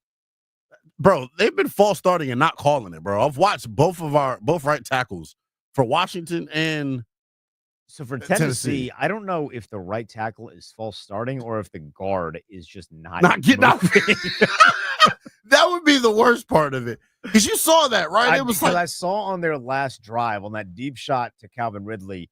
The left tackle moved, and the guard was still sitting there. And I was like, wait a second. And then he was just a bigger man getting up from out that stance. It takes a little bit more momentum for him to get moving. For sure. Like kinetic energy, as I was taught in science class. Oh, my Lord. He heard Quan Martin, and now he's holding his hamstring. Ain't nothing wrong with your damn hamstring, Calvin Ridley. Quan was about to baptize his ass. That's what was about to happen. Will Levis is a gunslinger. Yeah, bro. He doesn't care. This is a hospital ball. He nearly got hit. If he is standing up straight, Calvin Ridley might be done for the year. Calvin, like, why the hell would you do that? He was like, why would you throw that to me? Throw me this ball? That brings up a 3rd and 7. Tennessee is 2 and 5 on 3rd down conversions in this half. That's it was so the CBS has their B broadcast, their D team up. The graphic was terrible because the font looked bad. Jig, another big play. Nah, they said he was out of bounds. He didn't have 2 feet. And there's flags all over the penalty place. Down. Oh, brother. Oh, brother. Yo, he is beating Jeremy Chin twice today. Oh my Lord. That's a hold. Chin got beat twice by Chig, bro. Well, more defense. Oh, they call that pass interference and not holding. The amount of times Tennessee has gotten behind Washington defenders is alarming. Well, that's what we knew it was going to be. We knew they weren't very good. Yeah. But I don't know, man. You gotta be better than that as a defense. I know that I know that they're in a spot, right, where it's a bad Tennessee team and you know that, but if they were playing a even decent quarterback today, they've given up some plays over the top. Well, thank God they don't have a lot of decent quarterbacks the rest of the way, outside of Jalen Hurts. Did he catch it? Well, it was a pass interference. I guess it was pass interference. What does it matter if he caught it or not? Yeah. Exactly. I mean, you're getting that regardless. Right. Maybe you just want to give it to him on the. Oh, whoa! I thought, was that Noah or is that Mikey? Oh my God, Quan just got ran smooth over, and he's hurt. Oh man, not Quan. Yeah, Oh no. that's okay. It just means we get to see more Revo. I know he's. I just think Jeremy Reeves. Oh, it looked like he popped his shoulder out. Oh really? Hold on, let me see this. Oh yeah, that looks like some sort of a separated shoulder, dislocated shoulder, something along those lines. I can tell by the way he's holding his arm, but also look at the way his shoulder connects. Yeah, I mean, Yeah. worst case, I'm not a doctor, but worst case broken collarbone. I hope that's not too serious. He's moving it though. It looks like he's moving his shoulder. Man, that would stink if you lose Quan Martin for an extended period of time. I mean, He's like the one DB that I really like and trust. I was about to say, oh, they can't lose Quan, man. He's been playing really, really solid. Not great. Not great. We haven't called his name a ton. I don't think he has any turnovers, but he's been playing really solid. Denton, look, I'm happy with the W. Thank you. I'm happy we have momentum going into the bye. I am too. There's a butt coming. I know it. Fork is not in them anymore. Still next to the plate. I'm proud of you. You know, Was there more coming there or not? Are you just letting everybody know the four? I thought you were about to say, but you still don't feel good about the team. I do. It's just, I don't know. It's Tennessee. There's a context of it being Tennessee. I feel good because I think the offense got back into a rhythm and found out that this offensive line could play well against. They found out who they are. Yeah. But they knew who they were. They got outside of their comfort zone. They rediscovered themselves. So they're working on Quan Martin's shoulder on the sideline. The score's 35-13. Washington just beating the brakes off of Tennessee. It ain't close. I mean, it's really not even close. Will Levis is Horrible. a quarterback. He's bad. He is a quarterback. But once again, it's Chicken-Conquo open. He's butt naked. He's just missing them. That's just a little easy kind of route outside to the numbers, and he misses this. I'm about to get eviscerated on Twitter. I said the amount of times that they've been open and got behind our guys is alarming. Dudes are wide the hell open. Cameraman can't catch. Hit the ball right in the shoulder. All right, the score's 35-13. We'll let you know if this defense can come away with a big time stop, or if the offense is going to go out there and try again. It's Burn Eagle Game Day Live, Denton, Linnell, Willingham. We are presented by Rude on 106.7 The Fan and the Odyssey app.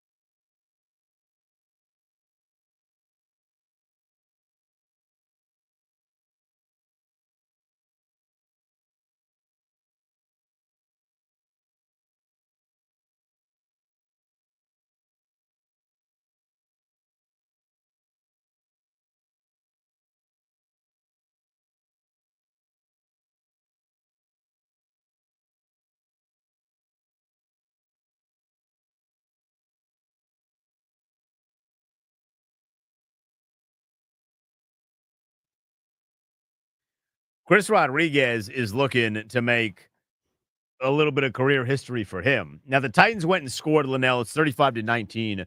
Technically a two-possession game for Washington, so they still have to play with a little bit of urgency on this drive. And they told that to Chris Rodriguez, and he said, I got you. 25 yards on a 1st down and 10. Now the Titans are saying, you're not doing this one again, my friend. Yeah, about to say, but no, hey, look, I'm gonna apologize to C-Rod.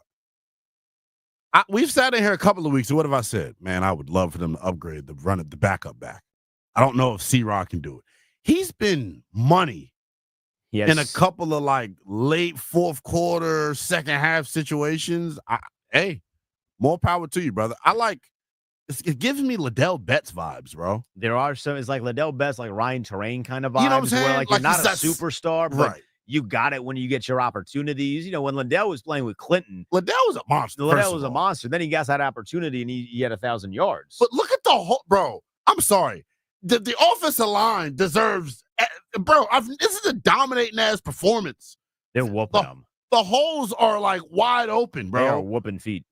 Like, I mean, they might have 250 yards when all's said and done here. Yeah. Rodriguez sets a new career high. Remember, he set his career high earlier this year with 52 yards against the Giants in that win. He now is over 60 yards, approaching 70 yards. Washington has a 3rd and 3 here. Are we about to be at 300 yards rushing? Are we close? They have 242. Oh, hey, C-Rod, break one right now. This would be a good time for Jayden's Vikings moment. It would be. Same spot. Well, not exactly. Not exactly. Roberts was a little bit longer, but he is going to drop back to throw it on a 3rd and 3, and he's gonna do it himself. Yeah, I'm glad he pulled up because he would have got his ass whipped. Yeah, he would have gotten clocked. I mean, I'm going for it on 4th and 1. Zane can't make a kick. I'm not going to punt the ball back. Stop us. Are you kidding me? Chris Rodriguez's ball. He has 8 carries for 69 yards. Nice. Yeah. You got Jayden on your team going 11 on 11. I'm going for this on 4th and 2. I'm hoping that Dan Quinn learned from the debacle that was last week when he decided not to go for it. They are, because this is the foot on your throat joint, though. Like, you do this and it's over with. Because you're at the Tennessee 39 at the moment, or 38 at the moment. Yeah. That's too far for Zane, clearly. He hasn't missed. He hasn't made any kick today. I wish Zaney would go zany and, like, make some long kicks. He is going zany, but not in a good way. He's making me go zany. Watching another bad kicker. So, by the way, the bit is there is no captain's patch on these black unis, which is like a thing.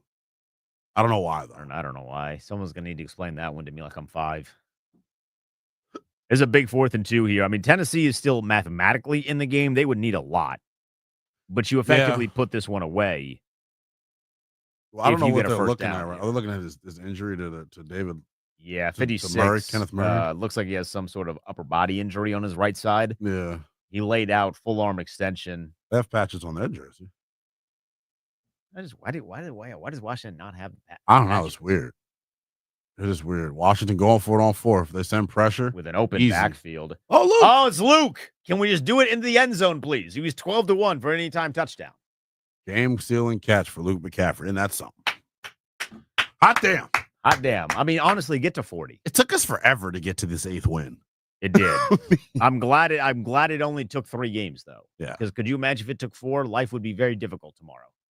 It would not be a fun experience on the airwaves. So we'll continue to monitor what this offense is doing. Can they get to 40 points? They're up 35-13 with 4 minutes, or 35-19 with 4 minutes and counting. It's a Burning Gold Game Day live with Denton, Linnell, Willingham. We are presented by Rude. Is your cooling system letting you down? Score a touchdown with Rude and experience peak performance. Dominate the season with unmatched cooling power and visit RUUD.com.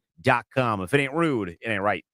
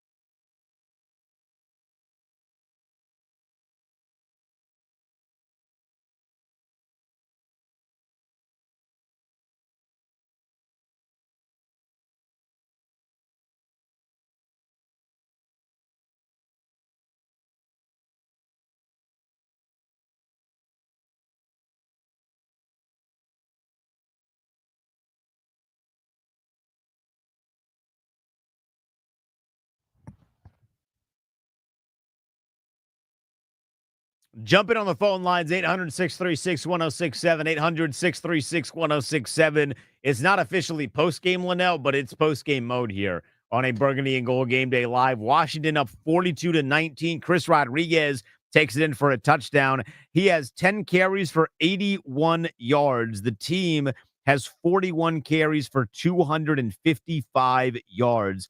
That's more yards than the Titans have all day. This has been a masterclass in ass whippage. Most rushing yards in a game since that NFC East game-clinching win in 2012. So they're running. And that was when Alfred Morris had 200 yards by himself. Yeah, so which is even more incredible. Incredible. That's one of the all-time leading rushing performances in Washington history. Not the greatest, but it's close. This has been, I like what you said. What did you say? A lineage in ass whooping? A masterclass. A masterclass in ass whippage.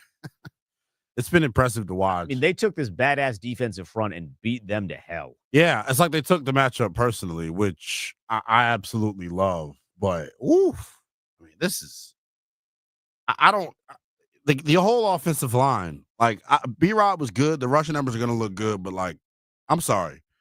Any back could have did what Washington's backs did today. I mean, O-line. Proof is that Chris Rodriguez came in and has 81 yards. Yeah, this O-line is, I mean, it's no disrespect to B-Rob and not taking nothing away from the backs, but damn, the holes that they're opening up. McCourty had a line saying Tiki could have came down out of the booth and put on a black uni. You damn right he could have. Tiki would have went for 100 today.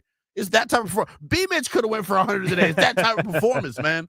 I think, I mean, now we're just waiting for the one thing that this game does not have is a Will Levis turnover. Yeah, they're going to try to call that pass interference. It's not because the ball was tipped coming out of his hands. Yeah. So you want to jump in on the phones? You can. 800-636-1067, 800-636-1067. Washington going to jump to 8-5 on the season. They finally get that elusive eighth win in Linnell after starting 7-2. It took them a couple of games to kind of get beat up a little bit before they were jumping into this, but they are going to call that pass interference. That's whack. That's whack. Did he get this? No, he didn't. No, he didn't get it. He just hit his arm, so the ball wasn't tipped. Okay. Anyway, that interception is coming for Will Levis. Don't you worry about that. This was a great win, though. In every single metric that you're going to look at, this was a great win for the Commanders. Yeah, it was dominant. I think that's the best part about it. You know, their ability to get movement in the run game the way that they have been, the backs making plays. Jayden was flawless from a decision-making standpoint.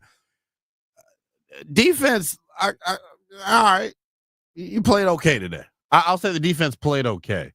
I thought the offense made it easy for them, but I think Will Levis made it easy for them in certain instances. Certainly. But yeah, I think dominant performance is the type of win that you need after you lay an egg at home the way you did last week. My big thing is now get out of this healthy the rest of the way, go into the bye week, and whatchamacallit? And well, like, wow, Noah I should have easy pick. Come on. Yeah. That should have been the pick.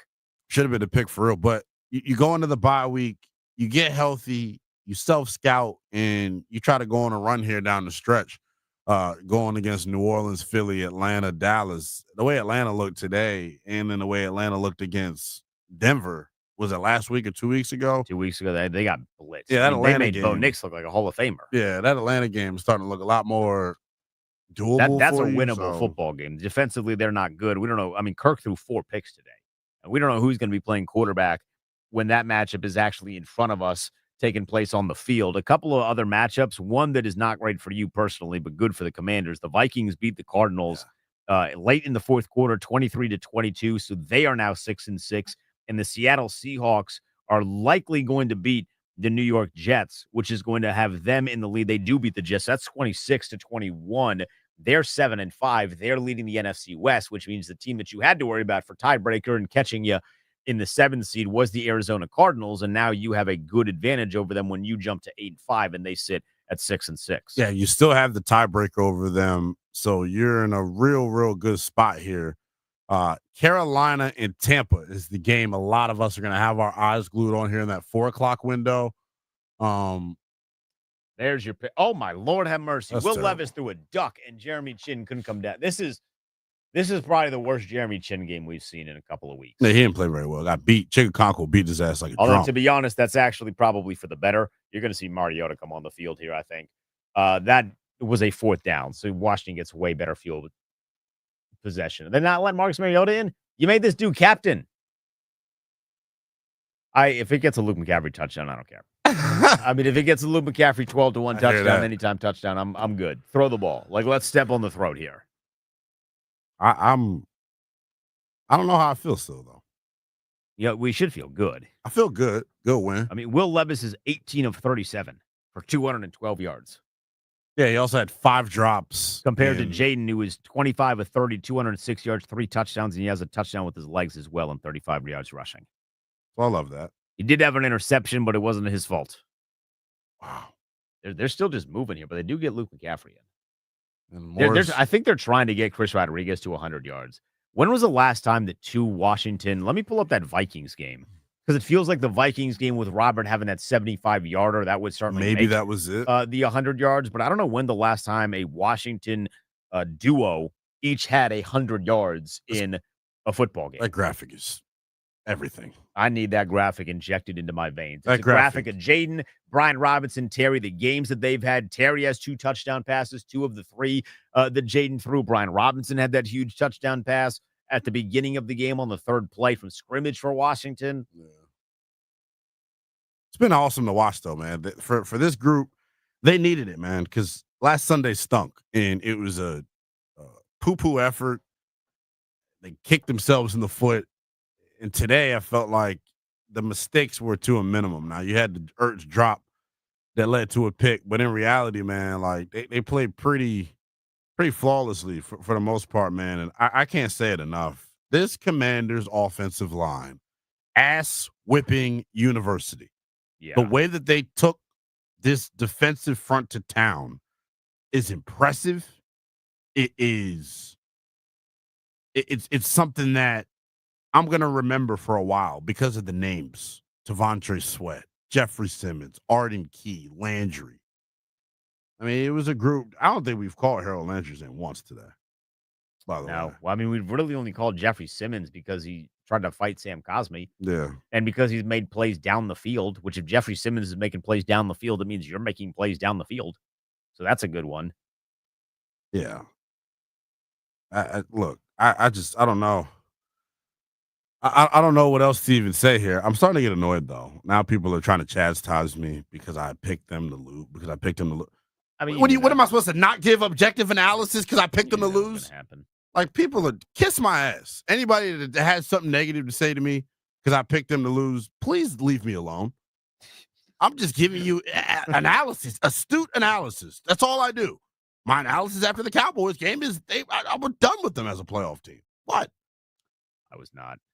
I was not. I was ready for them. I knew they had a chance. I didn't know they were going to do this. I didn't know they were going to hang 40 on them. Pure domination. Ain't close what's happening right now. This is pure domination. And this is also where we bid you adieu. It's a 2-minute warning, but it's time for postgame mode. Doc Walker standing by. Not in studio, though. He's doing it remote. Okay. You're doing it remote. So Doc Walker standing by. Jump on the phones. 800-636-1067. 800-636-1067. The Commanders jump to 8-5 with a dominating performance over the Tennessee Titans. The postgame continues. A burgundy and gold game day continues when we get back here on 1067 The Fan.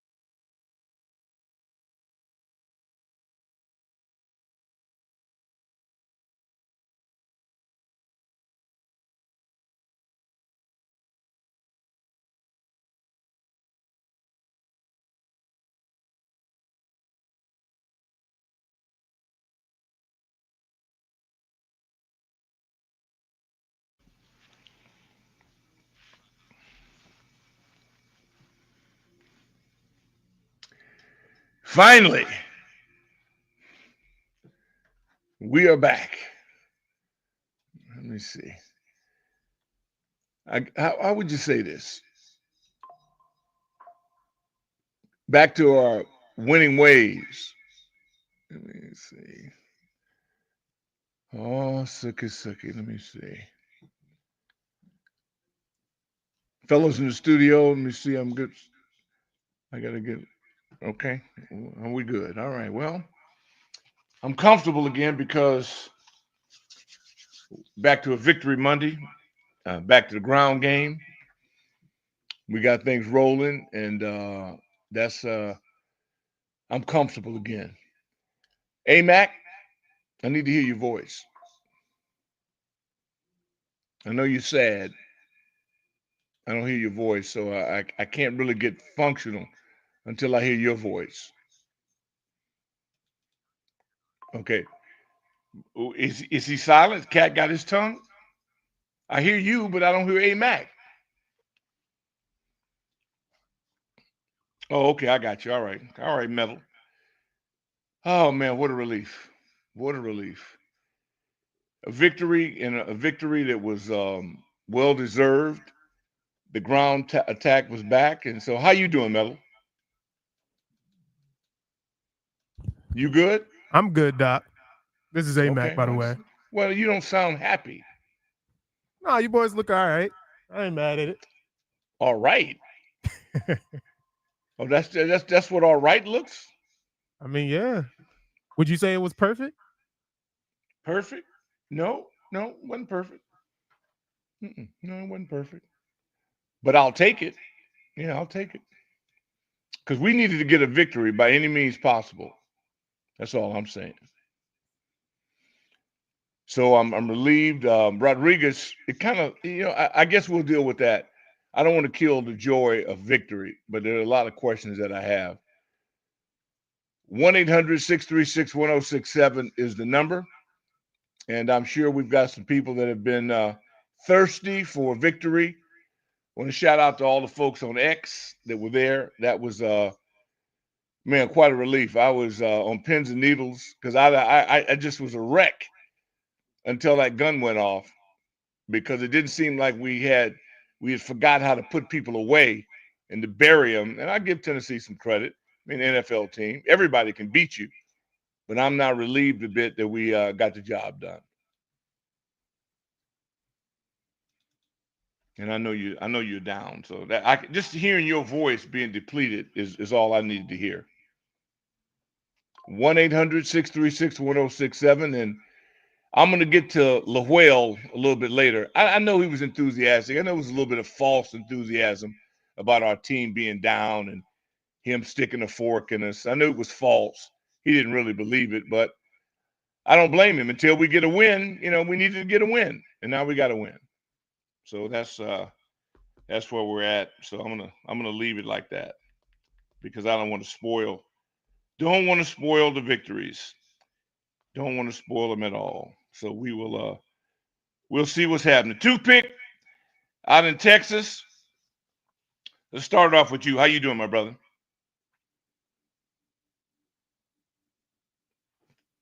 Toothpick with us? I'm here. I can't hear you guys. They're not rocking me in, Doc. I'm here. Okay, well. Hello? Okay, we're not getting Toothpick on the line. No? Hello?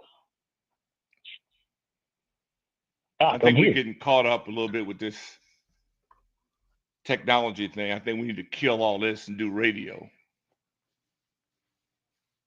You guys don't have Toothpick online? We're working on it, Doc. Stand by. Okay. All right, well, we'll get it going. We got to stick to the basics, man. This is radio station. Jesus Christ. I'm glad. I don't think we, on the casualty standpoint, I don't think we got anybody that we lost anybody today, which is good. That's important. I'm so happy that we had that fight. You could tell all the way across the board that the guys really wanted to redeem themselves. Love all the guys on the X-Cast, man. That was a lot of fun, engaging. still just Dallas, man. But again, it happens. It's pro teams and people want to go through that. I just don't understand how. But I do understand it. Been there, done that. But to see a team that comes out as ferocious as these guys did today, man, was encouraging. I loved every minute of it. I shout out to the 12th man. Guys, people showed up and showed out. The Burgundy and gold, it was obvious, even though, I'm finally starting to get a little comfortable with the black gear. As long as we win it, man, it can be polka dots. And I'll support the heck out of it. As long as we win, I'll get behind it. I just thought it was a good look. It was a good sound. Football weather, everything's going. Toothpick out in Texas by way of Kansas City. Okay, there we go. So what's so funny? You by the way of Kansas City, that part. Well, I mean, I got to keep it real, man. I know who runs the house. Well, okay. Well, I'll give you that one right there, Doc. I'll give you that one. I got to give respect. Right. Yeah. They say keep them happy at home, right? So got to be happy in the house, right? So what'd you think? What'd you see from your vantage point? From my vantage point, Doc, I talked to you about it yesterday. I told you we had to stop the run, and us jumping up 3 touchdowns took them pretty much out of their run packages because now you got to play catch up. But as far as the offense went, the offense, Cliff was in his bag. Everybody's gonna say it, but the offensive line, the way that they block, because everything starts up front. The way that they block for the running game, the way that they block for Jayden, everything was on point today. These guys should go into the bye feeling really excited about what they did, give them a chance to heal up and come back and do it again in New Orleans. You know what I mean? So, but today, the offensive line got to get the game ball. Offensive line, game ball all day. Opened up holes for not one, but 2 different running backs to get dang near 100 yards out. O-line is my thought. Yeah, and I really thought B-Rob to have looked. I mean, seriously, guy had an ankle injury that was. I mean, it looked like he could have lost his leg in that game, and for him to bounce back the way he did and show that kind of power and thrust. But you're right, O-line guys. I mean, they were humiliated, man. And I give the Cowboys all the credit in the world. I mean, they're all pros. And those guys are professional players. They come out, you play your backups, and you come in here and steal a game like they did. Man, I don't take anything away from them. That's pro ball. But we lost a lot in that. And these guys gutted it out. They deserve this going into a bye week now. And now you're back on schedule. Sky's the limits. It's never any excuses needed. You got to build a 53-man roster. I try to say it consistently. It's not about your first team. It's about 53 strong. Staff deserves a lot of credit for being able to pull that off. And I'm thrilled with that, man. But you're right. Them big boys up front on both lines, O-line, D-line. They showed up and showed out, and I'm happy with it. Doc, that's who gets my vote for your players of the game right there. It's the O-line. Give it to all 5 of them, big nasties, big uglies. Yeah, it's going to be it. The hardest working player of the game, presented by Miss Utility. It's going to be interesting. It really is going to be, man, the window of opportunity. I mean, it's going to be. We got 2 awards to give out the pivotal moment that either propel them today to victory. It's going to be interesting to give out, and all of you here have a chance to vote on that. And definitely want you to be loud and be vocal in that because you are a part of it. And I love that. I mean, it wasn't perfect. It never is. I mean, you're not beating anybody. You're going to shut anybody out in this league. But I thought it was good. I'll tell you what, the mayonnaise man, he showed me something. The guy was under immense pressure, and he was competitive, and he was throwing some darts. Yeah, and he earned my in there. respect. Yeah, he earned my He respect. He hung in there. No doubt about it. He's going to be a force to deal with in a couple of years. Yeah, mayonnaise man, he's going to be all right. When they get that thing figured out there in Tennessee, yeah, he's going to be all right. So he earned my respect, and it was a gallant victory in this 10 days now. Oh, man, much needed, much deserved, and I really hope that we take full advantage of this and that we build upon this. The Wolverines, Stanley Steele, man, just love this kid, man. He just – what a warrior, man. He represented Big Blue in good fashion once again. And it was good to see it, man. Really good to see it. So Yes, sir. I feel like we All right, hadn't won in so long, man. I'm just so relieved. It's all about I would have taken a 1-point win. I just needed a victory. That's all we needed, just a victory. More points than the other team has. We count W's at the end of the day, not the number of points we beat you by. Count W's. Yeah, no question. Yeah. One by one, I'll take it. By one, man. I'll take it every day. No doubt about it. All right, Doc. I Appreciate you, man. Thank Be for good. taking my call. All right, Sam, shout the stadium. What's up? How you doing, man? Man, How I'm was doing that the game? I fantastic, loved man. it. I'm still trembling from it, man. I was a wreck. I needed Yeah, a that win was so awesome. bad, man. Yeah, we needed it. It was a must-win. We cannot lose. But what I'm calling for is the tight end work. Why don't we get Ben Sinnott some more action? You know, I love him. Well, the baby got in there a little bit. I mean, you got to give the old pro some credit. All of them stood up, stood out. I don't have any gripes. The guys they're blocking their butts off. They were playing hard. You could tell that they had no intentions of losing this football game. Yeah, That's what I you agree could with see. that, but They had no Ben Sinnott intentions. yeah, Ben Sinnott though, he's a winner. You know, He's gonna be a bad boy, man. These dudes, he's man. gonna be a bad boy. I agree with that. Yeah. I give this front Thank you for office. the call. Appreciate it. Yeah, thank you, man. Appreciate you. This front office they're not joking around, man. I love the fact that they don't care what round you were drafted in. They're looking for savages. They're looking for guys to win, man. No show ponies. And they know what kind of players they want on their football team. And I love that. Virginia Beach is our next stop. Brian, welcome to Burgundy and Gold Post Game Live. Going? Hey, man, I'm recovering. I saw Washington do something today that I've been calling for since week 1. They started Cornelius Lucas at right tackle. Wiley has had a solid season, but no one can tell me they think Wiley's a better offensive lineman than Cornelius Lucas. But Luke was hurt now. Let's call it straight. You know, Luke was hurt with the ankle. Luke is an outstanding swing tackle. He's proved his worth. He can do two things for you that very few guys can do. And so I thought Wiley, before the concussion, Wiley's played well. But don't discount the value of having a guy that can play both. Wiley can't play. He's not a left tackle. So you got to understand the coach's strategy is that you got to make sure you got a guy that can play a position that's very difficult to play that left tackle position. So keep that in mind. Now we know Coleman. Coleman has proved his worth. It's time but to he's put growing. on the right tackle. Yeah, he's growing. But you got to have 3. You got to have 3. But Luke is a stud. He really is. And I love Luke. But Luke was hurt. And so don't discount what Wiley has done. And Coleman, he's a baby, but he's a baby bull. And that kid's coming along, man. But there's certain guys in this league that you got to have. We played one of them last week, 11 for Dallas. I'm telling you, man, he's a bad boy. And we'll get him again. I think Wiley, keeping Wiley over there is going to come back to bite us late in the year. Well, I'll give a healthy Wiley his due. I love Rob, but don't discount any of them, man. We need them all. Trust me, we need them all.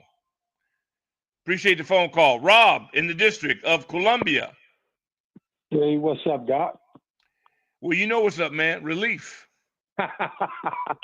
Yeah, I like the way they came out with physicality today. Just came out straight physical. That's how we had to come. And well, you got to give the coordinator some credit, man. Give the coordinator. You know, we just don't want to go body bolos, man. Today, give Kingsbury some credit, man. I got to give him credit, Doc. I mean, he came out with the physical intent because exactly. Anytime you see Simmons come out there ready to rumble, that lets you know right there. But if we wasn't joking, he knew he was in for a battle today. And that's it. Yeah, and also, Doc, the secondary, they got to get that chemistry together back there. Too many loose ends back there. I'm still saying late in the season, look like we still trying to figure that out. So they got to get that chemistry back there on the back end. And also, Doc, we got to go ahead and draft a kicker next year. It's plain and simple. We got to go ahead and draft a kicker. somewhere down the line before this season over. We're gonna need a real important kick, and I don't really have a whole lot of faith in Gonzalez, but hey, that's all we got. But yeah, well, the guy hadn't missed. Well, I mean, you got to look at us now. Guy hadn't missed. We pulled him. Maybe we put a guy in too soon before he was ready. I mean, let's face it, man. The dude hadn't missed. We set him down. He didn't set himself down. Yeah, I know. Well, I'm talking about Gonzalez today. He just missed him too. But anyway, they played a good game, Doc. Real physical. But the common denominator is, Doc, no question about it. It's number 8, the 8 car. When he playing and he's doing his thing, we a tough team to beat. We could play against anybody if 8 is healthy and that line is physical. We could play out if we can bring it on. Okay, Doc. See you, buddy. All right, appreciate that. Jackie, what up? Hey, Doc, man, look, I ain't even go to the game today. I let my cousins go, but just watching it on TV, I feel like we came out physical. But like the guy said, the caller before, we still got some communication issues in the secondary. And I don't know why, but guess what? A win is a win. So I'm going to take the dub, be happy with it. Hey, but Doc, the guy said something about a kicker. I can't remember, but I think it's either Penn State or Michigan who has a kicker who's made 56-plus yard field goals while he's been in college, like on average.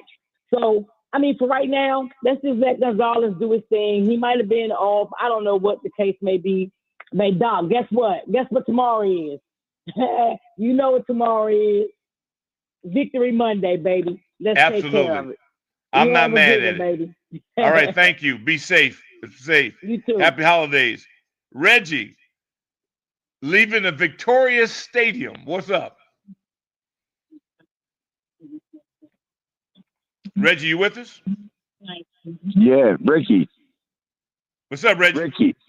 Hey, man. What's up? After being here last week and the way we played against Dallas and to come out today and just totally punch him in the mouth in the first half, leaving here with a big smile on the face. My son got his first win after coming to 5 games. Can't ask for nothing for better than that. Like, hail to the Commanders. Nothing but What's smiles his name? and just Jacob. Jacob. Well, yeah, man, that's a great win, man. Hail to It the is. W. Hail Absolutely. to the W. That's a good deal, man. Enjoy it. Feels good to leave out here with the win. Going to enjoy it heading the next week. And they play good football, man. They play real good football. First half they come out and they did what they had to do. Tennessee come out and they put a fight up the second half. That was the difference. But we leaving out here with the win, and that's a positive, and I ain't got nothing to say but hail to the Commanders. All right. Good. Love that. How about Dave Zinn? Dave, what's up out of Chantilly? What's up, brother? It's Hey, so man, good to talk to victory. you. Hey, it's so good to talk to you after a win as opposed to a loss. And that's Yes. what they did today. They showed it. They proved it. I'm so happy. I'm so ecstatic. I love the fact that, like, in this game, if you notice, like, we dominated that first half. When we started that third quarter, we started playing a little bit conservative on offense, which I was a little bit uneasy of, but then Cliff turned it around. It's like that was a reflection of our season. Cliff can call plays, but sometimes they get a little conservative. But what they did was they adjusted and they came out. They said, "Hey, this is a game we have to win to stay competitive, to go to the playoffs," and they did it. They did it. After 3 hard games, they got the win decisively. Amen to that. Falls Church. Musa, what's up? Hey, Doc, how you doing, buddy? You know how I'm doing, man. I'm on cloud I 9. know that's right. I'm right there with you. And one of the callers called it. I thought Kingsbury, and you did too, Doc. Kingsbury, he dialed up a great game plan. And we got back in the screen plays. We were doing that earlier in the year, and we got away from it. Somebody was like, maybe defenses were catching on to that. No, they weren't. They just weren't implementing them on the offensive side. But you saw it today, and we were very effective. And when you have Brian Robinson run the ball effectively, he had over 100 yards. We are going to be a tough team to beat. We can compete with anyone. You with me? Amen. You know? And the defense is playing a lot better too, Doc. Well, they play much better with rest and points. You give them points and rest? Absolutely. Yeah, pretty doggone good. And the bye week couldn't have come at a best time ever. We couldn't have needed this better than – we'll take it. This is it. Sky's the limit. Here comes the New Orleans. All right, brother. I appreciate that. Coach Vic, without an Akaki, what's up? What's up, Doc? What's up, Doc? Hey, man, relief. Nothing but relief. Is, yeah, definitely relief. Like I said, I do believe that we are good. We're not elite, but we played a good football game today, and we did good things, and that's why we came out with a win. I was relieved that we diversified our offensive formations today and our offensive weapons, i.e. using Terry in different areas of the field, getting him in spots and areas where he can be explosive. I like that we diversified our blocking schemes up front to give more opportunities for our running backs to hit the hole and get upfield, which they did well today. But like I said, we're good. We're not elite. I'm still not impressed with the defense, Doc, but I'm gonna let the win be the win. I'm not gonna go deep into it today. And we should still make the playoffs. We may not go deep into the playoffs, but we should still make the playoffs. And it's better than what we thought it would have been in the summertime. So there we are. I'm on to rest, and then that's all I'm focused on right now. With rest, I'm not even looking at the Saints right now. Rest, 10 days, some rest. And the rest will take care of itself, because we're not good enough to look beyond anything other than what's right in front of us, period. Agreed. All that other talk is garbage. 1 week at a time, based on who we got and who we are, period. On that, we take a break. We come back. Burgundy Go post game live. 1-800-636-1067 is the number, and we are all victory ridden. Stay with us.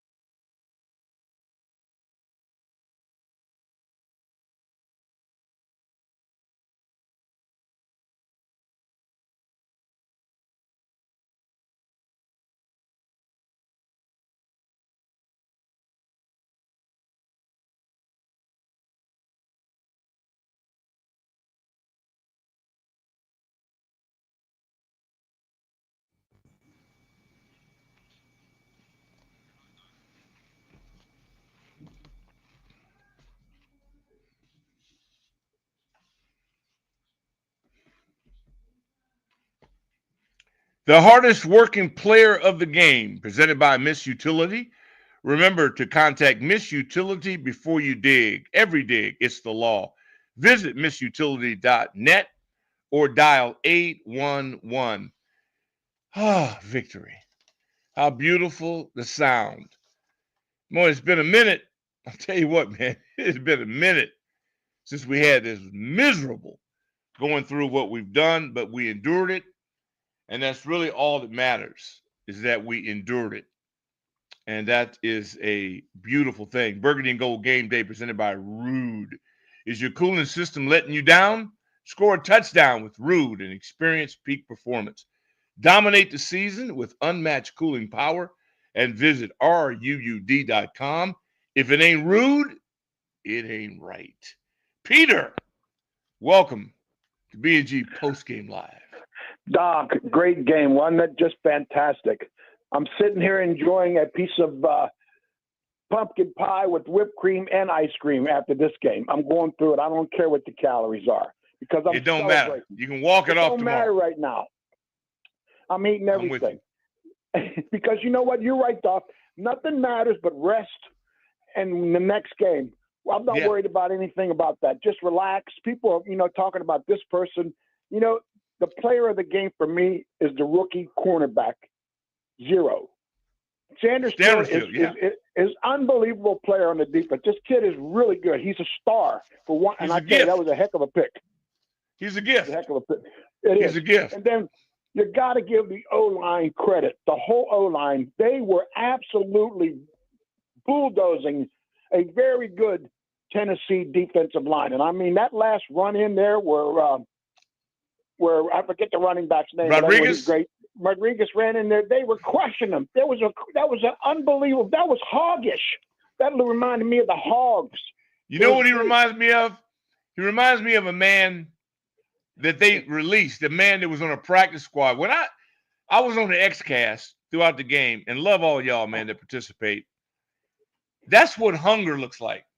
Yes. When a man he's playing for a job, he's playing for identity. He played like somebody was holding his family hostage. And in order for him to get them back, I mean, this is what a dude run, like B-Rob runs.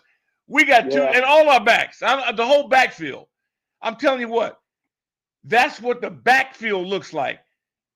Everybody that's been back there runs this way. And that's a tribute, man, to that staff. And you're right, them big uglies up front, man, they took that Dallas loss to heart because they know it was on them. And they bounced back with a vengeance. And give Kingsbury credit. Because if they don't call it, they can't do it. They called it and they did it, man. So shout out to that. I loved it, man. It was magnificent, man. Doc, I was going crazy today. I mean, I just loved it. And from the get-go, I knew we were hot. The whole team was hot. They were ready to play. The coaches had them ready. Wagner had a big talk to them earlier in the week. He said, listen, we're good. We just got to take it. And we know you can do it. We just got to work through it. And just a great team win. And all the doubters out there that did, well, we don't know. Well, you know what? We know. We know right now, at least. They're pretty damn good. Yeah, we're pretty doggone good. You know what? And we're getting better. Yes. And the key is that the team is developing. And this staff, they've got a vision. And they don't care what round. You see, I love a staff that doesn't care what round you were drafted in. They're looking for dogs. That's fantastic. They're looking for dogs, man. And them boys today played like they was on rabies. I loved it, man. Appreciate it, Peter. Go ahead and have a double dose on me, man. Go have another scoop. Go for it, man. Let's go to Alex. Alex, welcome to Postgame.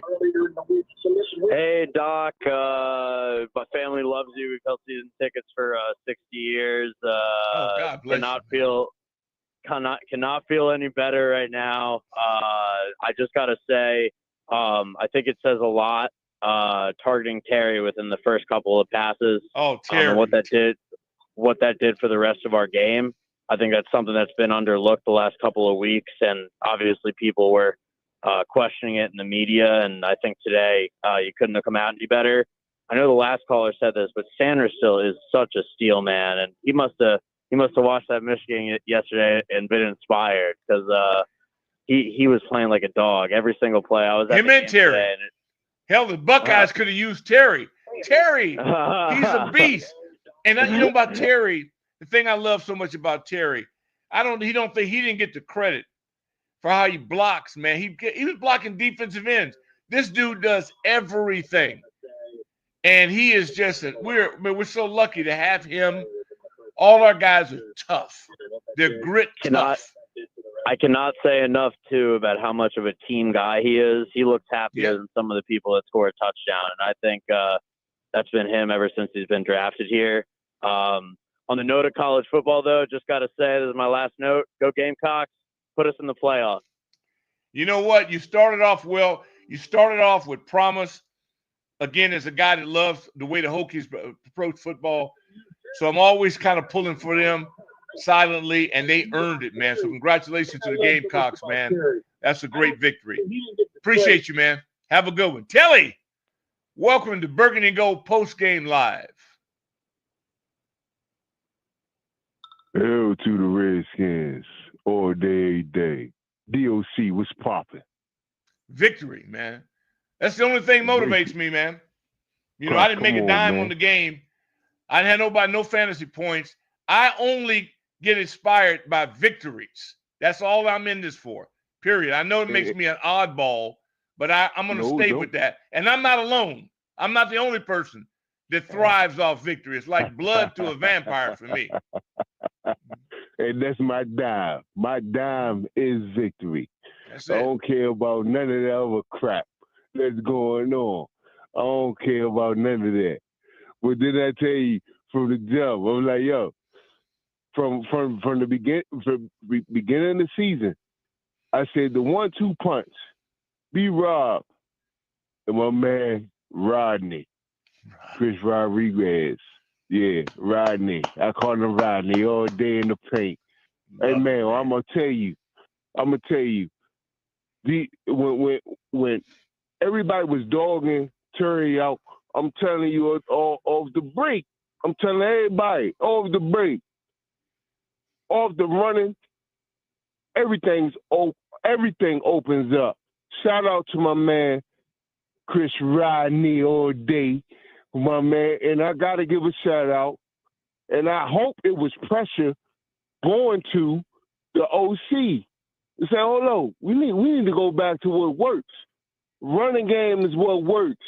That's the fundamental of football. Stop the run and run the ball." Hail to the Redskins all day. Peace be with you, brother, all day. Keep doing your thing, Teller. Keep doing your thing.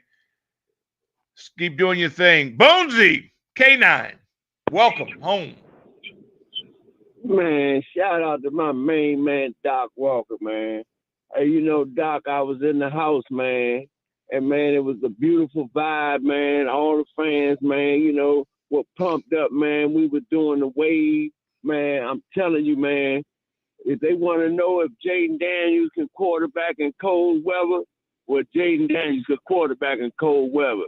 If anybody want to know if Jayden Daniels injured or not, no, Jayden Daniels is not injured. Jayden Daniels is healthy, and he looked real good. Man, they were calling the plays. They were on point. The timing was on and everything, man. It was beautiful, man, and we was playing football, man. Hey, Mikey Surratt, I can't pronounce that name, but Mikey. Still, yeah. Oh, he's a dog. But Mikey's top of the line cornerback, man. He's top a dog. Of the line cornerback, man. He's a dog. Man, he is. And let me tell you something too. Man. I want DQ. I want DQ to get his love because DQ gets doubted. They keep talking about, oh yeah, Atlanta. The hell with all that. DQ is a leader of men. DQ inspires everybody. DQ has a formula, and just give him time. He's gonna knock the socks off this day. You don't think DQ was hurt by that loss against Dallas? Oh, definitely was. Let me tell you something, man. I wanted that so bad for DQ because they showed you how much they love him. They came back in there, man. I'm telling you what. This team shows you what they're made of because the better the opponent, the better they have raised their level. They didn't win against the Ravens. They didn't win against the Eagles. They didn't win against the Steelers. but they left some blood on the field. And then they let down against Dallas. They let down. They know they hurt DQ. That was for DQ. They bounced back, man, and they rolled in there. So they showed you what they're capable of. We cannot go backwards. And with 10 days of rest, a bye week now, I'm looking for warn anybody you know in New Orleans. Let them know, beware. Because a buzzsaw is coming after them. Appreciate you, dog. I'm telling you. Raise the house. Billy, welcome to Postgame. Billy with us? Kevin fall asleep? Hope y'all ain't drinking. How about G? Hey, Little. What's up, legend? Shout out hey, to man, basking, man, in victory, man. It's like look, blood Doc, to a vampire for me. shout out to your man that's on the phone, on the mic. He kind of quiet, I guess. New York. Oh, he's quiet. Let me tell you about overdo AMAC. AMAC is down because Burgundy and Gold is up. And the Giants. AMAC, that's all right. New York did good before Black Friday because I was up there. But here we go, Doc. Let me say this. We got back to what George Allen craved, but Coach Joe Bugle manifested. Doc, man, I get a game ball to the offensive line. And, man, we can control it. Like I said from the beginning, I told Kevin, like Kevin said, if your front end ain't nothing, your backside ain't a damn thing. Excuse my French. But if we can control the line of scrimmage, like I say, I don't care what nobody say, man. We can get them young boys, keep pushing that ball like they did today. Man, Phil, we going to Philly. Hey, look, I'm waiting on Philly. Like I say, we competing for the division. Hey, look, I like to light up that Ashton, and I like to buy me a whole box of Ashton if the Ravens bring this game home tonight, because I still got them on the money line, Doc. All right, I know you're doing that well. Well, the hardest working player of the game may be adjusted to players. If the Ravens bring this thing home tonight. And it may go to the offensive line. We're going to break on that one. I will keep that in consideration, little on that. As we go to break right here on Burgundy and Go Post Game Live, 1-800-636-1067 is the number. Jump on board. Let's celebrate victory.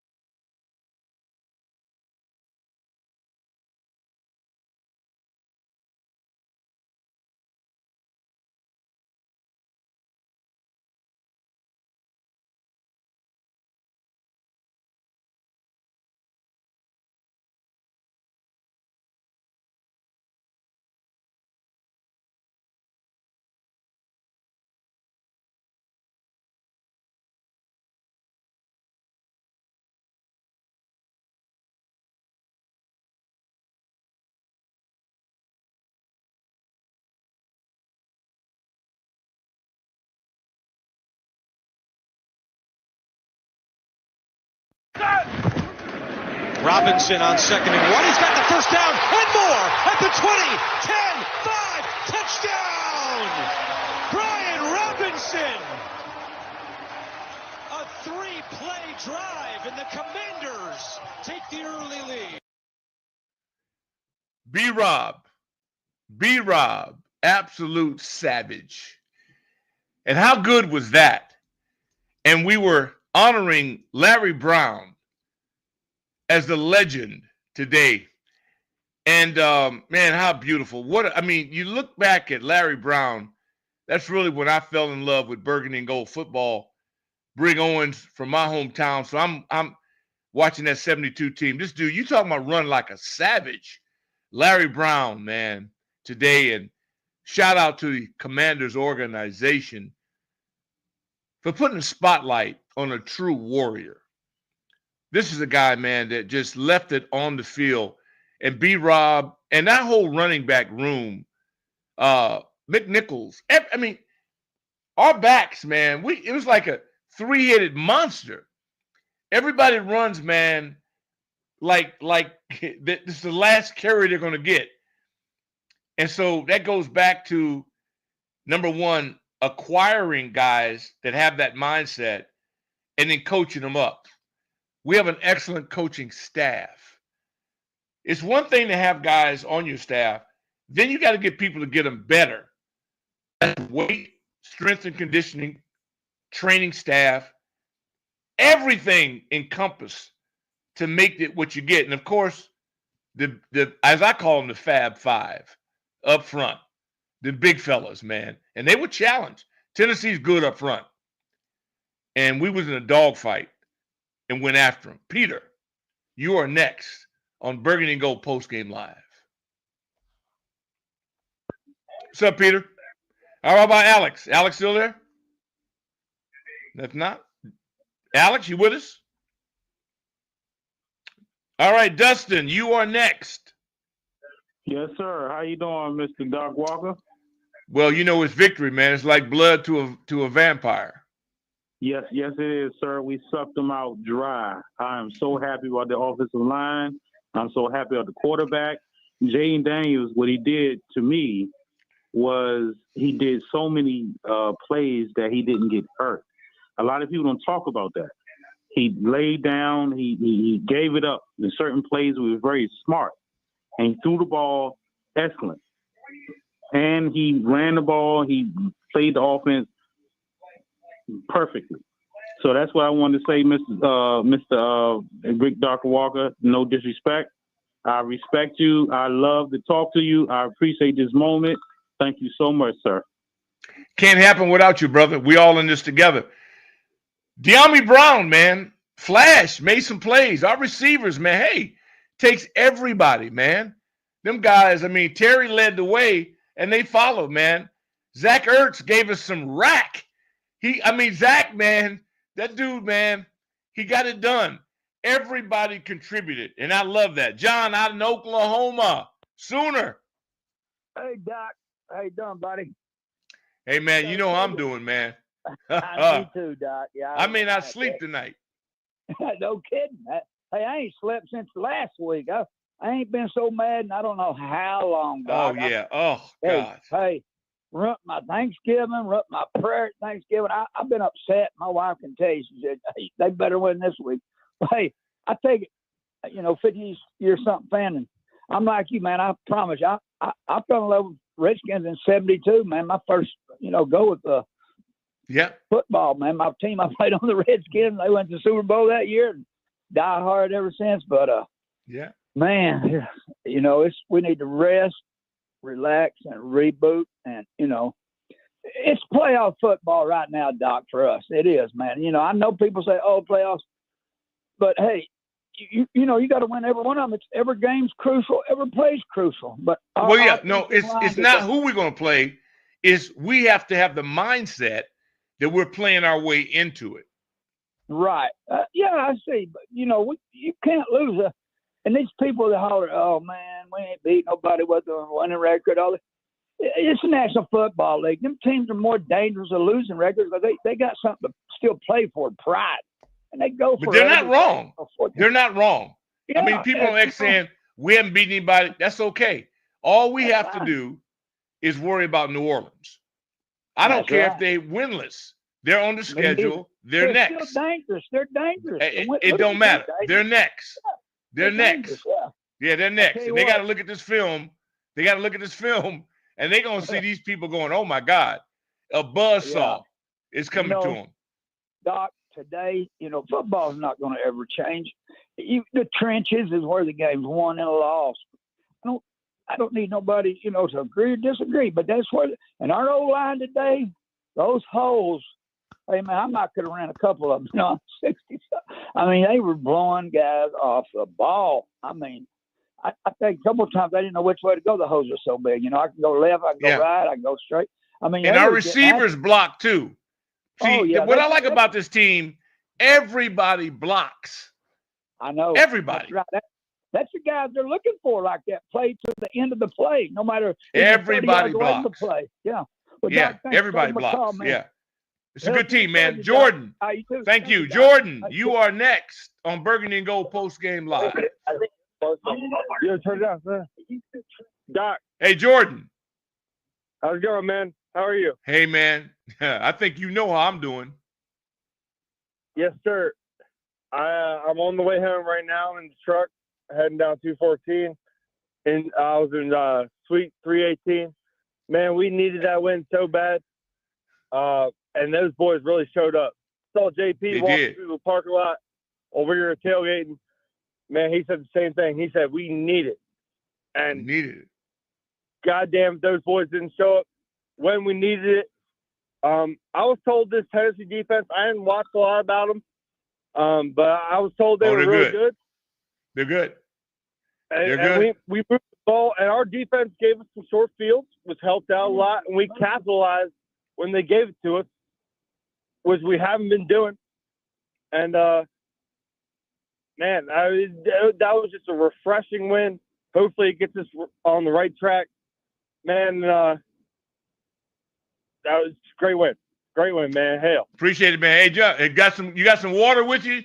I want you to guzzle, man. Mix that up, brother. I want you to stay straight. John in PA. John still with us? Hey, G. Hey, G, what's up, man? Oh, yeah, man. We smoking good, Doc. We smoking good, man. G from the shop, my man. Yeah, Slim ain't know me, man, but it's cool, man. I knew you would know this voice, man, because it's Victory Sunday, and we going into Victory Monday mugging. I'm with Little and John from Oklahoma, man. The game football should go to the offensive line, B-Rob, because he got 100 yards. And also, you got to give credit to Jayden Daniels, because that running game is effective because they scared to death of Jayden Daniels' legs, man. And another ball goes to Cliff Kingsbury for pounding the football, because it take a lot to, man, swallow your pride and just, man, go back to the regular football, man. This ain't rocket science, man. And it's Sunday, so we got to shout out the coaches, man, like Coach Butch McAdams, who would have adjusted to that and made it not rocket science and just run the football. We got a 100-yard rusher, man, and like Slim just said, he ain't seen Tennessee. I watch every NFL team every week. Tennessee is not a bad football team. Their record ain't as good, but they tough. And I'm telling you, Kenny Murray Jr. is an animal out there. He's a tackle machine. And we ran all over them peoples, man. Hey, Doc, Victory Monday, we smoking in the smoking section, man. Come follow me. All right, brother. You make sure you're good, man. Give my best to Lil G. Always. Good deal. Good deal. Mac, how we doing on time? Medal, we good? All right, we going out to Capitol Heights. Derek. What's up, Doc? Burgundy and gold till I'm old and cold. Hey, Doc, I'm gonna give you a throwback from John Thompson. I'd rather not raise a corpse or rather resurrect the food. That's right. We don't have any corpses, Doc, when I look around on this team. And when Rodriguez broke through, Doc, you're the first person I thought of, because you kept saying you couldn't understand why he's not suited up, why he's Couldn't not believe on the field. Couldn't understand it. I love him. I love him. I love him. I mean, he's got something about him, and all the backs do. And I'm an Eckler guy too. God bless him. I can't wait for him to be safe and all that. But it's how they're coached. Yes. Anthony Lynn, they're coached by a savage. A. Lynn ain't no joke. And so these guys run the ball as if they may not get another opportunity. And here's a guy that was a practice squad. They had to release it, bring him back. Blue collar. All our backs are blue collar. Yes. And they run, man. It's amazing. And the guys blocking for him up front. It's been tough, man. And I'm just so happy for him. I love Cornelius Lucas. Never complains. You got to understand the value of a swing tackle. Not everybody can play left. He can play both. He's valuable. His value sometimes is not starting and being available. And I think Wiley has played his best season here. And he's dinged up. Love all them brothers, man. Cosme, Tyler Badass has been hurt, been playing. He hasn't said a word. Allegretti, they haven't said a word. They just keep banging. So it's okay. Wait until they get this bye week under them. When them big hogs get us a little bit of rest, and that weight, our strength and conditioning team may be the best in the sport. And they get some time with them big boys, call New Orleans and warn them. I'm telling you. And I can't. I'm going to wait. I'm going to be patient. I don't want to hyperventilate. But these last 3 weeks have been torture for me. Torture. It's been absolute torture. And so I just right now I don't even know what's going to happen tonight, because I'm so relieved over this, because I know you heard Rouhier. He's sticking a fork in him. He's 27. Hey, Doc, I called him yesterday. I called him on Friday or Saturday. He talked about sticking a fork and all that crazy, man. Yeah, good. Tell him to keep the fork in them and not in his mouth, right? That'll help him all. I knew then we was going to win as soon as he bailed, right?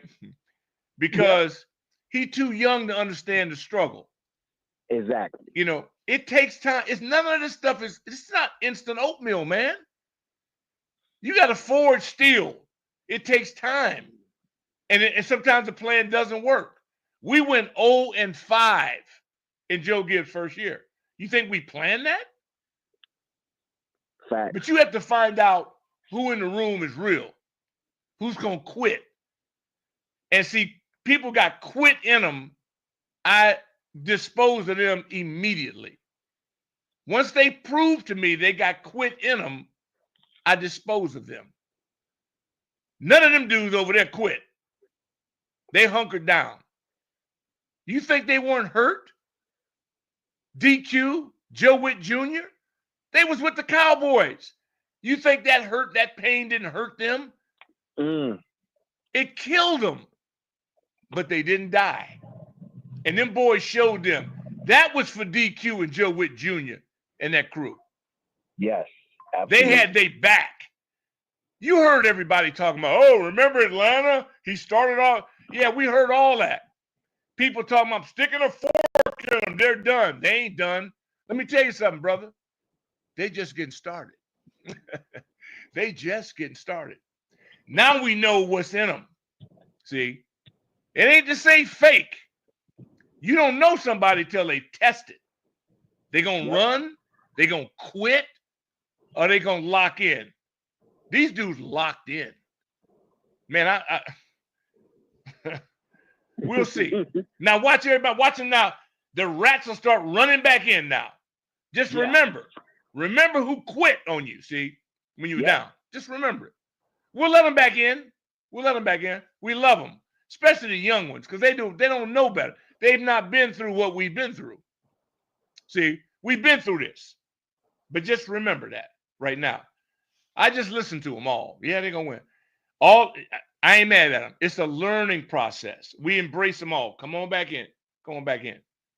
Quit. Ain't not quit. We don't quit. We just come harder and harder. Going to break. Burgundy Gold Postgame Live. 1-800-636-1067. Got one line open. Make sure you get it. We'll be back.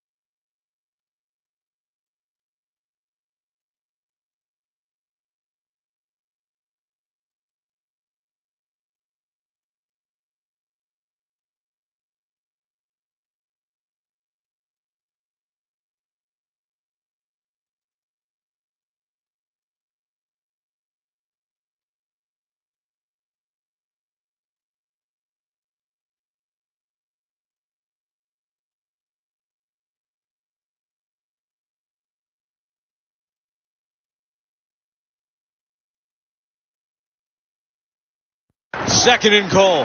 Daniels keeps it, looking to run at the 5. Nice moves, Daniels with a touchdown. Jayden Daniels with his 6th rushing score of the year.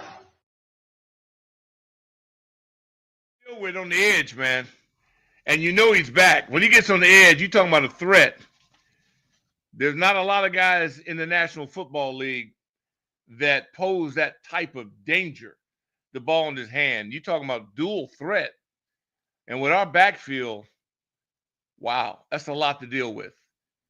And he's only going to get better. Oh, did we remind you? He's a rookie. We just keep playing the hits, man. The hardest working player of the game may end up being the hardest working unit of the game, which may, so far, the offensive line, the Fab Five, as I like to refer to them, they may end up getting that award today, presented by Miss Utility. And then, of course, we have that window of opportunity. I'm going to go to heavy metal on this. Metal, you're a guy with a computer-type memory. Window of opportunity, the pivotal moment that propelled them to victory. I want you to keep that in mind. That's going to be interesting. Put a lot of pressure on you. We'd really like to get your input on this one. Of course, presented by the Window Man. Since 1989, the Window Man has been the educational window company. Get your free, no-pressure in-home estimate or at thewindowman.com's Fairfax showroom. A lot going on. I think I got your opportunity when you're talking about the opportunity here. I think we got to go with was it Chris Rodriguez who got to play today and scored a touchdown there, the final touchdown of the game, right? I'm just telling you. Take advantage of that opportunity he got today. I thought that was great, and that was the nail in the coffin. You know, he closed the door, and I'll tell you what. That's the beauty about we're interactive. You can join in on the conversation. 1-800-636-1067. We love to get you all involved in this. Back to the lines we go. Is Derek still with us? Okay, how about Mitch? I know Mitchell's there. Mitchell's pit bull. Hey, Doc, how you doing? Mitchell. Great game. Mitchell, I can't believe you asked me how I was doing. Yeah. You should have worried about me last week. You don't have to worry about me this week. Okay, it was a great game. Our run game finally showed up. I think it's the best one of the year. And I know Jayden can run too, but you don't want him to be running.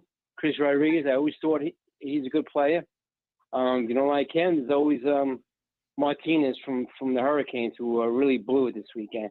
And too many passes in the flat. I like seeing Jayden Daniels has an arm. I want him to utilize his good arm. And the defense played pretty good, especially Mr. Farrell there. Thanks again. Enjoy the week. Talk to you in 2 weeks, maybe. I love that, man. Appreciate that. We're going to Virginia Beach. Ben, welcome to Postgame. Ben. Hey, Ben. Hey, Ben. I just left the game. We want Terry to get the ball a little more because he's the best wide receiver ever. Well, he got it a little bit more today, and whenever he gets it, he makes things happen, Ben, and you are very observant to that. Love your football IQ, man. Maybe you can help your dad out a little bit. Yeah. Okay.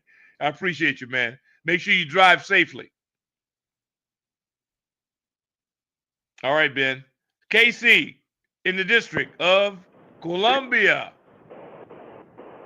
DOC, what's going on? Big day. Yes. Right? Needed it. I needed it. Turn the corner. Yep. We needed it. Yep. The biggest thing, two things. One, we needed this adversity. Adversity, right? It makes us stronger.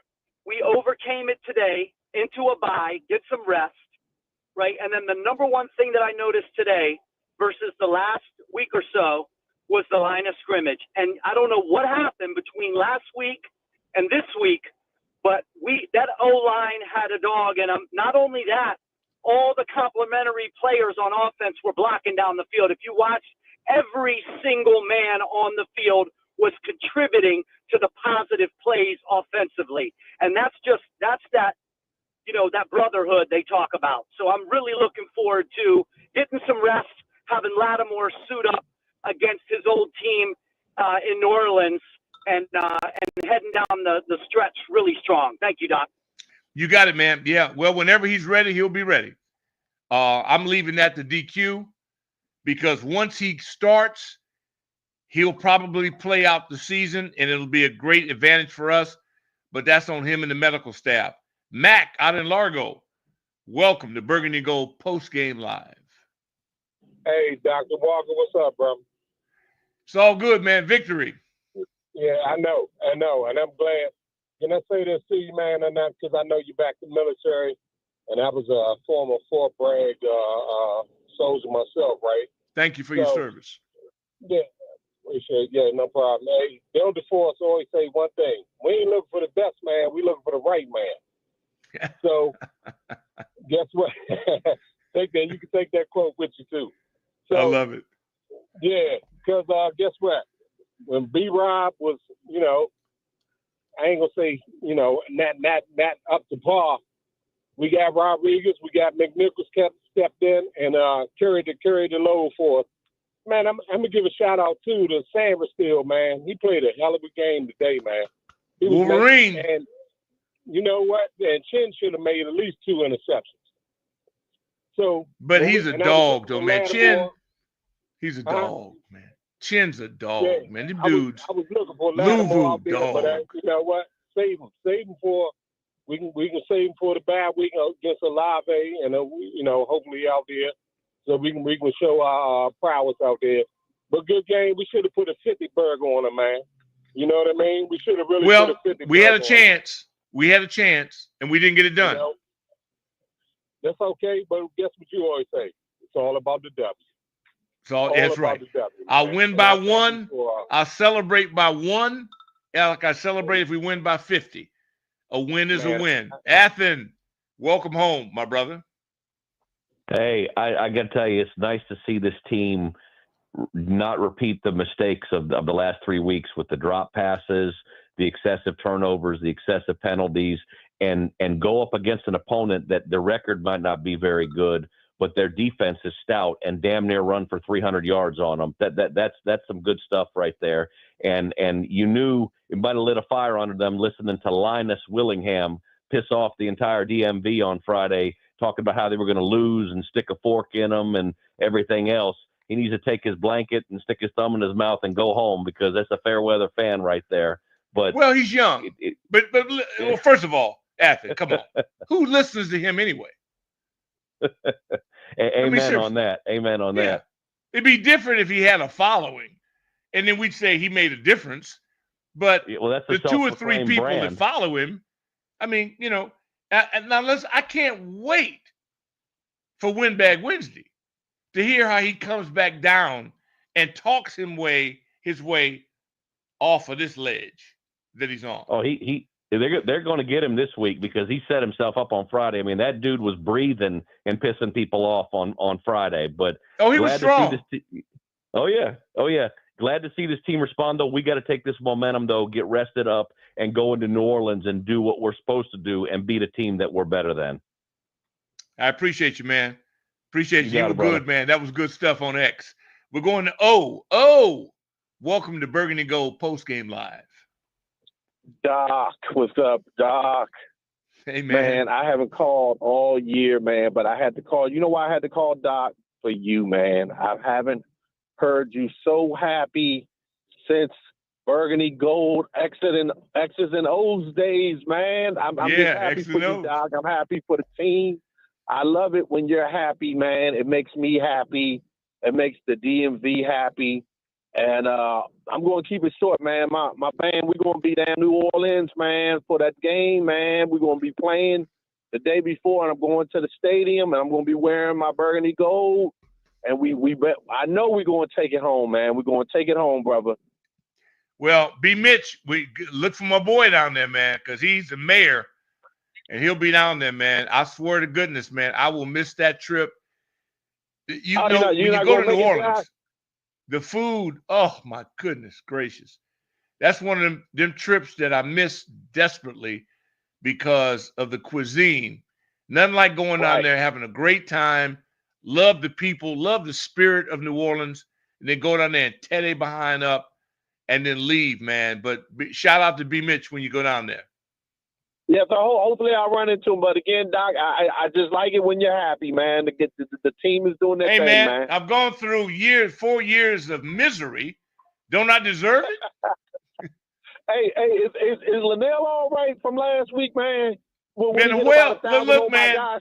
Lowell, and you know what? He had a hell of a show Friday. He denounced the team. He quit. So let's leave him on the outside and let's make him earn his way back in. You know, I can't wait for Win Bag Wednesday. Appreciate you, dog. Yes, all right, Doc, man. All right, Callie. I know you got a lot of calls, man. Appreciate you, baby. Thank you. God bless. Callie. What's going on, Doc? How are you today, man, in this victorious Sunday? Well, you know what? It's I get to beat up on the whale, and it's a lot of fun. And it's been 3 weeks of misery. I missed Victory Monday. I can't wait to wake up to the Junkies and to hear Victory Monday and the whole 9 yards. It's been terrible going through misery. And so it's just I mean, we become so used to it. We lose so many games around here. In the last 4 years have been pathetic.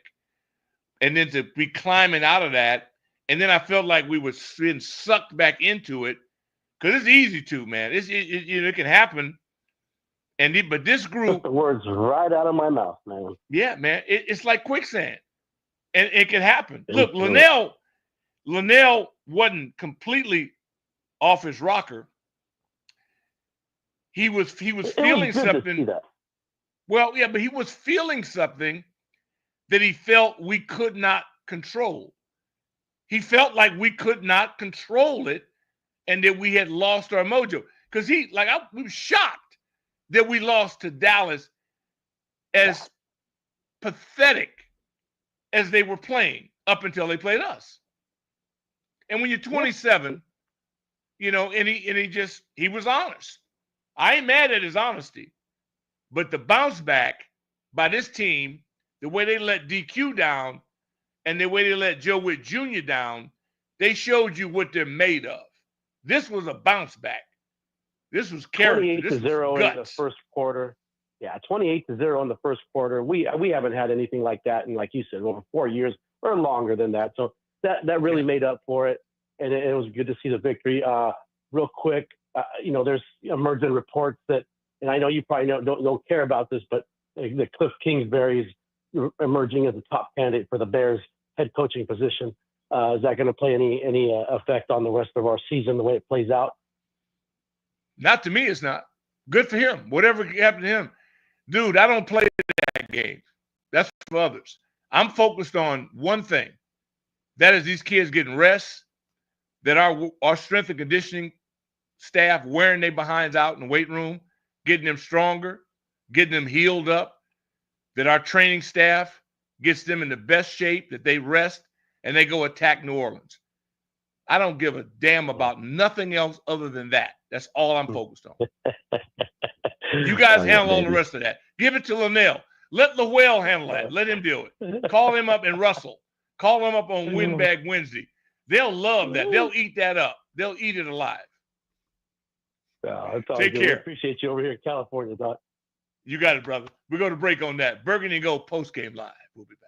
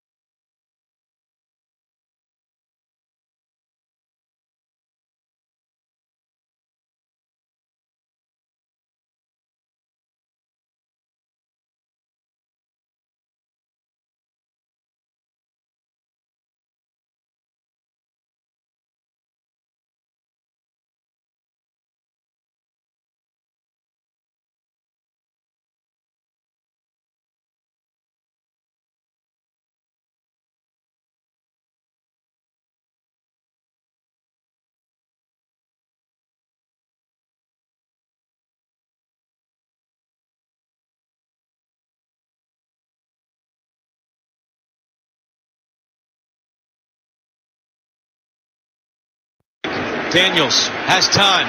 Surveys the scene. Looking for McLaurin. He's got him. Touchdown. And the Commanders are pouring it on. It's 20-0. Terry McLaurin. I was lucky enough to play with James Arthur Monk. And when I see Terry, man, I think of James Arthur because he's just nothing James couldn't do. And he didn't act as if it was a big thing. Terry, James blocked. Monk played on special teams, unassuming by it all. And that's how Terry, to me, is. Great teammate. Sometimes wide receivers get a label that I don't think is often deserved for what they do, man. They're out there. I like corners. Wide outs and corners, hey, man. It's a high wire act. And not everybody can do it. And I love the individuality that all of them possess. They all come in different sizes, shapes, speeds, and the whole 9 yards. But the guys that are football players, and we've been blessed here. Look at the good one. We've had great ones. But the ones that are really good and are tough, Santana Moss, Gary Clark, Ricky Sanders, all them dudes are tough. And man, Legends Week, man, Pierre Garçon, tough. Dogs. Terry? If you think Terry McLaurin is not going to end up on top of that stadium, then you ain't looking at the same dude I look at. He's a dog. I'm telling you. And he doesn't bitch about anything. He's a football player. You ask him to cover kicks, he cover kicks. Love the dude, man. Russ, thanks for being patient. Welcome to Burgundy and Gold Postgame Live. Football player. What's up, Doc? Hey, look, we've been waiting for this, Doc. We've really been waiting for it. I'm so glad that we got this W, and we need to continue with what we're doing. Come on, Doc, let's get it. Hey, brother, I'm not going to stand in your way, man. I've been waiting on this thing. I really haven't slept in 3 weeks. You know, I'm just can't wait for this. Julie, welcome to Postgame Live. Julie? Oh, you okay? Jule is Jupe. In what language was that? Jupe. Oh, Jupe. Hey, Doc, all right, my bad. Yeah. Hey, listen, you preaching to the choir, my man. Hey, we got a wide receiver core coming along. Terry gonna lead the way. I see McCaffrey, Senate. They're gonna be dogs on that thing. They just gotta feed them the ball more. But listen, with my whole section, I just came from the game. We chanting Terry's name the whole time. I'm like you. I wanted a 50 burger on that scoreboard, but they were playing around too much. I'm greedy too. Yeah, we've been waiting. Yeah, I'm just like, and I don't apologize for it. I'm just like, especially for y'all that travel, and you know, you come. Danny Franks, he just had a birthday. Shout out to Danny Franks driving from New York. We got people, man, put in all the 757. All y'all headed back out that way, man. Love all y'all. You put in the time, and you've been so disappointed. Those drives are horrible when you're losing and people mocking you, walking through the parking lot, having to be embarrassed, losing to the Cowboys. I mean, it's just. But that's over now, and we can move forward. And I appreciate you, man, and drive safely. Hey, yes, drive sir. safely. You too. Speaking of leaving the stadium, right now, Wayne is leaving the stadium, I understand. Hey, Doc, you might remember me from the Maryland days, Wayne from Turp, watching your kids play over at the stadium at College Park. Back with Ralph. Yeah, back when we were kicking ass. Yeah, I remember. Yeah, it's been a while. It's been a minute, So when you were with the Redskins, you had Riggo, He had Joe Washington. I think he had another back named Griffin. And he also had another guy named Otis Wansley. Oh, I love it. Let me tell you what. OT Bill. Otis Wansley, pound for pound, the toughest dude I ever played with. And he just should be, and I'm waiting for him to be honored there, to be one of the legends, because nobody gave more to a team that was needed and has not been given the credit that he deserved. This dude, fullback, covering kicks, him and Nick Giaquinto, who I got a chance to spend some time with in the Legends Suite against Dallas. You talk about glue guys that don't get the credit they deserve and don't give a crap about it, but would knock the snot out of you, play on teams, fullback, run it, do whatever you need them to do, and we don't win without Otis Wansley. I can tell you that right now. Ask anybody on there. We don't win without Nick Giaquinto. And I'm not talking about games. I'm talking about championships. No, it don't happen. So, loved it, brother, man. Glad you brought his name up, too. Well, this group of running backs, when you see C-Rod, Chris Rodriguez, come in there and start running the Rigo drill with 9 minutes left and be that effective, you got to wonder how they left him off the roster, and what do you think he has to do to actually earn a full-time job back with the Redskins here? Well, let me just say one thing that happens this way.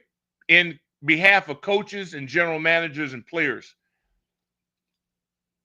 the value on edge rushers, when they're trying to get an edge rusher back or a defensive lineman, and it's how they value, and it's a pecking order. And sometimes you're just the odd man out because they do it on a value system. Thank God he was able to survive that. I'm not a GM or a coach, but all I'm telling you is that I've seen enough to know it has nothing to do against him. Is they're just thinking that maybe they thought he could clear. And they put a guy 6'5", 265, run 4.6 at defensive end, somebody would have grabbed it. So they do it sometimes. Overall, big picture for the roster has nothing to do against Rodriguez. Trust me. Backs get disrespected league-wide. But it's coming back. Oh, yeah. The running back is coming back. So you make a good point. They're undervalued. They're undervalued. Trust me. Trust me. Look at the Eagles. Ask the New York Giants if they could do it all over again. They are the dumbest group of adults in sports we've seen. Even dumber than the Bears. The back has been devalued, but that's okay. Well, trust me.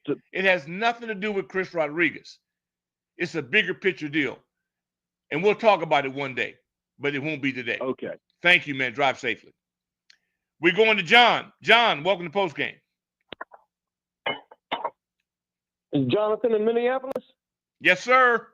Oh, hey, man. Hey, Doc, good to talk to you. It's been a while. Oh, man.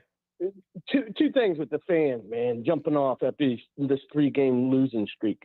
I don't think they understand the value of draft picks. I mean, we just sent Forbes packing. That's the entirety of Rivera's draft picks. Do you know how hard it is to accomplish something without the draft picks? I mean, and if you look at Adams Peters' 1 year with the draft, we got 4 starters out of this draft. Johnny Newton, Coleman, Sandmerstill, Daniels. Give this man some time to cook. And the last thing I'll say is, to his defense, he's a Bruin, right? Oh, yeah. So don't act like you're shocked. Oh, yeah. I'm good with that. Okay. I'm good. Just want to throw that in. Yeah, I could take it, man. I'm an ND fan, so I was happy to beat USC. It's hard to beat the rivals, you know. It is. So it is. It is. In regards to Linnell and the rest of these guys that want to be on board, look, I call them glory hounds, and I'm okay. I will accept the glory hound, but here's the deal: this is an express train. We do not make local stops. You're on or you're off. And if you're off, we throw you off. And if you're Thank you, brother. You got to Appreciate run that. and catch up. Thank you, Madison, you are next on Burgundy and Gold postgame line. You know he's a Bruins, right? Hey, Madison. So don't act like you might be next, Matty. I got a feeling.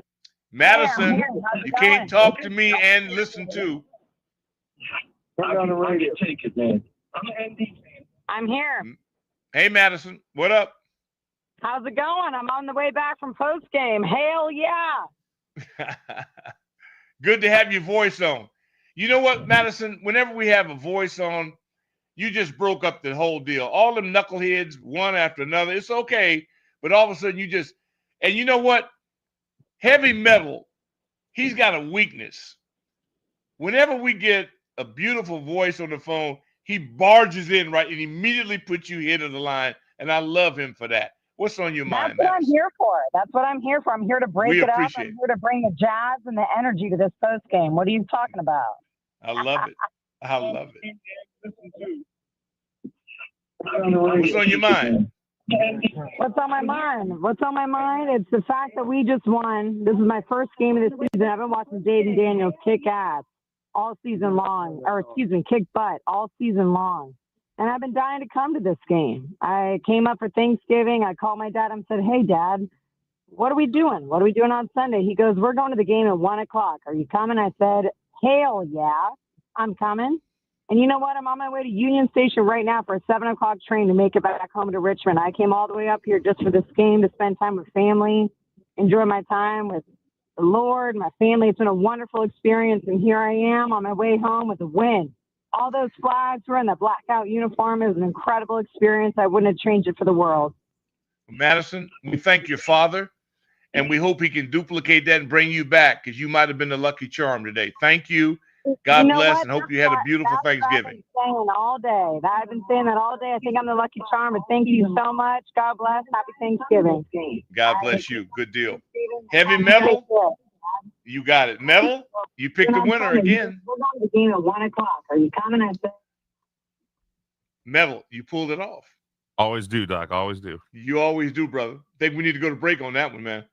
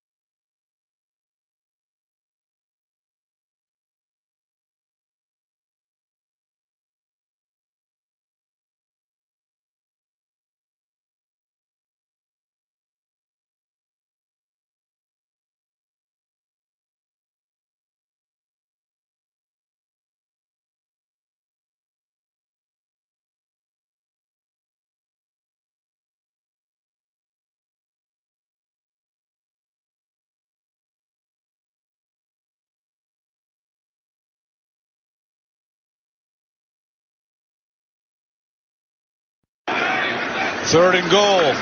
Daniels on the slant, caught, touchdown, McLaurin, his second of the half.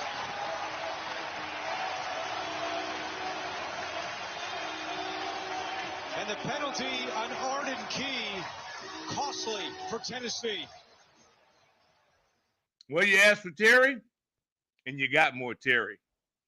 Hard to lose, man. When 17 has that football, I don't remember. I mean, Terry, man, dude has got like suction cups on his wrists. Making a play, low ball, high ball, he just goes and gets it. We were launching bombs tonight. We really got back in the flow, and that's what happens when you have a running game. Diversity in the offense, and you create big plays. You got a quarterback like 5, sky's the limit. He puts the defense on hold, and that is tough. We got a canine on hold. Jonesy, welcome. Burgundy and Gold Postgame Live. Hey, keeper of the canines, what's going on, man? Listen up. Hey, man, the thrill is back. Yes, finally, we took our ex-receiver out of bubble wrap. We took him out of, timeout, and we played him like he was supposed to be played. So he was on display heavy today. I love that.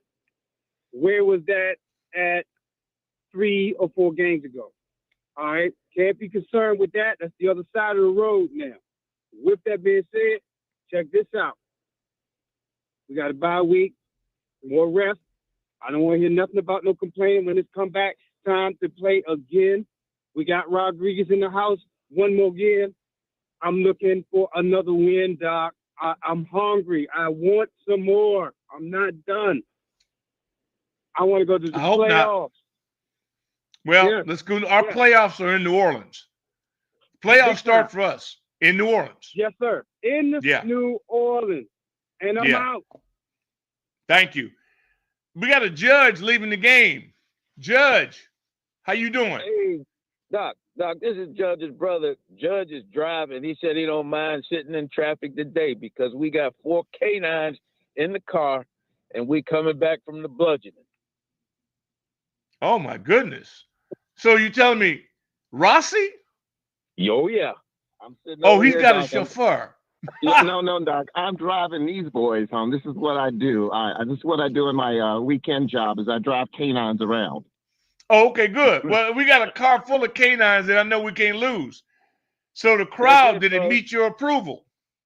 Oh, yeah. We got some pit bulls up in here today. We got a junior canine. We got my son. We got his friend. Man, we feeling good. Traffic is bad, but so what? We got a big W today. Love it. Love it. Nothing like a victory drive home. And that is good. That's We it. trust that there will be a bottle of red waiting on you when you get back to the chateau and give your bride a big hug for me and enjoy the victory. Yes, sir. It's always good to hear your voice, Doc. You're the best. No, thank you, man. God bless. Let's go to Michael. Michael, welcome to Burgundy and Gold Postgame Live. Good evening. What a night it is. My son and I just got home from the game, handing out game balls to that offensive line. Offensive line protected JD, opened up those lanes for the running backs. Touching on the running back, Chris Rodriguez. Chris Rodriguez started off as a center, and he plays like it. He plays like a big nasty. He plays tough. He plays strong. I love me some Chris Rodriguez. You and me both. To the Commanders. Thank you so much, man. I've got to be at least one of the lieutenants of this fan club. He runs like a savage, and I'm like going.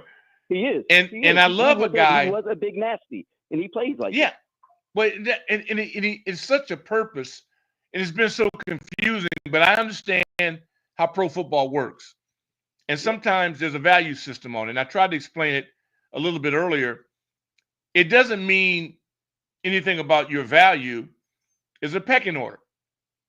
Quarterbacks, rush ins, left tackles, and so you may not be in that. Somehow, some way, the running back has been devalued league-wide. But it doesn't mean they don't have value. This team understands it. And thank God we were able to retain this man's service. And they immediately put him right back in location. You know what I love about him? Any guy who doesn't lose the educational part of the game. Mm-hmm. It's not like he didn't forget anything. He's plug and play. Same thing with McNichols. I love McNichols. Look, look, all these guys, man. I love the backfield. These guys block. They're good in pass pro. They catch. They do everything. They're well coached. Running backs. Yep. They're all complete, all of them.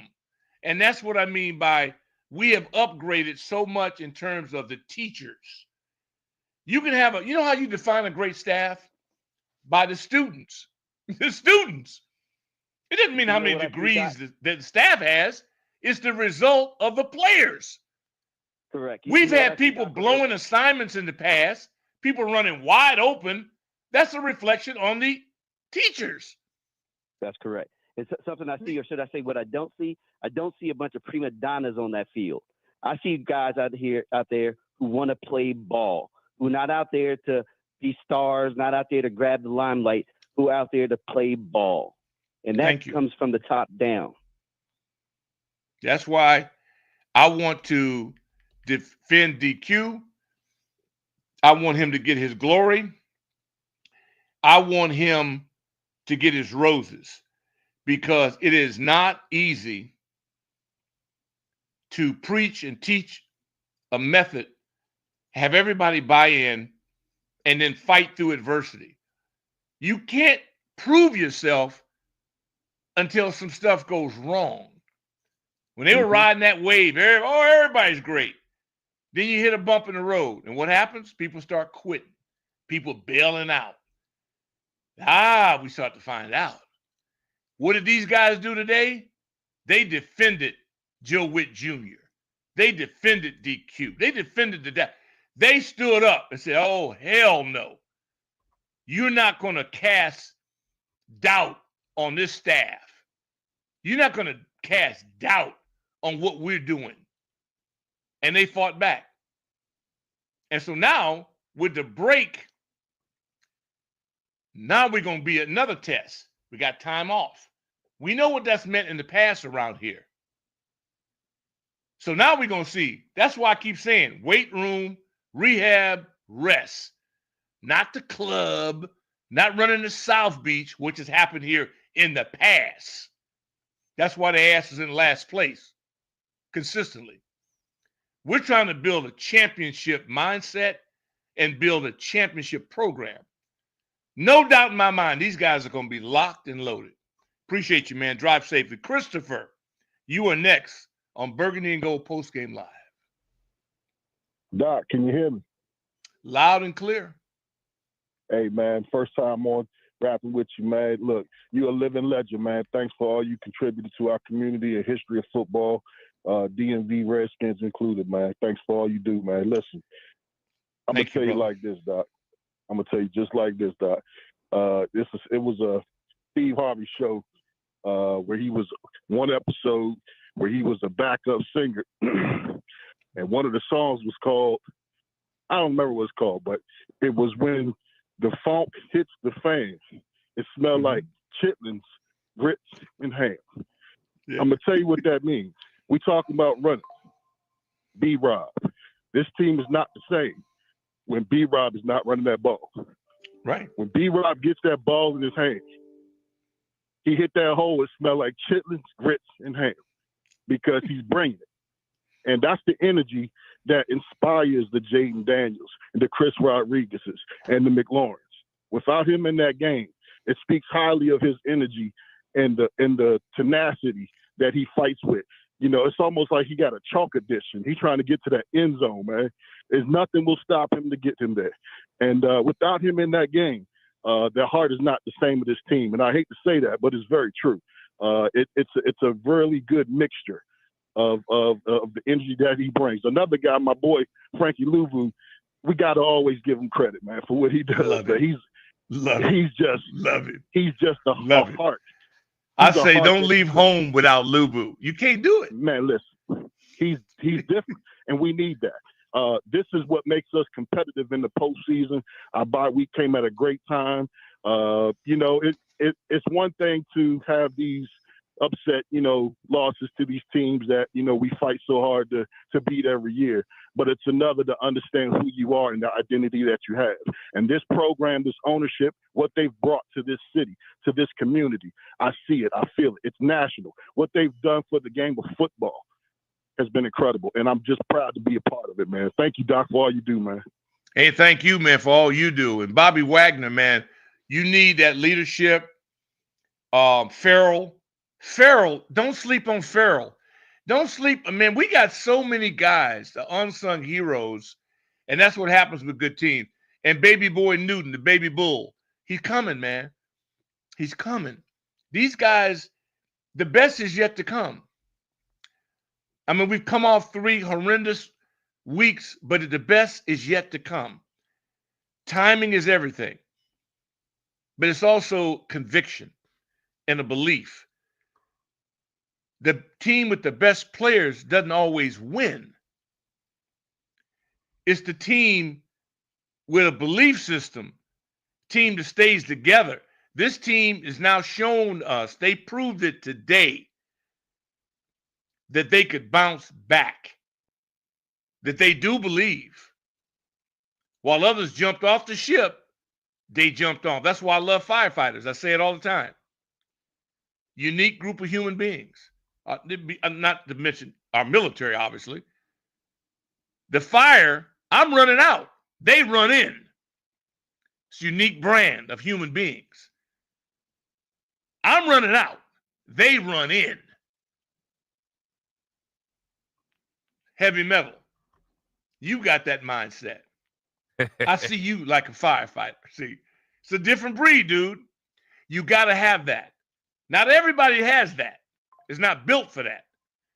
We got some dudes up front. I'm telling you what, man, that Fab Five, they're a bad group. They're a bad group. And they took it personal to what Dallas did to them. Our D-line, what we didn't do to Dallas's O-line, they bounced back. The test of a man is what he does under pressure. People doubting him. They showed it tonight. Now it's a week deal, week by week. That little rest, we got it. Now the question is, what are we going to do with it? That's the question of it. Hardest working player of the game presented by Miss Utility. Remember to contact Miss Utility before you dig. Every dig, it's the law. Visit missutility.net or call 811. Metal, we going with the big boys up front, the Fab Five. You think that's the hardest today? Because I was going to go with B-Rob, I think. 103 yards on the ground and a touchdown. Like, I love B-Rob. I love Rodriguez. But them big boys up front, not only did they open it up for them. Can't do it without the big boys up front. You're right. They protected Five. And he lit it up. But I'm not trying to make this. I'm trying to open it up. But we got to make a decision soon. Pardon me. Got to make a decision soon. Window of opportunity. Providing the pivotal moment that propelled them to victory. What say you? Well, I was still thinking of the Chris Rodriguez on that one. I thought the chance. I think you nailed that one. I think him coming into this game and putting up almost 100 yards himself. I think he had like 94 or something on the ground. Well, and a touchdown I to feel put that thumbs nail up. in the coffin. I mean, I go thumbs up. That is your opportunity, and he seized it. He seized it. All right, yeah. Presented by the Window Man. Since 1989, the Window Man has been the educational window company. Get your free no pressure in-home estimate or at thewindowmans.com Fairfax showroom. And Chris Rodriguez, go on with your bad self because you have earned that award tonight. And we still got some time, but we have got to come up with the hardest working player of the game. We still got time. Think about it. We've got to do that because it's important. Burgundy and Gold Game Day presented by Rude. Is your cooling system letting you down? Score a touchdown with Rude and experience peak performance. Dominate the season with unmatched cooling power.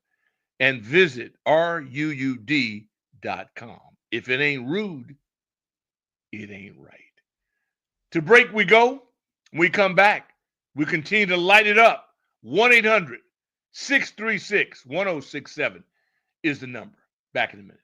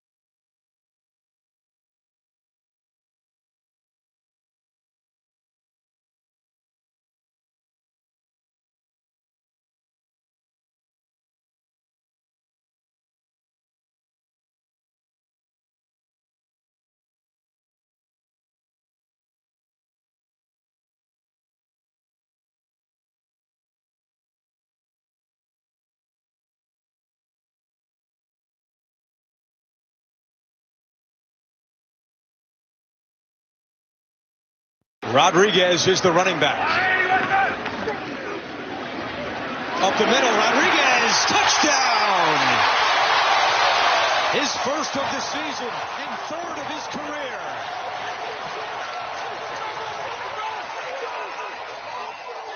A guy who was cut 8 days ago just finds 6 more points for the Commanders. He's a bad man. Oh, my goodness. I think there'll be cut-ups of the way he runs, and they'll be utilized as examples of determination. It's one thing to talk a good game. Cut on his film. He don't have to open his mouth.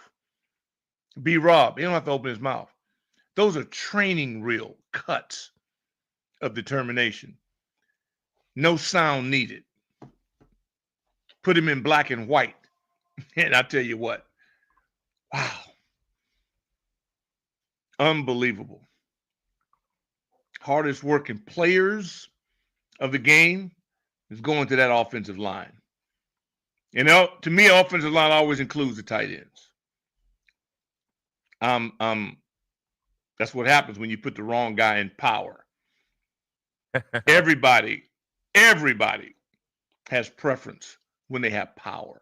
You're a little partial to the tight ends. Everybody has in power has preference. Trust me. The hardest working players of the game goes to this kick-ass group of offensive line, which includes the tight ends. By Miss Utility. Remember to contact Miss Utility before you dig. Every dig is the law. Visit missutility.net or call 811. What an honor it is to bestow upon I call them the Fab Five, big boys getting out there. And it's just tribute to their hard work. And the beauty about it is that they're easy to take care of. Give them a six-pack, and they're good. They're good. You know, throwing a pizza or whatever. By the way, that pizza, your slice you threw on me, man. Big Al, I gave him my son. He said, shout out. But I figured if heavy metal don't know pizza, then, you know, what are we talking about? That's the thing why I'm partial to large people, because they understand food. You know, it's a natural thing, man. You show me somebody large and they don't know about food, and I'll tell you something's wrong. Something's wrong. But that's good. We really appreciate none of this happens, man, without the sponsors that help us do what we do. And so we're honored, and it's a great thing. We'll make sure these people understand that they we're honored and that they get these awards. You know what? You average 5.9 yards per rush. Can't do that accidentally, man. That's what, you know, when the Bears had Walter Payton, or the Bills had OJ, Hogs had Riggo. It's almost 6 yards a rush, dog. You can't make this up. 206 yards in the air by your quarterback, who was 25 of 30. Sacked twice, had a pick. The boy's cooking. And and he's a rookie. My goodness, can you imagine? He also had 2 TDs in the air and 1 he ran in. I mean, more than 2 TDs. I mean, you have like 3 or something. 4. Let me say something that's going to sound real crazy. Can you imagine Jayden Daniels 4 games from now? I'm not meaning next year. The hell with next year. Can you imagine him 4 games from now? If he gives us 3 passing and 1 rushing TD a game. No, I'm just telling you. I'll take Here's it. the Even frightening if he just stays part. at this course, I'll take it. Now, that's my point. That's frightening. I'm not talking about next. I hear people, hey, what do you think about the draft? What draft? I don't need no damn draft. I just need time. I just need the day, the sun to come up and come back down, the moon come up. In 4 weeks, you have no idea what this dude is capable of morphing into with the help from his friends. Got to protect him. Got to make plays. You got to catch the ball. You got to run the right distance. You got to do your job. You ain't got to do nothing special. Just do your job. This dude, whoo, my goodness. They hit it out the park, man. They hit it out the park. Not only is he the right guy for the job, he's the right individual to handle it. You ain't got to worry about him losing his mind. He's not going to be all night on social media. He ain't at the club. I mean, the dude, how lucky are we? It's one thing to have talent, but it's another thing to know how to control the talent, to live with the talent. He's still the first guy in the building. How long did you think that was going to keep up? Suppose I tell you forever. We all know people, and we've all been young. Young is not an excuse if you are surrounded by people that have knowledge. But you do have to listen to them. Otherwise, you just stay young. Young's not an excuse. You have to listen. We're around a lot of young people. They just don't listen. So we'll see. You know, this is a beautiful thing. And you also have to have backups to everything. The thing about B-Rob, he's fantastic. But if he's out, we're just not the same team. We're not the same offense. And now you got another option, plus, because he's almost got a clone. How lucky are we?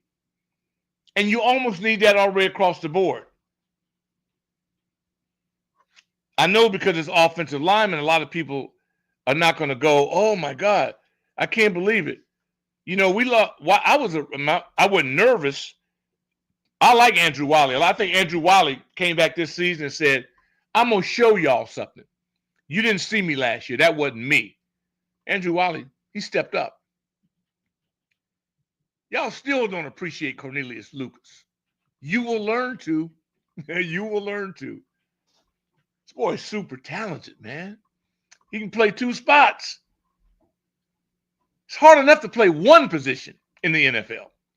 He can play two. That's a hell of a value. We got a rookie and Colt. You know how many rookies don't ever make it? They don't ever. Yeah, Holly. You know how many first-round busts there are in the league?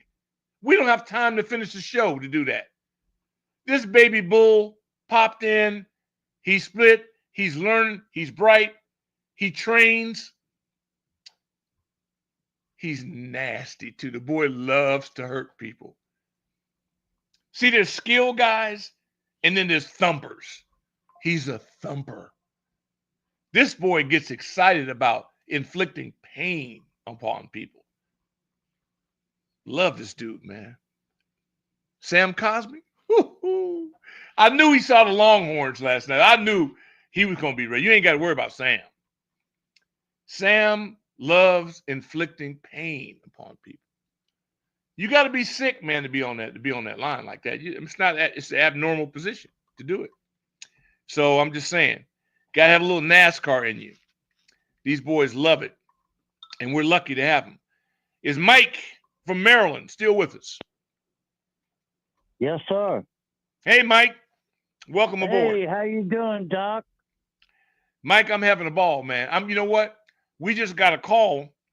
JP Finley's makeup person. He's in makeup right now, but she assured us that he's going to join us today. So I'm excited. It, right? Well, all of us do at times. I'm just kidding. Hey, look, Doc, I'm 67 years old. I've been watching Redskins since Sonny Jurgensen and Billy Kilmer. Two great guys. And I've been a faithful fan for years and years, and loved watching you play, and the 91 team and the 87 team. And they were good. Really good. Yeah, they were awesome. I enjoyed covering them. So are you still talking about who was the hardest worker of the game? Yeah, we gave it to the offensive line. I was thinking Jayden Daniels. Well, Jayden Daniels, Jayden Daniels could get every award every week.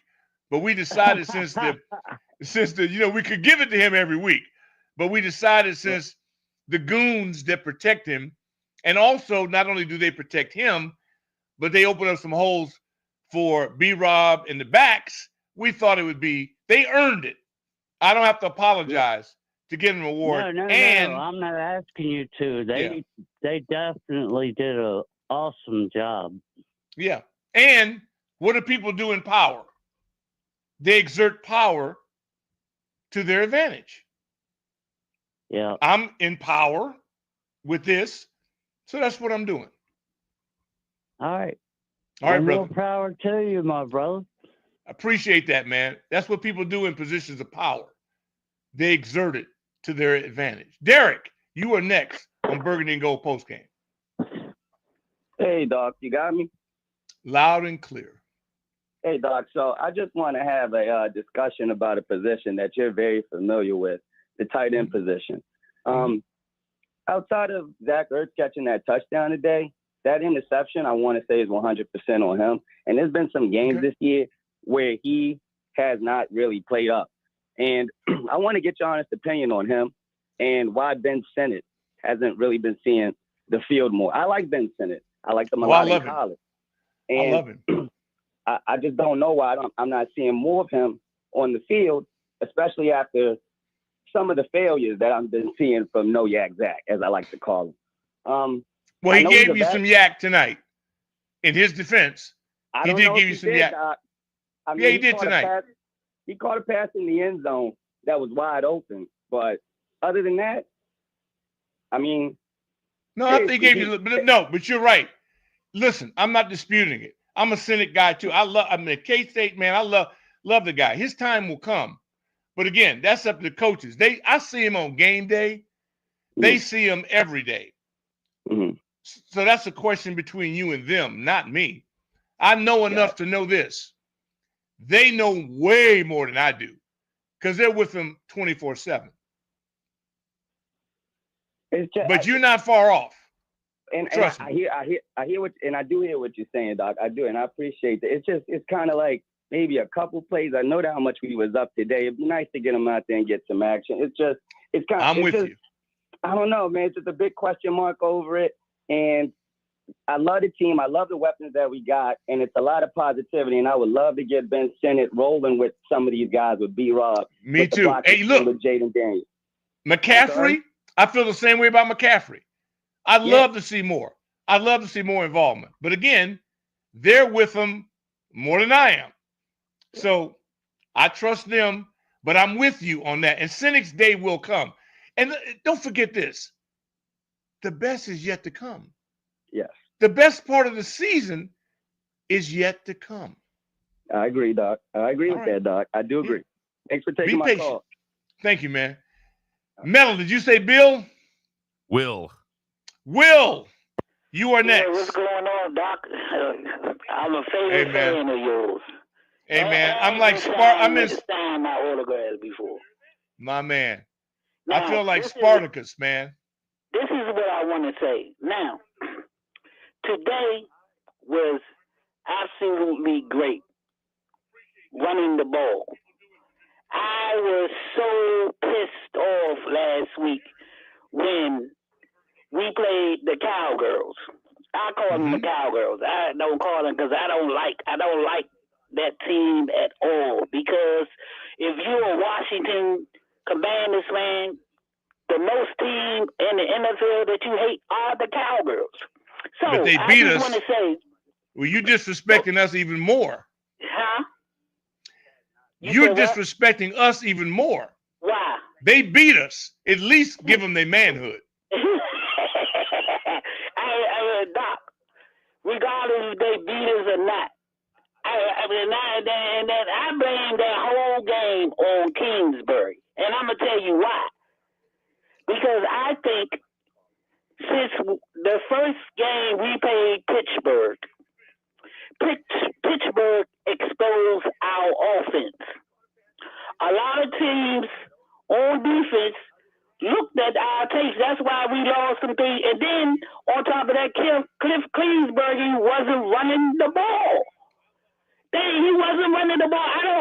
Dallas had the worst defense in running, and I do not understand why we did not run that ball last week. As you can see, the today game when they ran the ball, look what happened when they ran the ball. They ran the ball and they opened up the pass for Terry to get the pass, Terry to get the touchdown. They can't. Defense are shutting Terry down on defense because they know that he's our number one receiver. They know that he's the one that's been doing most of the damage to other teams. So, I mean, when the first 7 games, Cliff Kingsbury called a good game. He was right. As you can see, the first 7 games. Will, I got to stop you, man. You're killing my buzz. You're killing my buzz. You taking me backwards. You got me looking through the rearview mirror. I'm looking forward.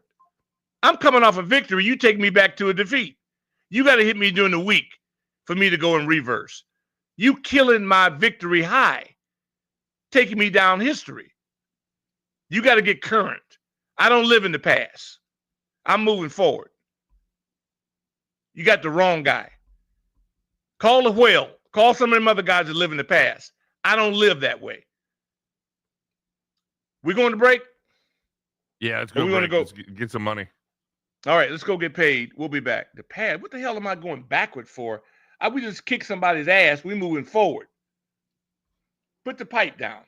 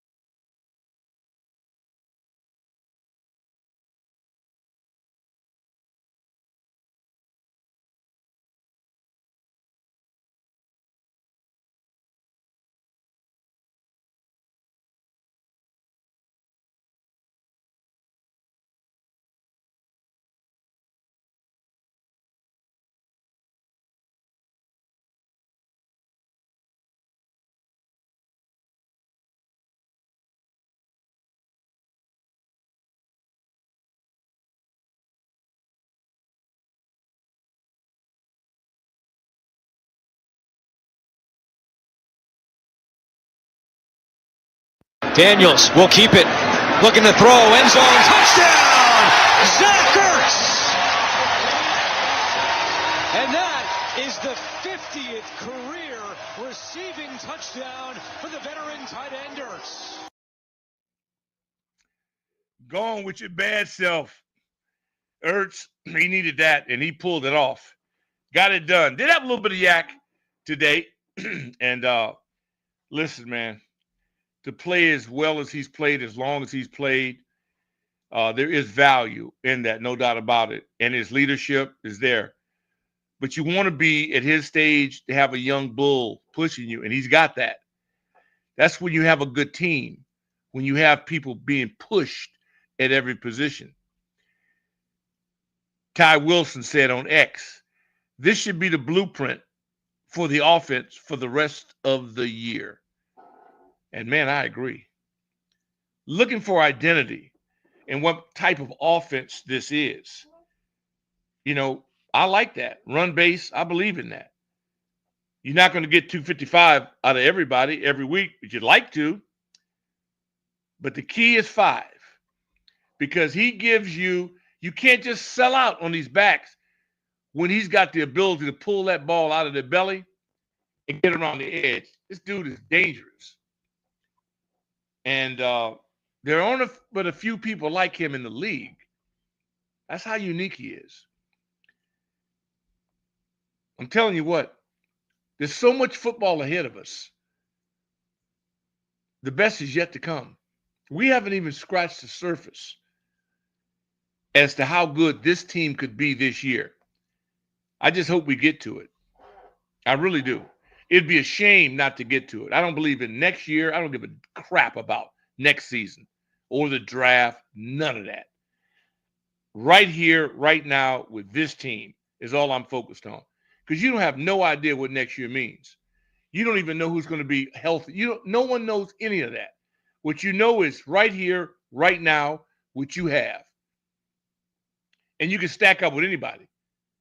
Because you've played the best. You've been amongst the best. And you've had a taste of it. It's not like we've been blown out against people. And most of our failure has been on us. So don't tell me that we can't match up. We just got to prove that and earn the right once again. And that's where I'm at. I believe in that. I really do. Metal the fact that we've got J.P. Finley. What time is he going to get out of makeup? Say what? I'm screening some calls. What now?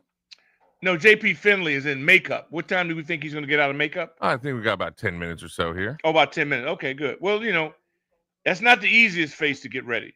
How about Cannon? Is Cannon still in Woodbridge? We got Cannon, yep. Hey, Cannon, what's going on, man? Welcome to Burgundy and Gold Postgame.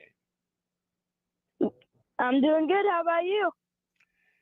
Cannon, if I got any better right now, they'd have to test my blood. Yeah, I'm excited for the win. Very much so. How about you? What was your favorite moment in the ball game? I don't know. There were a lot of good ones. I've got to say the fumble recovery on the kick return.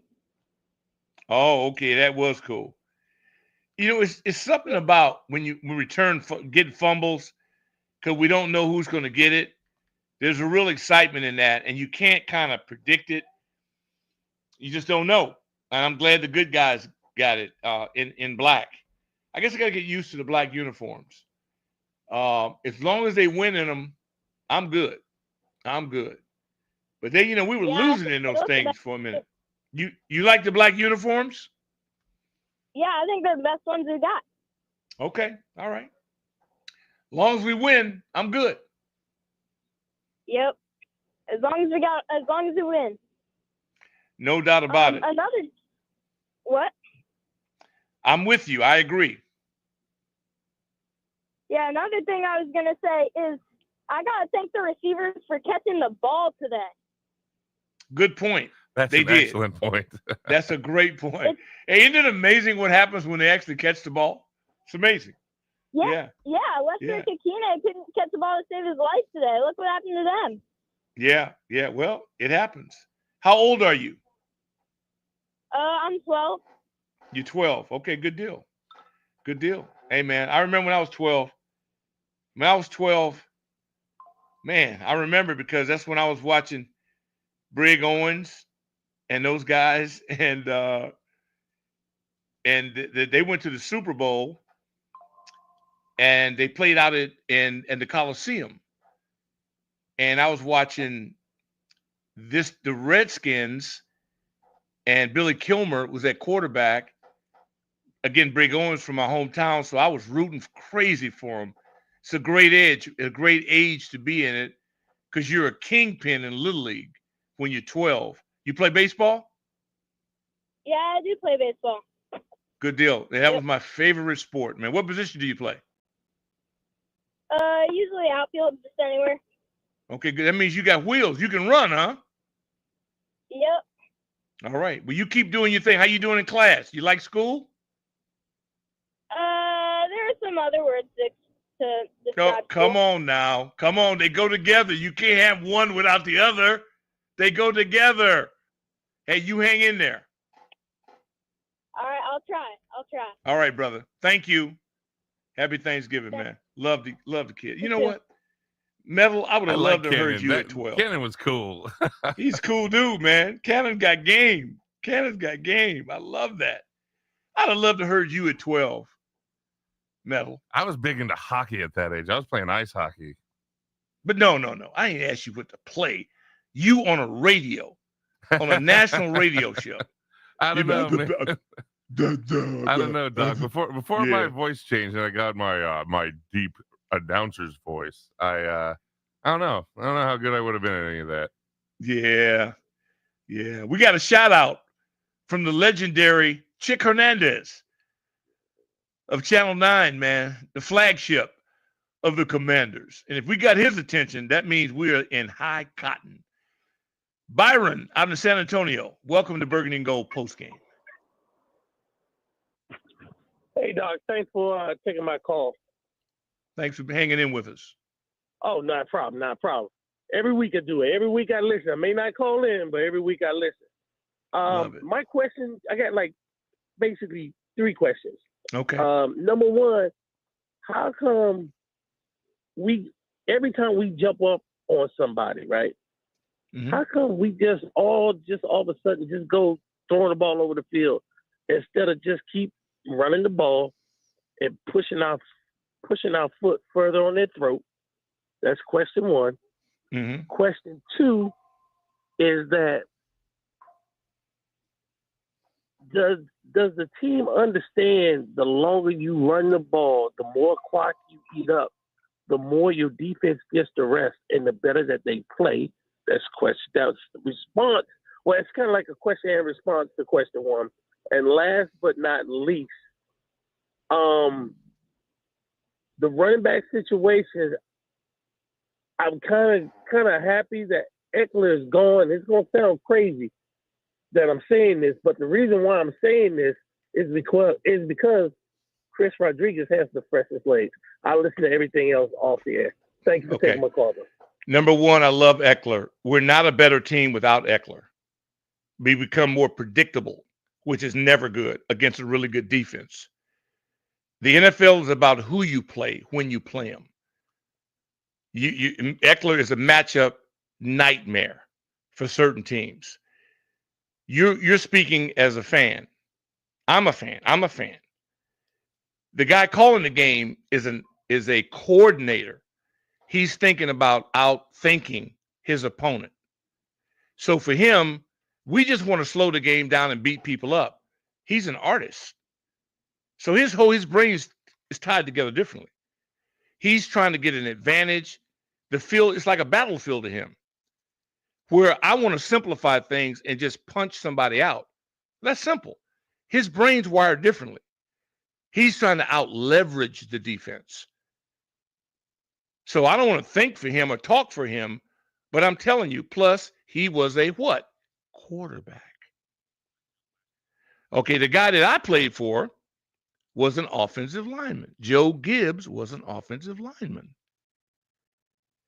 So they think differently. So the guy that's calling your plays also has a lot to do with his DNA, what he played and how he thinks.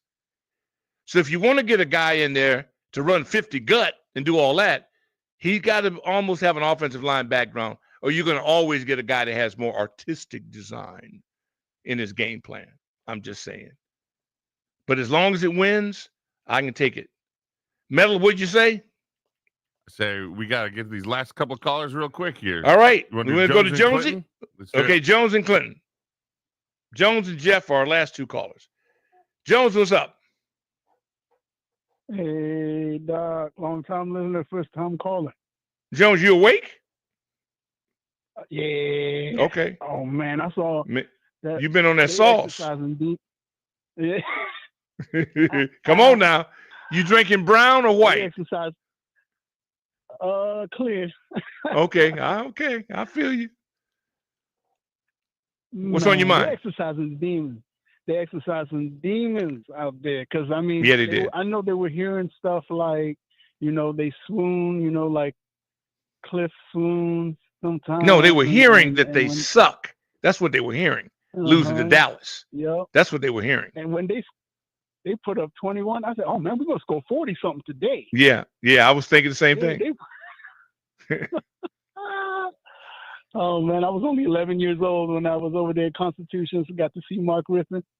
And I'm an old man now, man, but I think we got some hope. You know what? You're only old if you think you are. You make sure you're not driving nowhere. Appreciate you calling. Jeff, you are our last caller tonight. What's up? Thank you, sir. Thank you, Doc.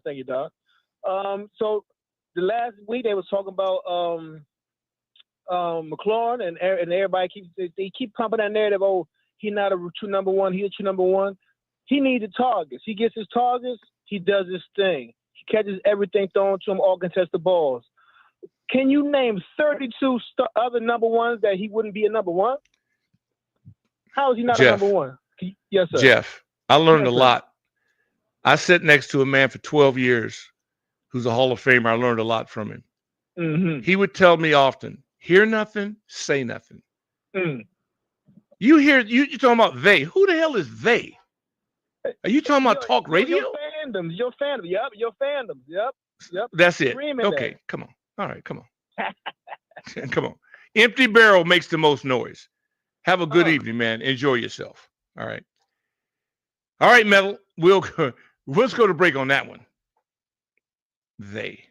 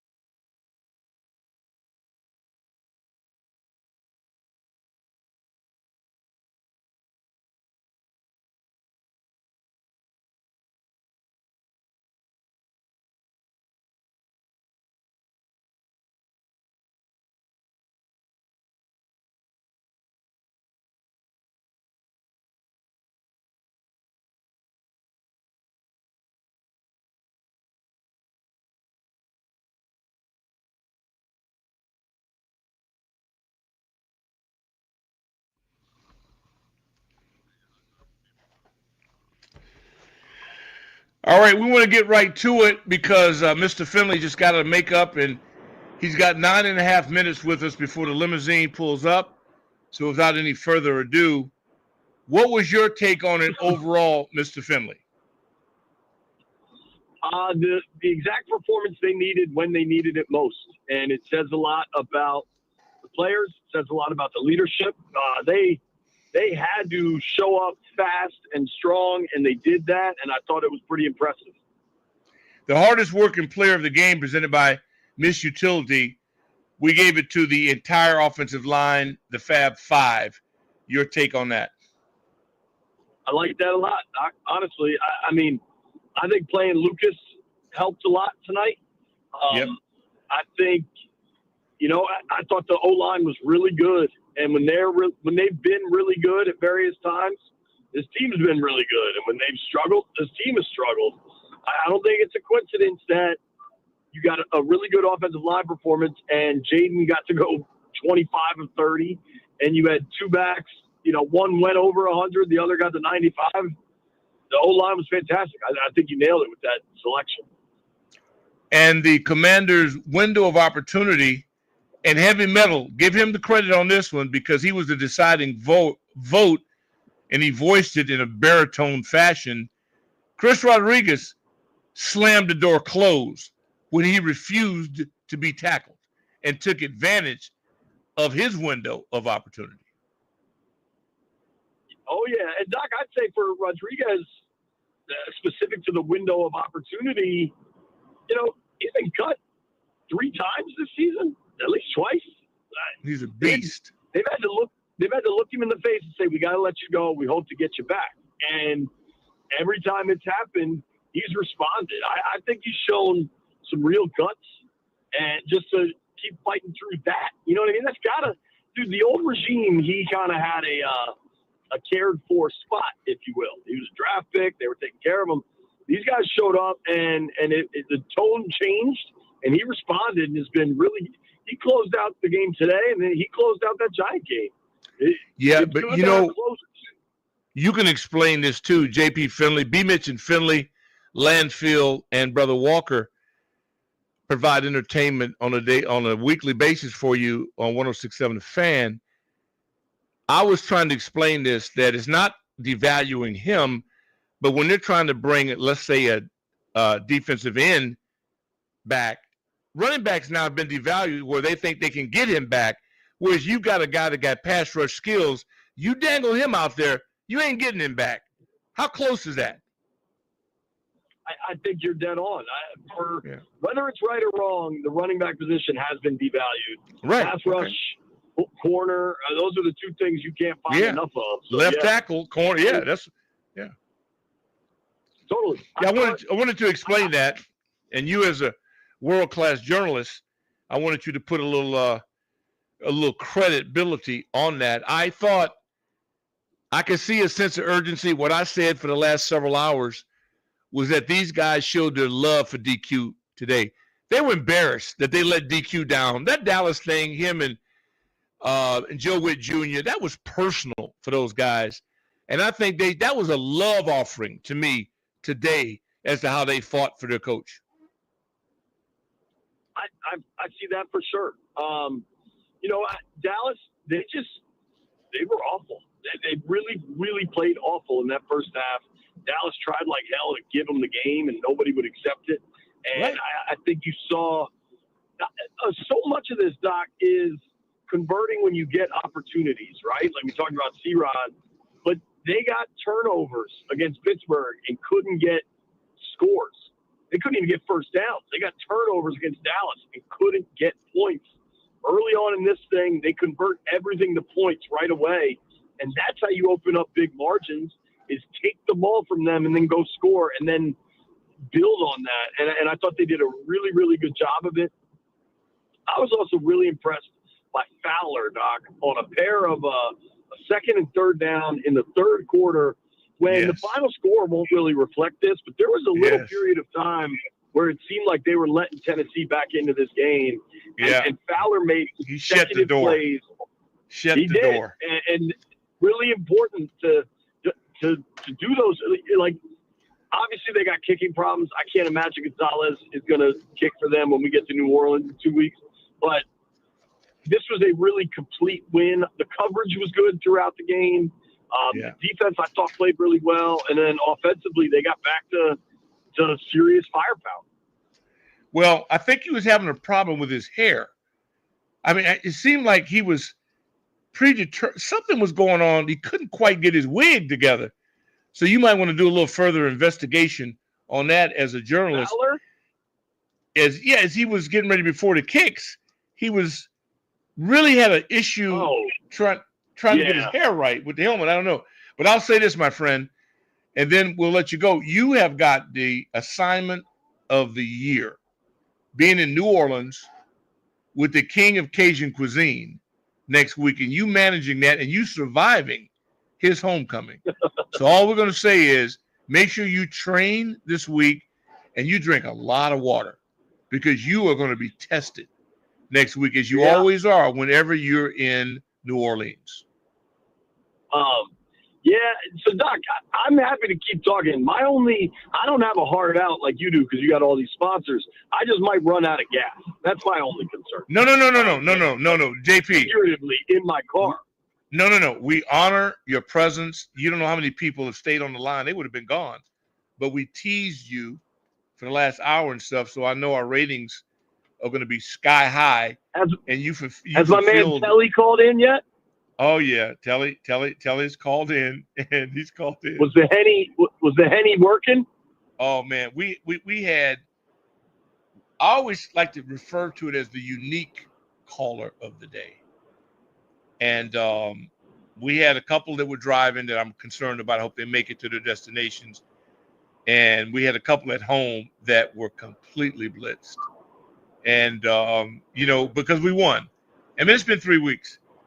I don't know about you because you have so many different media responsibilities, but it's been a tough month. And since Rouhier went off Friday and basically predicted defeats and denounced his, relationship with the team and said they were done. Did he? I missed that. You got to go back. You hit the Odyssey app on rewind on that one. It's a he was really good now. He was classic. You stick a fork in them, they won't win another game. They're done. It's over. Yeah, but he's not the first person to predict, that they would win or not win, but it was comical. And of course, it blew up in his face. And so you'll get a real treat out of that. Yeah. I also think Johnny Cakes with the Junkies was calling for an L this weekend. I know that. Yeah. Well, you know what? Hey, look, we're in show business, man. I don't ever denounce anything. We're in the business. It's / entertainment. And you got to do what you got to do. But you also play, if you're wrong, then you got to deal with it. And if you're right, you get a chance to be decorated for it. But I'd rather have that than not take a shot at all. So I never go against a person that take the shot. Yeah. I think Jayden nailed it today in his closing comments. He was like, yeah, man, I don't want to be going into the bye week taking an L.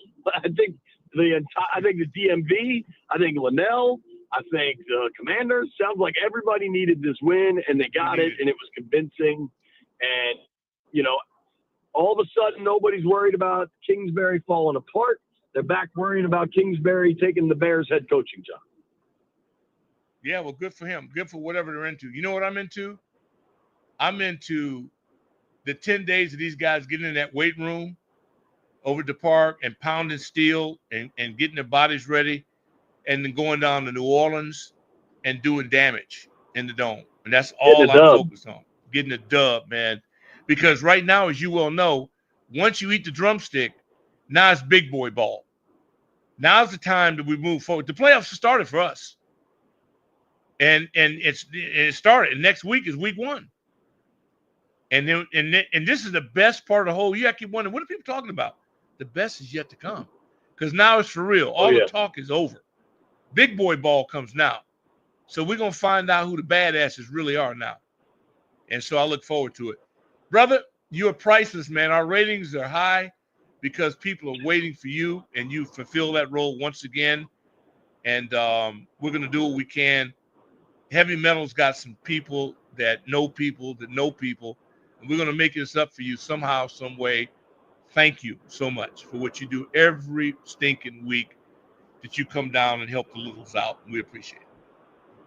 I appreciate you, Doc. I'll talk to you, man. Thank you, brother. That's JP Finley, B. Mitch, and Finley. Landfill and the DJ of the century, Jeffrey Walker. Good deal. Just think, Metal, we actually have been in the studio during that time slot and pulled a shift or two. Oh, yeah. We've been able to breathe that air. Yeah, it's good. It's noble. They're fun guys to work with, the whole crew. No, let me tell you something, man. They're the best. They're the best, man. And it's just indicative of the whole crew, the whole building. You know, it's a fun shop. And it's good because, you know, nothing's worse than being around a bunch of jerks just because it's a job. Yeah. We don't have to deal with that. No. Good people. And I love that. It's not always the case, but we got a good shop. And that's good. And I thought about you because, I mean, it happened in 210. So it's not like I'm breaking news. I haven't been seeing Spartacus. I've been meaning to do it. But every time I see this genre or whatever, I always think of you. First thing comes to my mind, and I think of Heavy Metal. And Spartacus, Blood and Sand. I thought you were going to talk about the new Gladiator flick. No, I haven't seen that yet. I've got look, man, can't see anything new in football season. I feel that. I feel that. I can't. I mean, how are you gonna do it? You get to concerts and do that, but I just no way. I mean, college right now, with the way the 12 team, which is fantastic. The way now is open things up, and I like the fact that I don't like them predicting who gets in based on pedigree. The hell with you. You can't predict the team. What makes March Madness so amazing? It's when St. Mary's. It's when somebody they count out gets in and wins. And you know it can happen in football. And it especially the way the portal is working right now. And you got, hell, BYU won a national championship. Well, a quarter of the team was 25, but so what? It could happen. So I love the fact now that it's opened up, not just 4 teams. This thing is going to be wild. But Spartacus, Blood and Sand, oh, my God. You know, anything good to me, that's why I can't do it. I'm addictive. I can't just watch an episode. I have to roll the whole series down, or I can't sleep. And I thought of you. Oh, so you binge watch this stuff. All right. Oh, I have to. I can't. Dude, if it's that good to me, why would I stop? And I thought I saw you in it. I said, Metal's in this thing. Now, it came out in 210, so I'm not breaking news. But I hadn't seen it. And I'm telling you what, I rolled a Cowboy Clay because he's back in my life. All of them are back now, like roaches. They're like roaches. We messed around and let them win. Now they're all back. But he gives great movies out of things that he knows that I would like. This thing, it's maybe 12, 13 episodes, 14 episodes. Dude, it's you. It is you. And I said, wait till I get a hold of Metal to see this. It is barbaric. But thought I'd throw that out with you. You won't be able to see it now in the football season, but it is must watch if you like that level of violence. It's not for everybody, but you may get a down moment now after you get baby girl's Christmas shopping and the whole bit. And now that we won, the whole world opens up now. Can you imagine what this week is going to be like?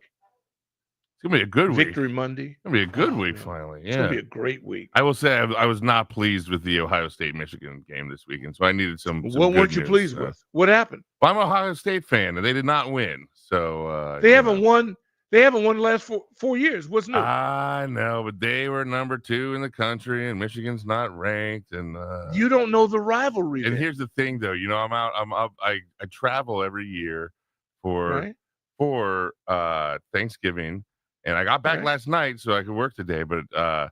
But all my in-laws who I'm at Thanksgiving with and prepare a great dinner, and it's great. They're very good with my kids and everything. They're all in Michigan Ohio? fans. I am the only Ohio State fan there, and they are all Michigan fans. No, go blue. I mean, come on, man. It's just rough. And let me tell you, last year was real rough because the Commanders got killed on Thanksgiving Day, and then the next day, Ohio State lost. At least this year, I got the win. We came back, and Michigan might have beat Ohio State, but at least the Commanders had a great end to the weekend for me this week or this year. True. So that's true. So Here's what I I'm needed saying. this one today. They have a great team. They really do. But you didn't pay attention to the Indiana game then. I did. That was an awesome game. It was an awesome game that the Indiana self-inflicted. They took the ball down with some 70-some yards and crammed the ball down their throat. That should have given you, football. They didn't kill Indiana. Indiana killed them, slit their own wrists, and they finished the job. Well, they have 45 five-stars. Would they spend $30 million on the team? Probably. Yeah, they're really good. Yeah. They're really good. But if you know football well enough to know that if you watch Indiana closely, Indiana threw up all over themselves. And I go, okay, so that let me know then, there is an opening to it. And you should have known. But Indiana was at least a top 5 ranked team. What do the rankings mean? You know better than the rankings. What is the rankings? Bunch of pencil neck geeks sitting around. The ranking is through your eyes. Sure. What you see. I don't give a damn about no rankings. Indiana's a good football team. They play good football. But if the punter shanks or if they give a team that has better talent, field position, and give up a return, then they're not going to beat them. But they scored first. I think they went 76 yards against the Buckeyes. Yeah. Yep. They weren't, and they might have been a little, maybe overwhelmed in the beginning, but they would have caught breath. That's a hell of a good team, but they can't help Ohio State beat them. So no, the Buckeyes are the Buckeyes. But if you look there's closely one team you're at supposed to beat every year, and it's Michigan, and they just got. And they've beaten Michigan when Michigan was ranked higher. That's a blood and guts matchup, but it's about evaluating why they're good. They're good. When Urban had them, what did they do? They beat your behind between the tackles. They gut people. Now they're artistic. If you're going to bank everything on your 5-star wide receivers, you're going to get your ass kicked eventually. Because the game is won between the tackles. And what happened? They had a team that was average, above average. Yeah. They had worst quarterback Michigan's had since I had an afro. But what Michigan does is tell you they're going to gut you right down your spine. And they went down there and threw a pick on the 4-yard line. All right. So don't say that you got upset. You didn't get upset. You got your behinds gutted. Yeah, it was ugly. And then you had the nerve to embarrass yourselves fighting after the game. Well, that whole Mace situation and everything is crazy too with all that was embarrassing. So. Ohio State's better than that. That was embarrassing. So I do got a You've question done it for to them you. too. You've done it to them. I got a question for you about something else here, Doc. Have you seen the field in Buffalo for tonight's game against the 49ers? No, but I tell you what, the 49ers could do us all a favor. It is coated in snow, the last they posted on their social media. And just forfeit today, the rest of their games. Just do us a favor. It's a cold, snowy game, though, up there, it looks like. No, I love it. Hey, look, man, the last snowy game in Pittsburgh, I loved it. Yeah, well, you're talking about the Browns. That was in Cleveland against Pittsburgh. Yeah. Whoa.